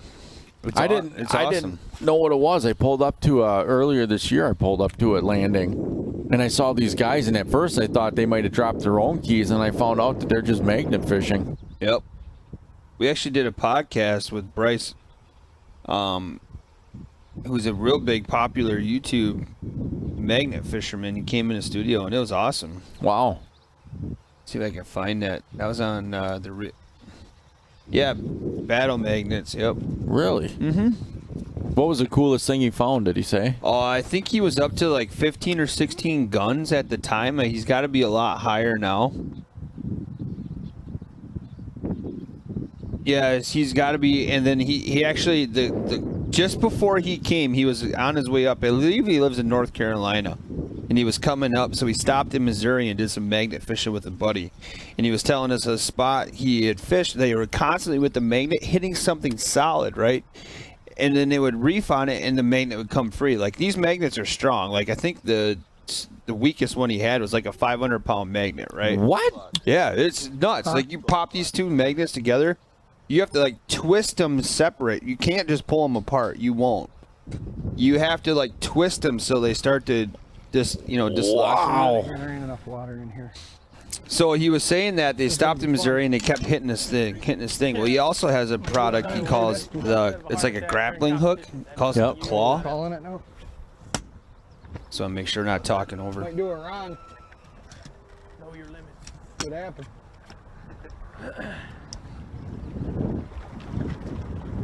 So, Cade's hooked up. They pegged. Oh, that's a good fish. Yep.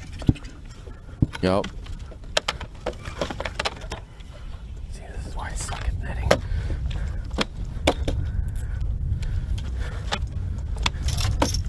Oh, man. I suck at this.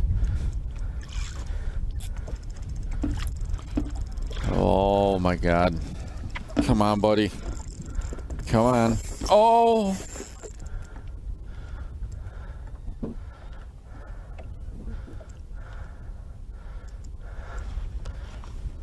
This fish looked big, but it didn't look this big. I know it's finesse gear. Right. Well, if it's a smallmouth, those smallmouth are so strong. Wreck me.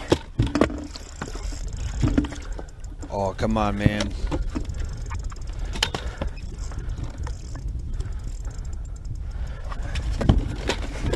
Here it comes. My God. Come on. Oh, my God. Come on. Keep it Trying together. really hard to mess this up, aren't I? Keep it together.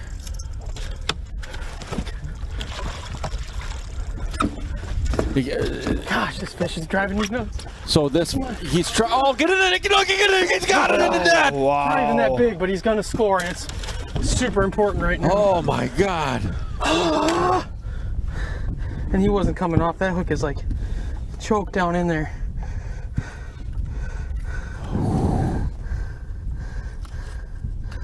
So that is a smallmouth. He had a hard time getting It that looked really fish. bad what I just did, but I saved that fish from bleeding.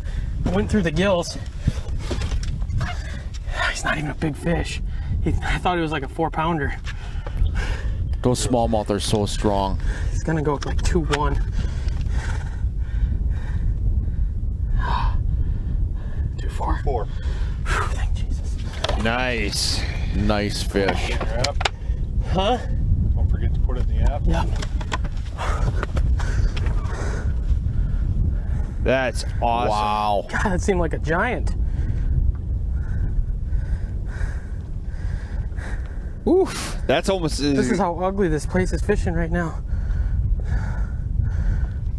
Me between Cade and Kevin. When you on get all those worked fish. up over a dang 2-4. But you can also tell I'm not a spinning rod guru. That's part of the problem too.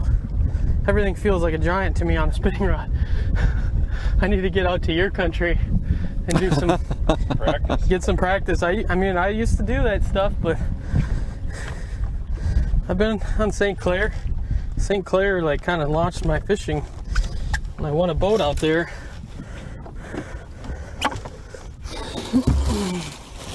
That kind of hurt.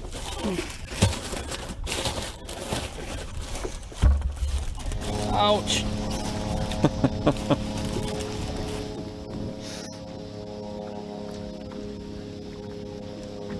Now we're in the boat with Trey Harple.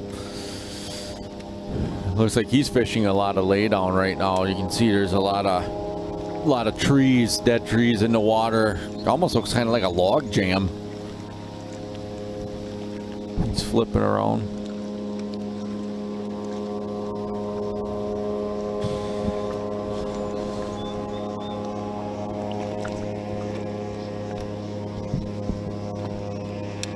I think he's working kind of like a Ned rig. Trey is? It's so hard to tell. Well, Trey has mentioned in the past that it's a Texas ring worm. Oh yeah. It's actually like a creature bait. Salamander bait. Yeah.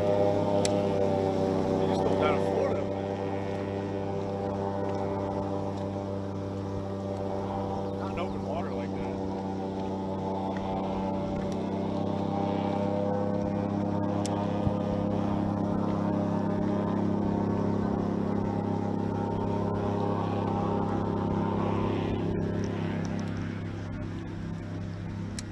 I think that's what it was. I think that's what Trey was just talking about. He's seen a lot of those in Florida. Yeah. Maybe that's those two that got fixed from yesterday. Right. Yeah, it sounds like there's a guy who actually has a business that's helping guys get unstuck from sandbars. Yep.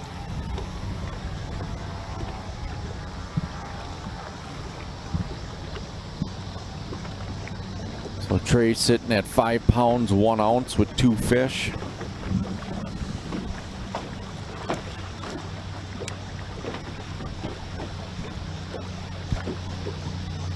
Boy, look at that scenery in the background. Can't believe it's past noon already. I think today's going slower than yesterday. Oh, for you, maybe, yeah. Yeah. Just like yesterday I was chasing, like chasing.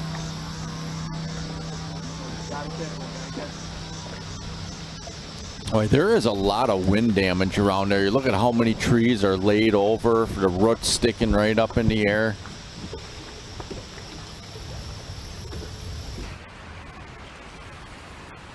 Andy Lee making another run.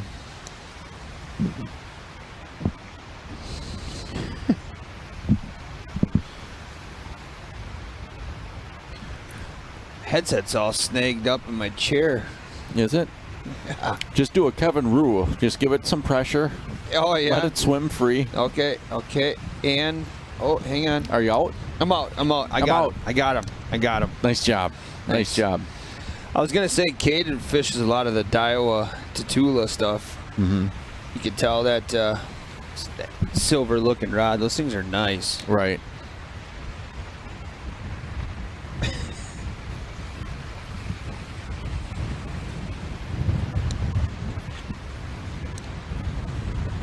Did you ever see that logo on the Tatula stuff? Man, that's such an awesome logo.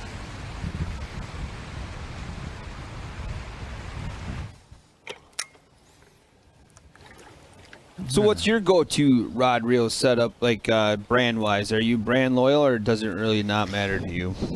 You know, I'm still fishing with a lot of older gear, that I got, I don't know, 8 to 10 years ago. But really? The newer stuff that I did get is, I'm a fan. Man. Oh, man. Bonk. Like the Jig number 1 gone. The KVD cranking rods. I got a couple of those that were newer. Come on. They're a composite graphite fiberglass composite rod, and those are really nice. I love using them for cranking and jerk baiting and things like that. For spinning reels, I'm actually a fan of Fluger. Okay. Yeah, I definitely like the Fluger brands of spinning reels. Let's see how many jigs I can lose in the next 45 minutes. Look at that pile of jigs on the deck of John DeMay's boat.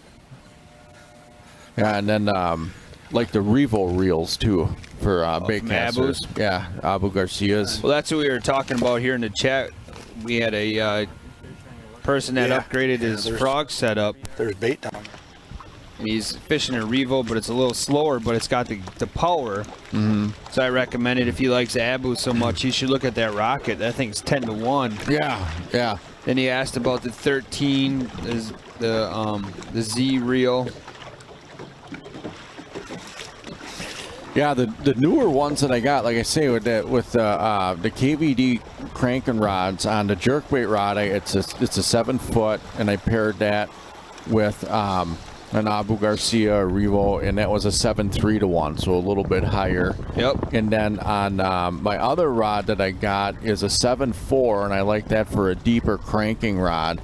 I actually put a Revo winch on there. When that's a gear ratio of I think it's 5.3-1. But I absolutely love those reels. They're nice and smooth. And then, like I said, for spinning reels, the Fluger. Something there for a second. I like the Fluger, like the Presidential. All of those are real nice. Yeah, the Presidents. Yep.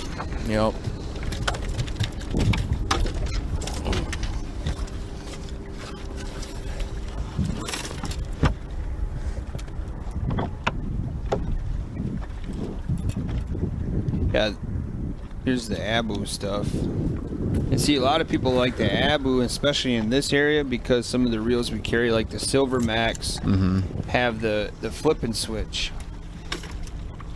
Yeah, I used to, when I first started, I used to throw more quantum stuff. Yep. But the biggest problem that I had is they were always so hard to get your hands on. It's like trying to go in a store. Yep, it's already too late. Oh man, what happened? Holy crap, I think I actually got really lucky. It's on the outside of the prop. What are the odds? I think he made it wound up his line in the trolling motor. We're out of here. Still not going to be a fun deal trying to get it out. Well, yeah, I just had Maybe a I should just stick to one hard rod. time going, because it's like you want to go check it out. You don't just want to buy it offline, Yep. And I just had a hard time finding them. The quantum stuff you're saying? Yeah, the quantum stuff. But the Abu Garcia, it's very easy to find them, and it's just such a great reel. Idle down the stretch to the next piece of wood. Okay. The troll over there. It's just like a lot of products that's out there now. I mean, everybody makes a good product of some kind. Right. There's a lot of brands that maybe some people aren't familiar with.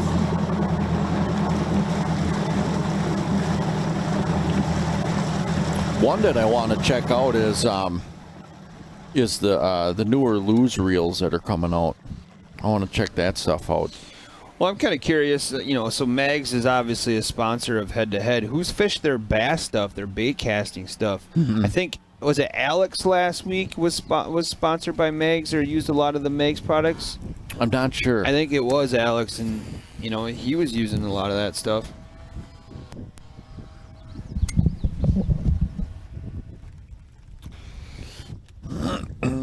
Yeah, Mags is a great sponsor. So now we're back with Kevin. Oh, Kevin just swung a little bit. Back with Kevin and John DeMay. So it looks like Kevin got a strike and then he threw right back in there.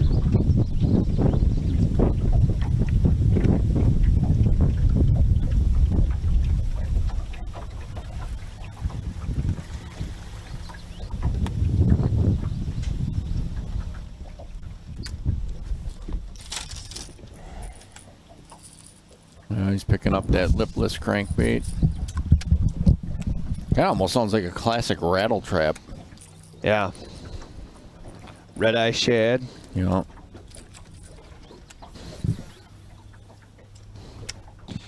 I've moved into a lot of Daiwa stuff. I'm really liking that. I got all my bait casters are Daiwa. I am starting to rods, I have a kind of a combo. I have a favorite rod. I actually like that rod a lot. Then I have a what are some of my other ones? I have 2 Daiwa rods. Mm-hmm. The Kage stuff. I got a 7-foot medium.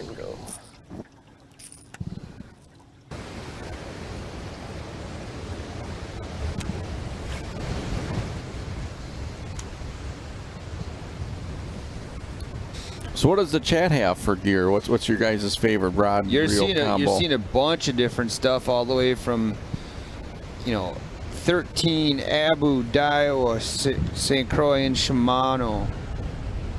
Oh, Falcon. Yeah. Lose. Yep, Lose, Daiwa, Shimano. Dobbins.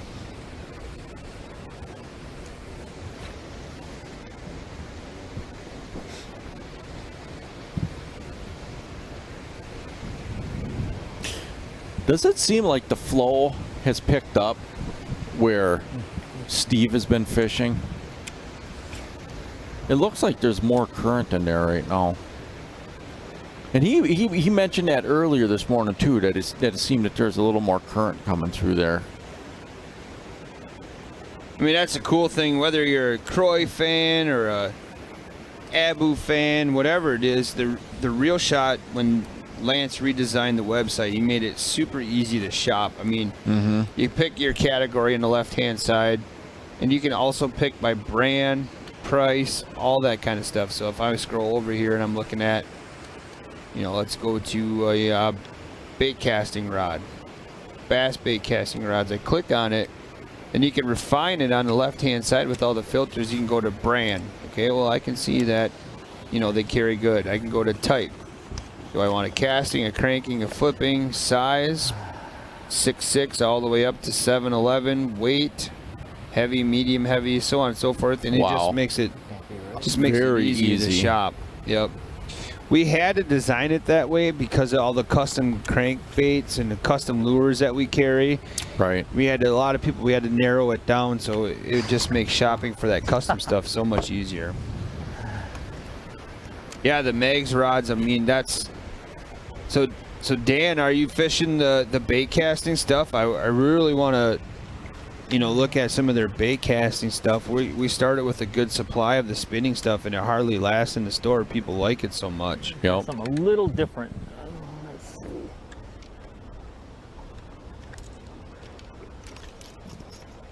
And I want a dot skipper. I'll do this one.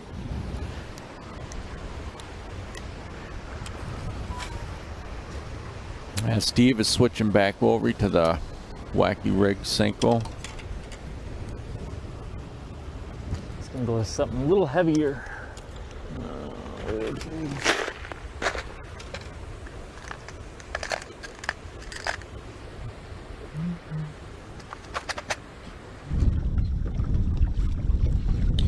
40 minutes remain. Holy man, where did the time go?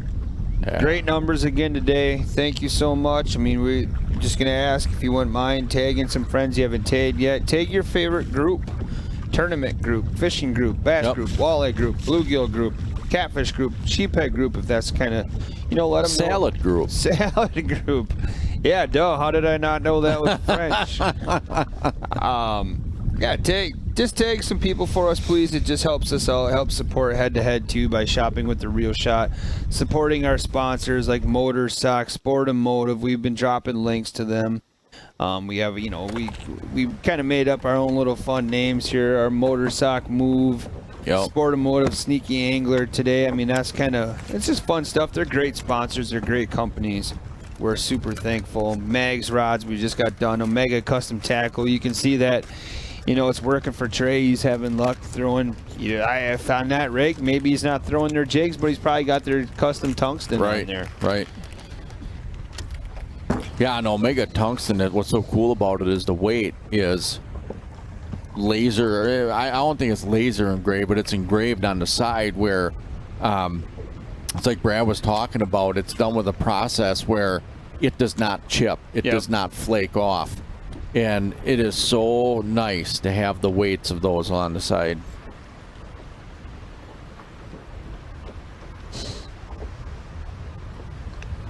Come on.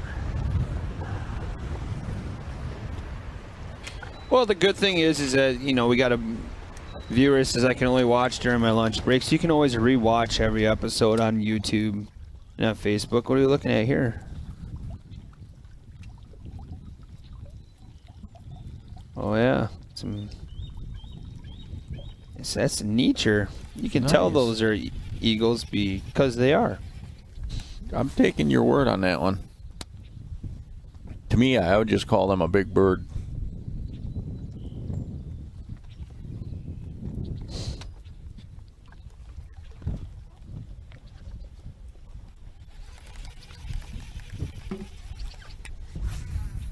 We're back with Kevin and John.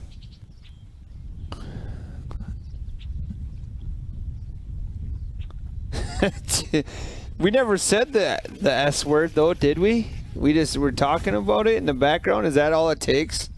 So if I say, look, that's a cloud, is that what makes people take a sip of their beverage? I don't think we said scenery.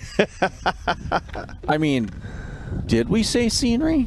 Sometimes we say it, we don't even know we did. Wow. We'll have to get a replay. Can we get a replay on that eagle clip so we can see if we actually said the word? I don't think we did.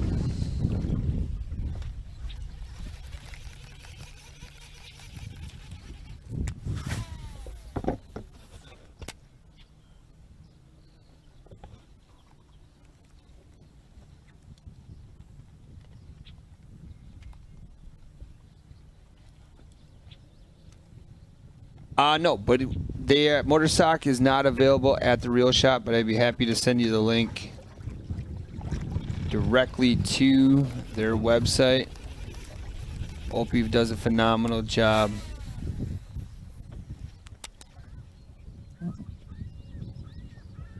Oh, they're saying it was close enough. Yep. That would be a seagull in the background.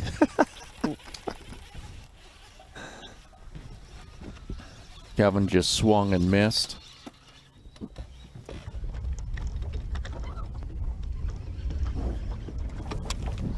Showing it and saying it are close enough. I think people are just looking at reasons to take a drink. Come on.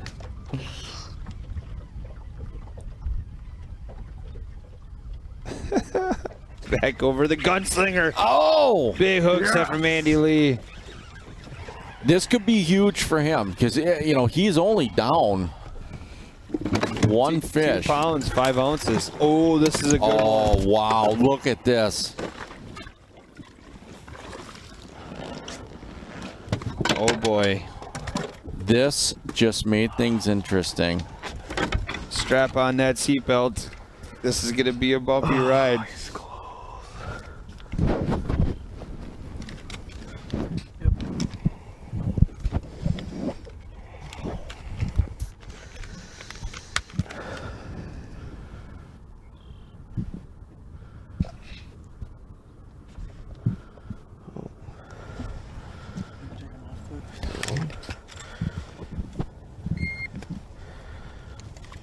Oh, this is going to be close.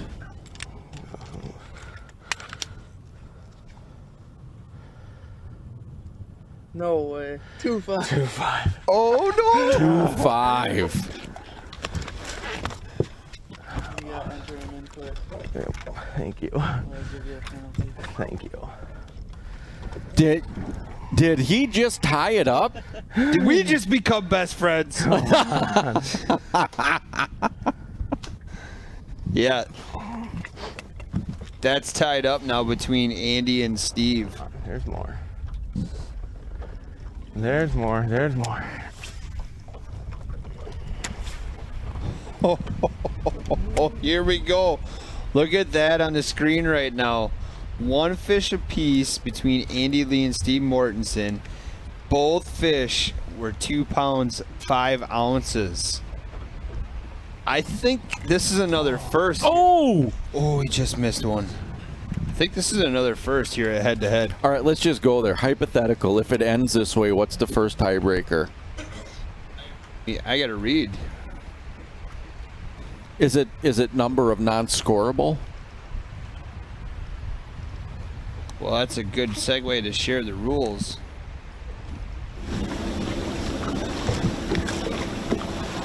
Wow. I don't know if I catch it, but this is what I'm tossing.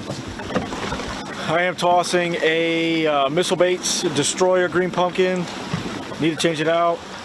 On the Omega Custom Tackle Tungsten. It's a 1/2 ounce. Pegging my weight just a little bit. Throwing it on 25 pounds Seagar Abrazex on a Dobbins Champion 735 XP and a Daiwa Steez SV 8-1-1. Obviously wasn't fast enough to catch up to that guy, but that's what I've been flipping. That's what I caught my 3-pounder on. That's what I caught that fish on. It seems like they're wanting a little bit more slender of a profile bait today. Wow, great breakdown by Trey. The Destroyer, that's the same bait that Tyson was talking about. Yep.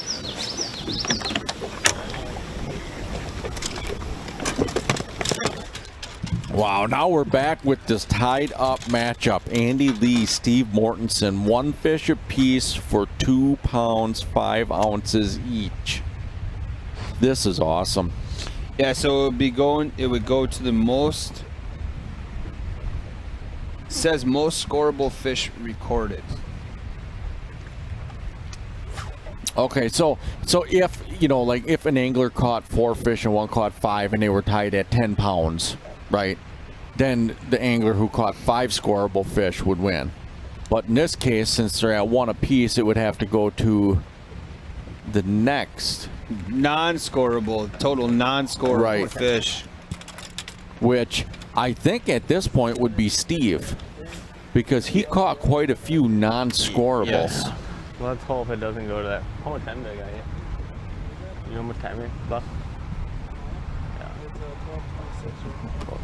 Alright. Is that one of our guys?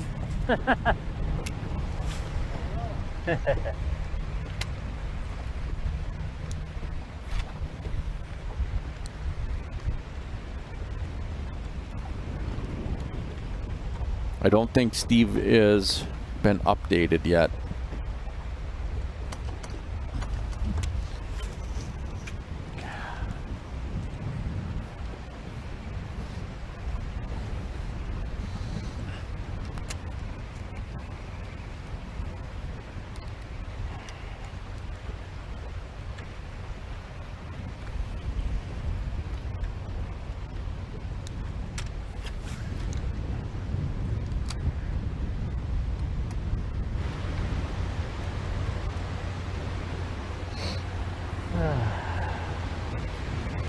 Is it 1 o'clock yet?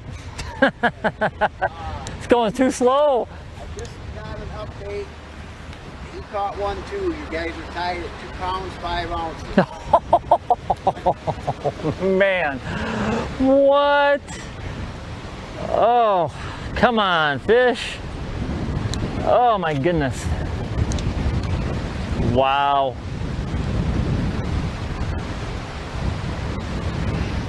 The fight is on now. Oh my goodness. Come on, baby. Come on. Oh.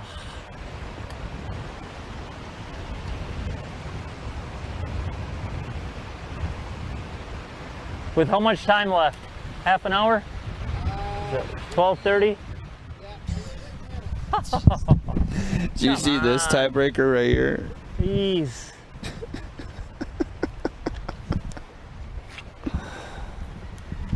Oh my goodness. I'd be up for saying who has the nicer scenery. Absolutely. Here we go. Oh! Oh, it's a nice one too. Steve is hooked Stay up. on. Stay on. Stay on. Stay on. Oh, I don't know if it's as nice as I thought. Nope. God dang it. Oh. Oh, man. Come on. Oh, my goodness. Not even. God, it felt so good. Nope. God.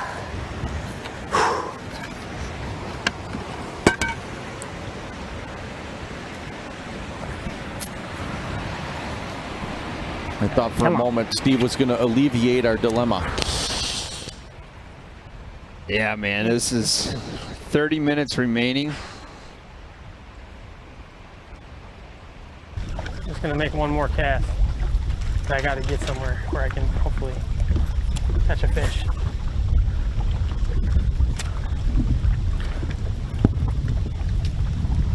Back with Cade and Daryl.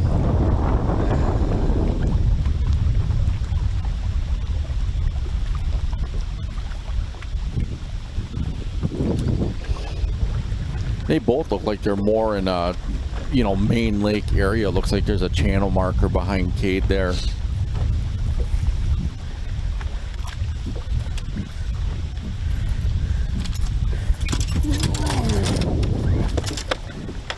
All I'm going to say is with about a half hour to go, if Cade does make it through, just prepare yourself. I hope Kyle is ready. I hope there's enough batteries in that camera. For an epic interview, yep.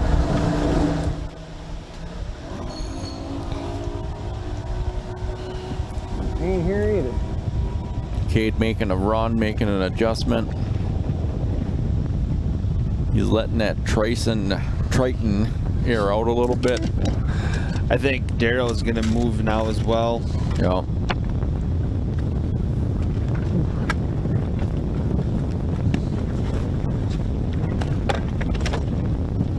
Like hitting every spot at once, huh? Probably been doing this all day. Kevin's moving, John's grinding. Yeah.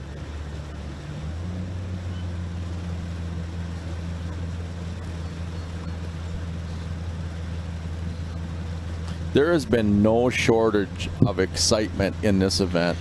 No, there really hasn't. I mean, like we've talked about this morning, just because the fish catches seem to be down doesn't mean there's not excitement going on. There's been drama.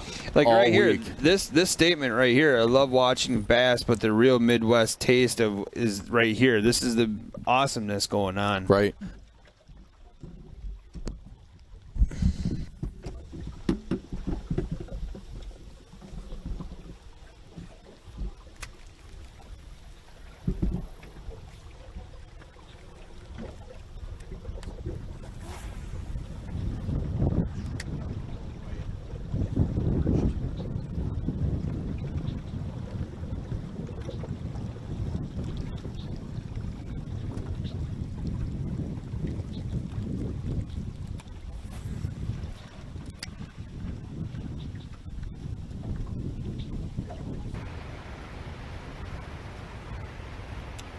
Yeah, it's the camera. That's one of our guys.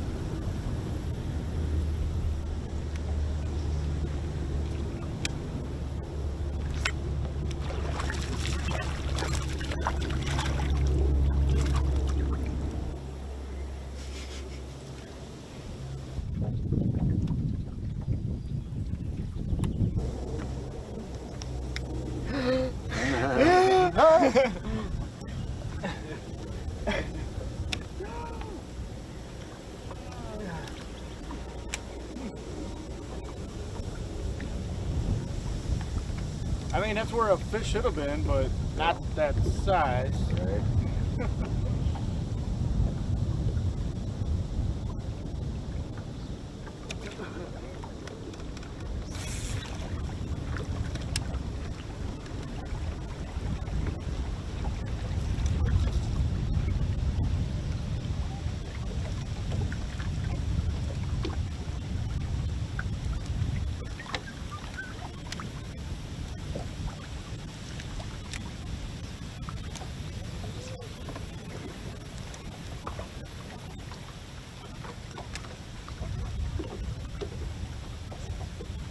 Probably that one guy ate it.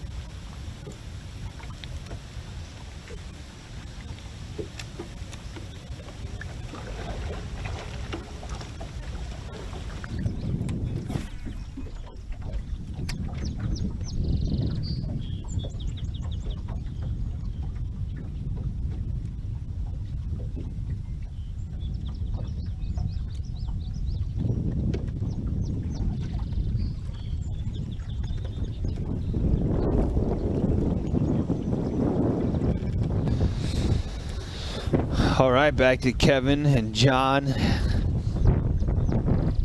John's still looking for that first 2-pound fish, man. At 23 minutes remaining. Right. He's down 11 pounds, 8 ounces.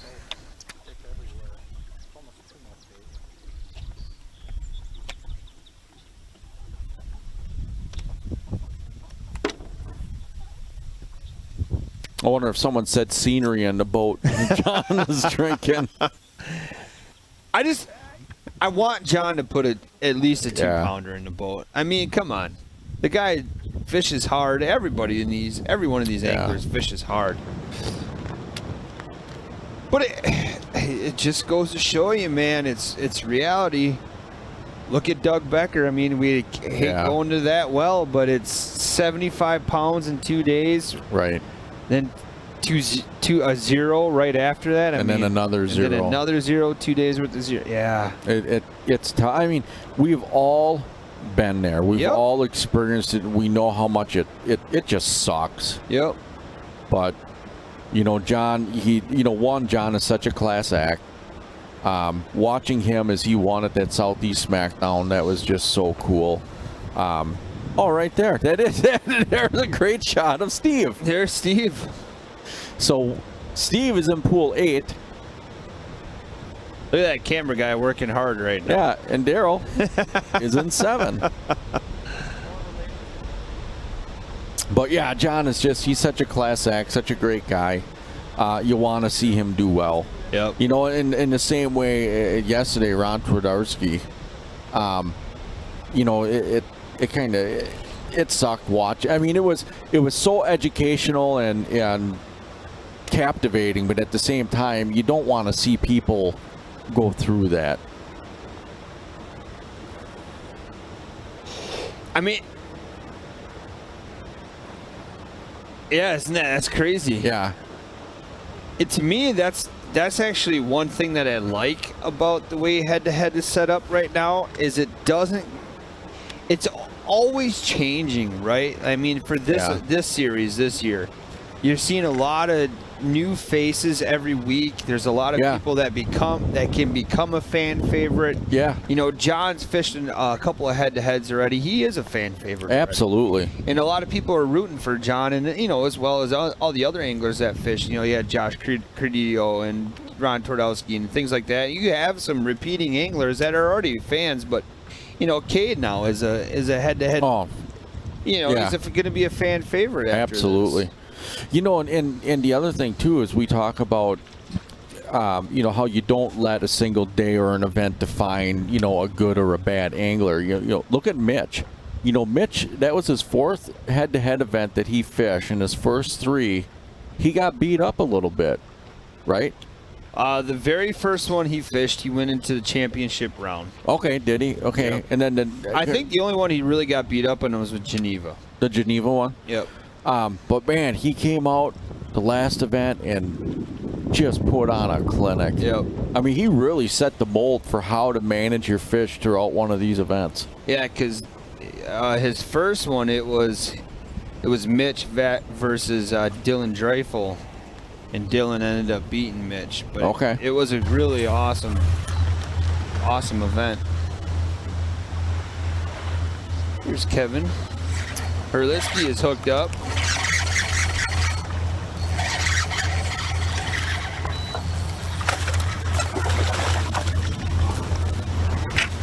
Ooh, that's close. Too small? Too small. Very close. I'd put it to that scale. Hopefully you ate a big breakfast. Zeros. Yeah, there's no way.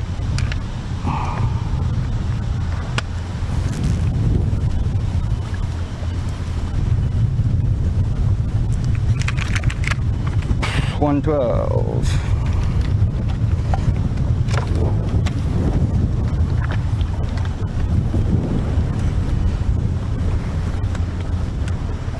I like the area that Kevin is fishing, kind of right off in the main river. You can see those I wonder if those are some of the wing dams that are out there.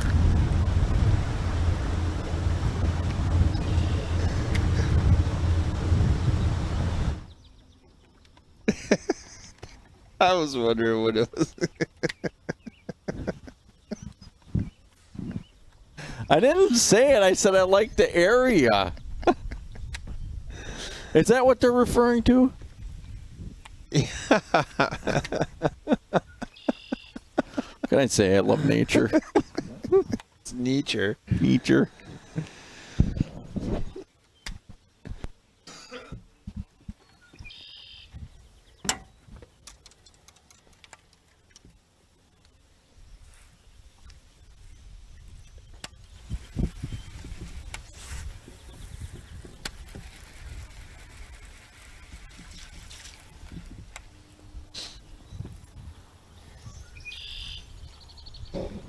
Watching Kevin and John. Kevin flipping the banks. John looks like he's throwing a swim jig. I don't. Come on now, you can't be a fan of yourself. Captain Keller is my fan favorite. Is Captain Keller? Yeah, he can't. You got it. You can't. Come on, Jim.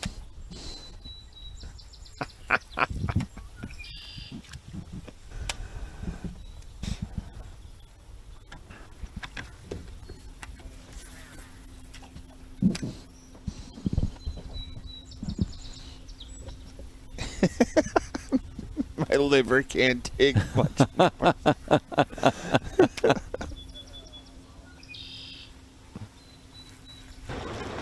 The motor socks are a neoprene sleeve, so I would say that they are going to, for the most part, be kind of hook friendly. But once you get past the barb, pretty much in anything, it's a tough situation. Right. Ooh. But is Daryl hooked up? Daryl is hooked up. That's a big fish.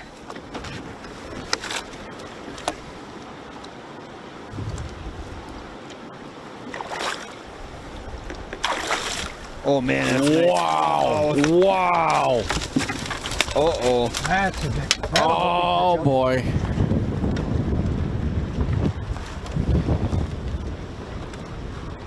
He's 4 pounds, 1 ounce back. Give it up. Boy, I think this fish is going to close that gap considerably.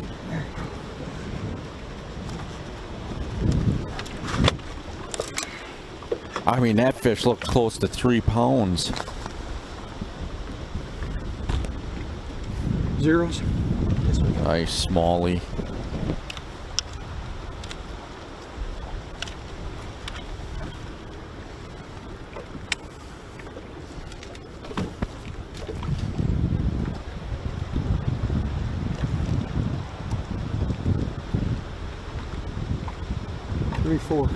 Wow.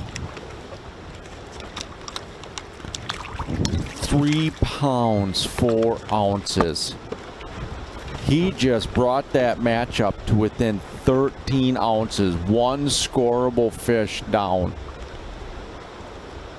Cade is sitting at 12 pounds. Daryl now at 11 pounds, 3 ounces. 15 minutes to go. 13 ounces behind him. Another keeper.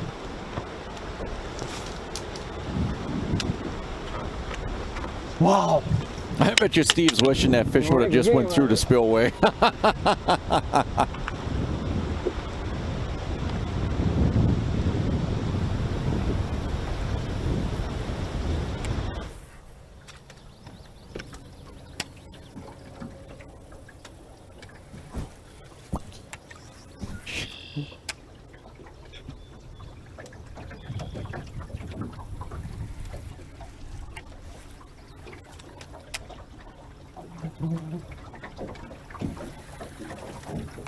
Back with Kevin and John. Kevin working down that bank.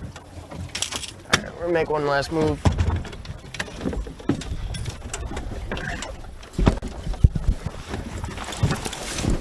Have you seen everyone's weights lately? Yeah, wait till you see this. What's that one match? What's the highest weight of the day right now? What's he got?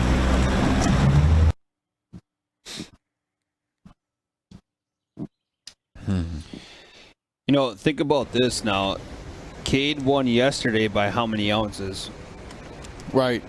And now today he's in that same spot. Right. And you got to wonder if he knows yet.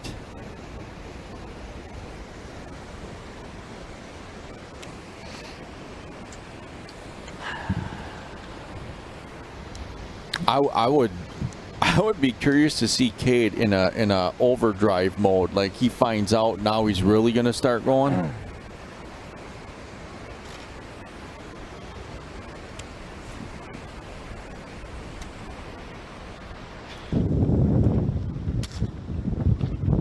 There we are with Cade and Daryl. Wow.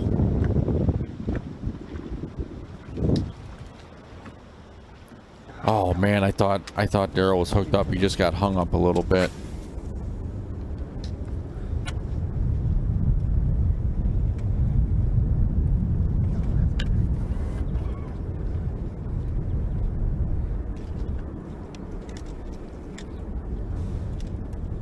But Daryl's got a mess now. Dude, I think I'm gonna run. I'm crazy.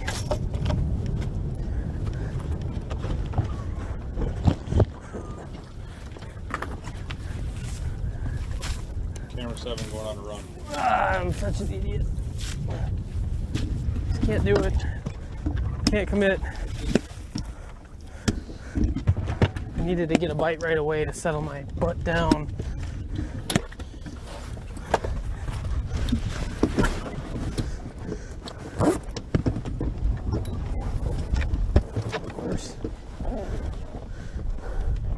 Only gonna have about. I'll have 10 minutes to fit.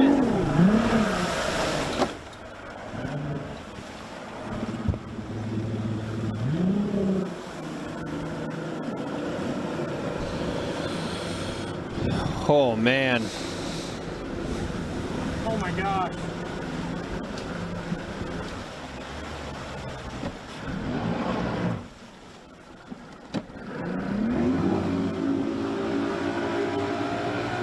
He just saw the way live.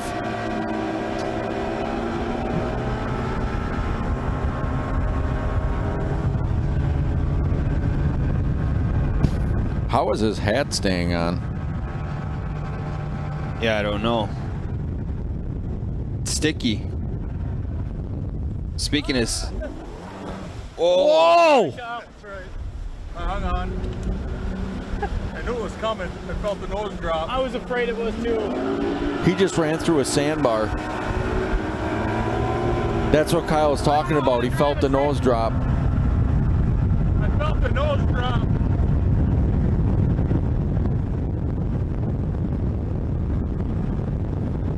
Well, this is what a stress ride looks like. You saw a freedom ride. It's the stress ride. Jeez.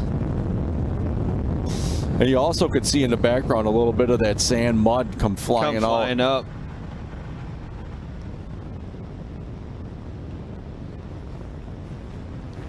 2-pounder. Oh my gosh. Oh, the drama of head-to-head. I mean, before we get too far into it, you want to bring up sponsor screen, Zach, or are we too much into it right now?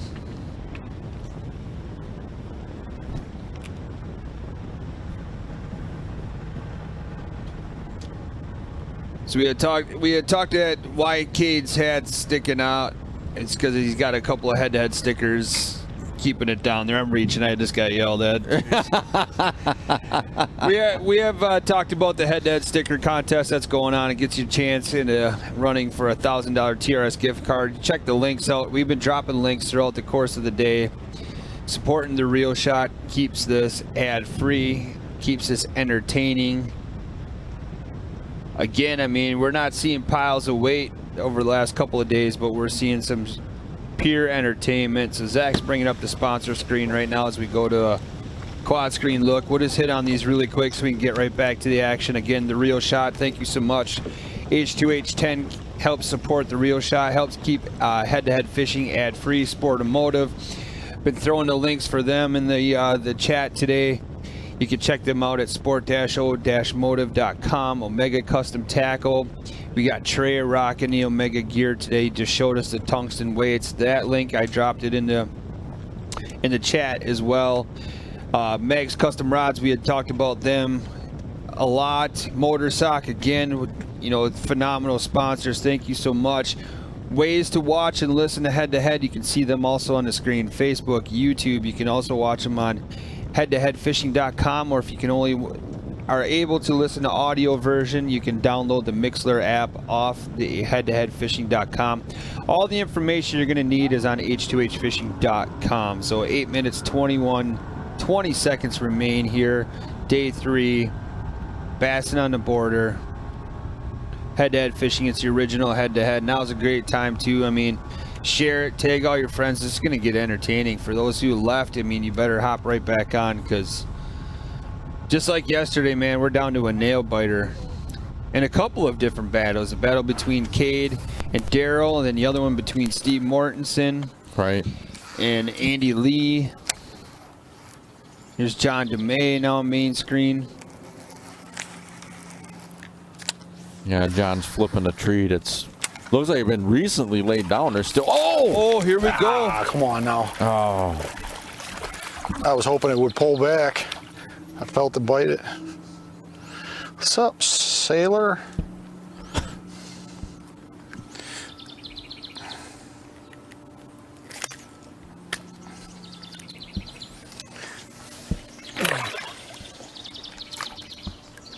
Again, it's white bait. Yeah. Swim jig. We've been seeing a ton of them. Yeah, if you're going to the Mississippi River, jump on, use the code. Yep. And get yourself plenty of white. A jig and get a keeper bite, potentially.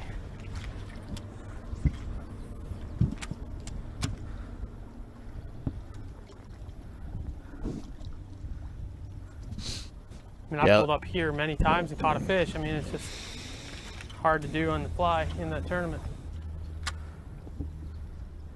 Yeah, 7 minutes. It's gonna be. I don't want any updates from here on out. Thank you. Yeah. You told me on the way here you didn't want any, so I wasn't giving you any. Yeah. Oh, I did? I don't remember. Okay. Cool. Yeah. I just don't want to get spun out in the last 5 minutes. Oh. It'll be what it is. Oh! Literally. Oh my God.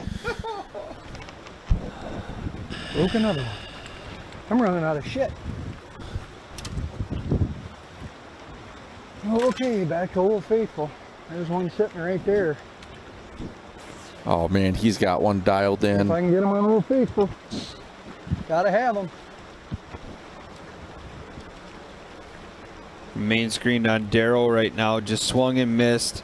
Right. Thought the fish came back and hit. Turned out he was hung up. Cade is making another move right now. Here's our matchups. Wow. So Kevin and John, Kevin's got a nice lead on that one, 11 pounds, 8 ounces. Looks like Kevin's going to advance. We got Andy Lee and Steve Mortensen. Remember, that one's still gridlocked. So that could potentially go down to the most non-scoreable fish that were caught today. Trey and Kevin Herlitsky. Trey's up 5 pounds, 1 ounce with 2 fish. Then the battle that everybody's watching right now between Cade and Daryl. It's a 13-ounce separation. Cade has the lead, 12 pounds over Daryl's 11 pounds, 3 ounces. So we got 2 battles right now that are just tight. Oh, man. And the crazy thing is, you look at Daryl, he's at one of the battles. Right below him, and Steve is in the other. Yep.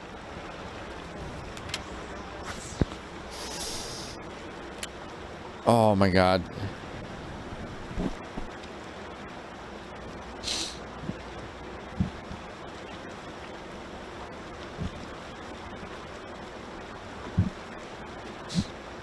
The time has, it must seem like it's standing still for Cade and flying by for Daryl. 4 minutes remain.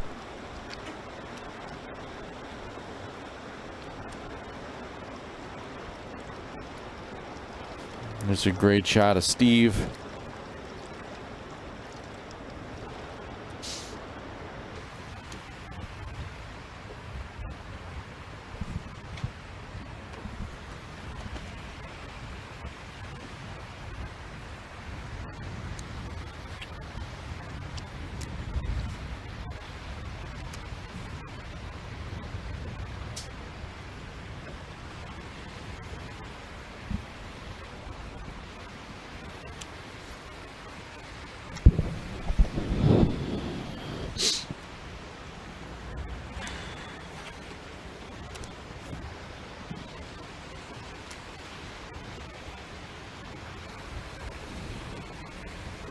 So here's the real deal. I mean, this is why you wait 5 hours. Yeah. You can't look away. No, I am. You cannot look away because things change so fast. So this is that tied up match. All right. So this is going to be separated here if it stays like this with 2 minutes remaining. But there's very little current, and that I don't really care for. Now Cade's talking. Oh! Look at how fast. Right now. Yeah, that's a good point. He cannot afford a penalty.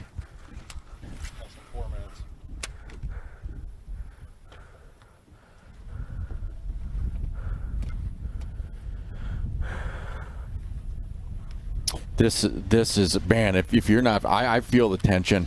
It is just unreal right now. So if we look into... Oh, I want that clock to go faster and catch one right now. Come on. Oh. Oh, I hope he doesn't catch one in the last few minutes. Come on, man. Then you remember how the interview works, right? Yeah. So we're going to... I think we're coming back to studio, going to the water for some interviews for the winning anglers. Right now, there's a couple of matchups like this one right here that are still undecided yet. Right. I mean, if this one ends the way it is right now with a minute 35 remaining, it's the most non-scorables caught today, which is going to be close because Andy's caught quite a few fish, a lot of pike, but it's only non-scoreable in the bass world, right? So I think Steve might edge him out because he has the most non-scoreable bass caught today. Correct. And then that matchup between Cade and Daryl, we're a minute away from that one being wrapped up. And you're going to want to stay tuned because Cade is probably going to have an interview of all interviews.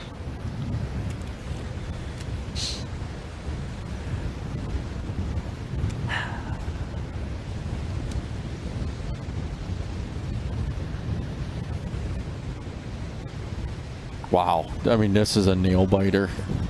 Oh my God! 40 seconds. As long as it's above the gunnel. Oh, it's a pike! It's a pike! Oh no!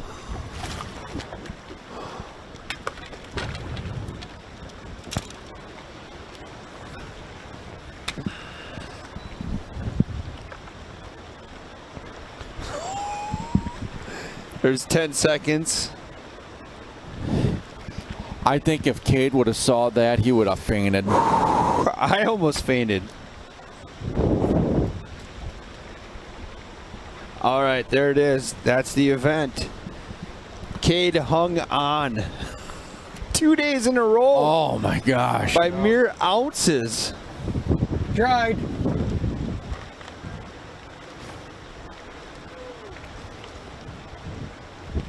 Yeah, I think I just want to see the reaction here. That would have been a bass.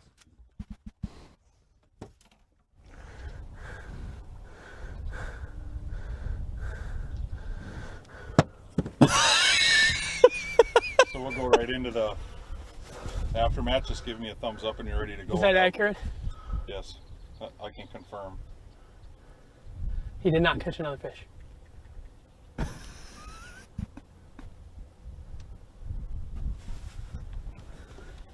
You won. I did? You did. So give the camera a thumbs up about 5 seconds before you're going to go into your interview. Let me put my hat on, please. Just roll into it. I have to give my interview already? Okay. Let me just give it a little chug first. Yeah, just look. My mouth is dry. Holy cow. Okay. Man, what a day. I mean, I was emotional yesterday, and I'm just about at a loss for words today. I mean, Daryl, what a fight. And, you know, couldn't be a nicer guy to compete against. Daryl, like I said earlier today, is just a great guy. He'd give you the shirt off his back, and it's an honor to take him down today because he's been cleaning house in the Wisco Bass tournaments the last 2 seasons, winning Angler of the Year last year, I believe, and I think he's in leading Angler of the Year this year. So he's no slouch on the water, and he's no slouch on Pool 7. So I feel really blessed to beat him. And again, it was an absolute grind today, tooth and nail for every single bite. And tomorrow I think is going to be the same. I fished all new stuff today. Like a lot of it I didn't even practice, just trying to fish the moment and fish clean. And I feel pretty good about how I fished. I mean, I didn't miss a lot of fish and make a bunch of critical errors, but other than spinning the boat out on Kyle, and hopefully he'll forgive me for that one. But tomorrow's a new day, and I'm really thankful to be moving on. This format is unbelievable. If you've never thought about trying it, you should really look into it. So.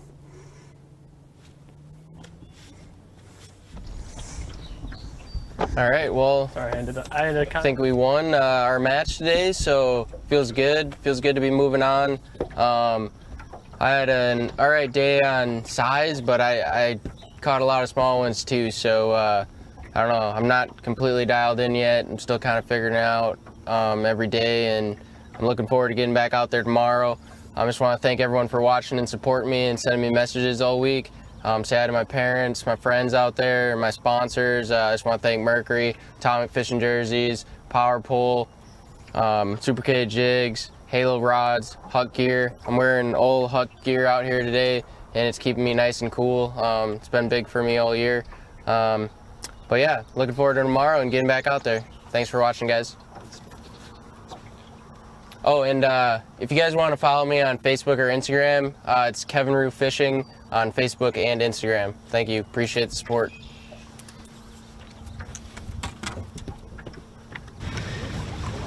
Grinding them out, just frogging and flipping the missile destroyer. Awesome day, beautiful day. I mean, you can't ask for a beautiful day. I mean, it's 70-some degrees out. It's incredible. I want to thank Head to Head. Awesome event. I guess I'm fishing Friday maybe, so that's gonna be fun. We'll make a custom tackle, the tungsten, the jigs, Lewis boats for getting the boat ready, Dobbins rods, Seagar. My wife, I think I'm coming home Friday night maybe Saturday morning, depending on how things go. So thank you everybody for watching. Yesterday was, from what I hear, like record-breaking views for the stream. It's awesome to have the support, and we'll talk to you guys later. Thank you. Camera 5 interview. Nerves are just like shaking, man. That was not pretty. A win's a win. I don't care how you get it, man. You do what you got to do, you know? grind it out and grind it out. That's what it took. So, wow, so tough. So, should we do it right here? You bet. All right. So today, not a pretty day, man. Just grinding it out all day right here. I mean, I was gonna stick here all day. I made one move, caught nothing, and came back here by the spillway. It was tough, man. It was a tough bite. I mean, I switched it up. I was throwing that wacky rig again, and I switched it up. The only thing I caught my legal fish on, or the big one, was that white swim jig or swim bait, and that was it. That was tough, man. And then the last half hour, he catches one and ties me. Oh my gosh, that really put the pressure on. I was like, what am I gonna do? So yeah, that was crazy, man. But I don't know.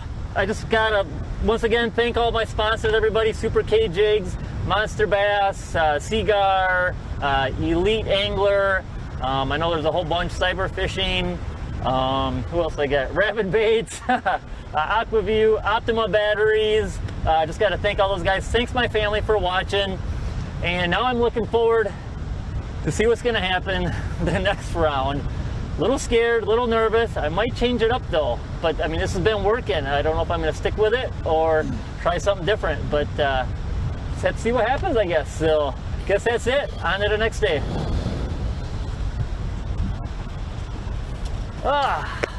Who needs fish catches to have entertainment, right? Wow. I was barely hanging on. We were both barely hanging on. Wow.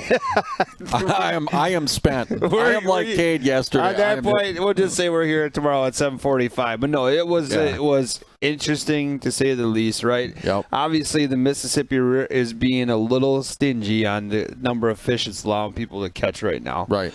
But you're still watching some super entertaining live tournament fishing is what's going on. Educational. Look at the stuff Cade ran into today, or not ran into, but drove his boat into, and then had to turn around. Oh, man, that was awesome. And get back out of. And, you know, we heard from John about just the turmoils with the sandbars, right? And how that's a part of river fishing. You know, you have to learn how to deal with it. We saw Cade run through a sandbar. Almost, like you said, he almost spun his boat right out. Yep. Right? And we just saw so many things today where you learn so much. Today, you know, again, every day has been different from the previous day, and we're seeing guys make adjustments, and it's just been crazy. And I cannot wait to see, you know, going into tomorrow, you know, you heard Steve talking about, well, not sure if he wants to leave that area.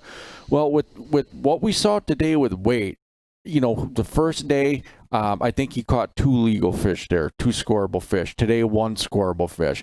I'm not sure that he's going to be able to advance another round if he's not able to put some more fish in the boat. You know, so I mean, that's something to keep in mind. Not saying that area couldn't turn on or it couldn't change. You know, maybe start there and make a quick adjustment. Yep. But no, it's going to be interesting. The thing about it, if Steve goes back to this spot tomorrow, which I would at least check it, the first thing I would throw would be that swim bait. Right, the white swim bait. The swim bait. And I would maybe toss around a couple of different lures of that color. Yep. A swim jig, you know, maybe even a spinner bait. Something. Fluke. A fluke would be a great idea in that area. Obviously, he knows there's a concentration of fish there. Right. Now, maybe after all the pressure has subsided, maybe they've seen the wacky a couple of too many times, and you know he hit it the nail on the head there. He said, "I caught my fish on the swim bait." Right. So you would think, again, we're armchair angling back here. Easy to do.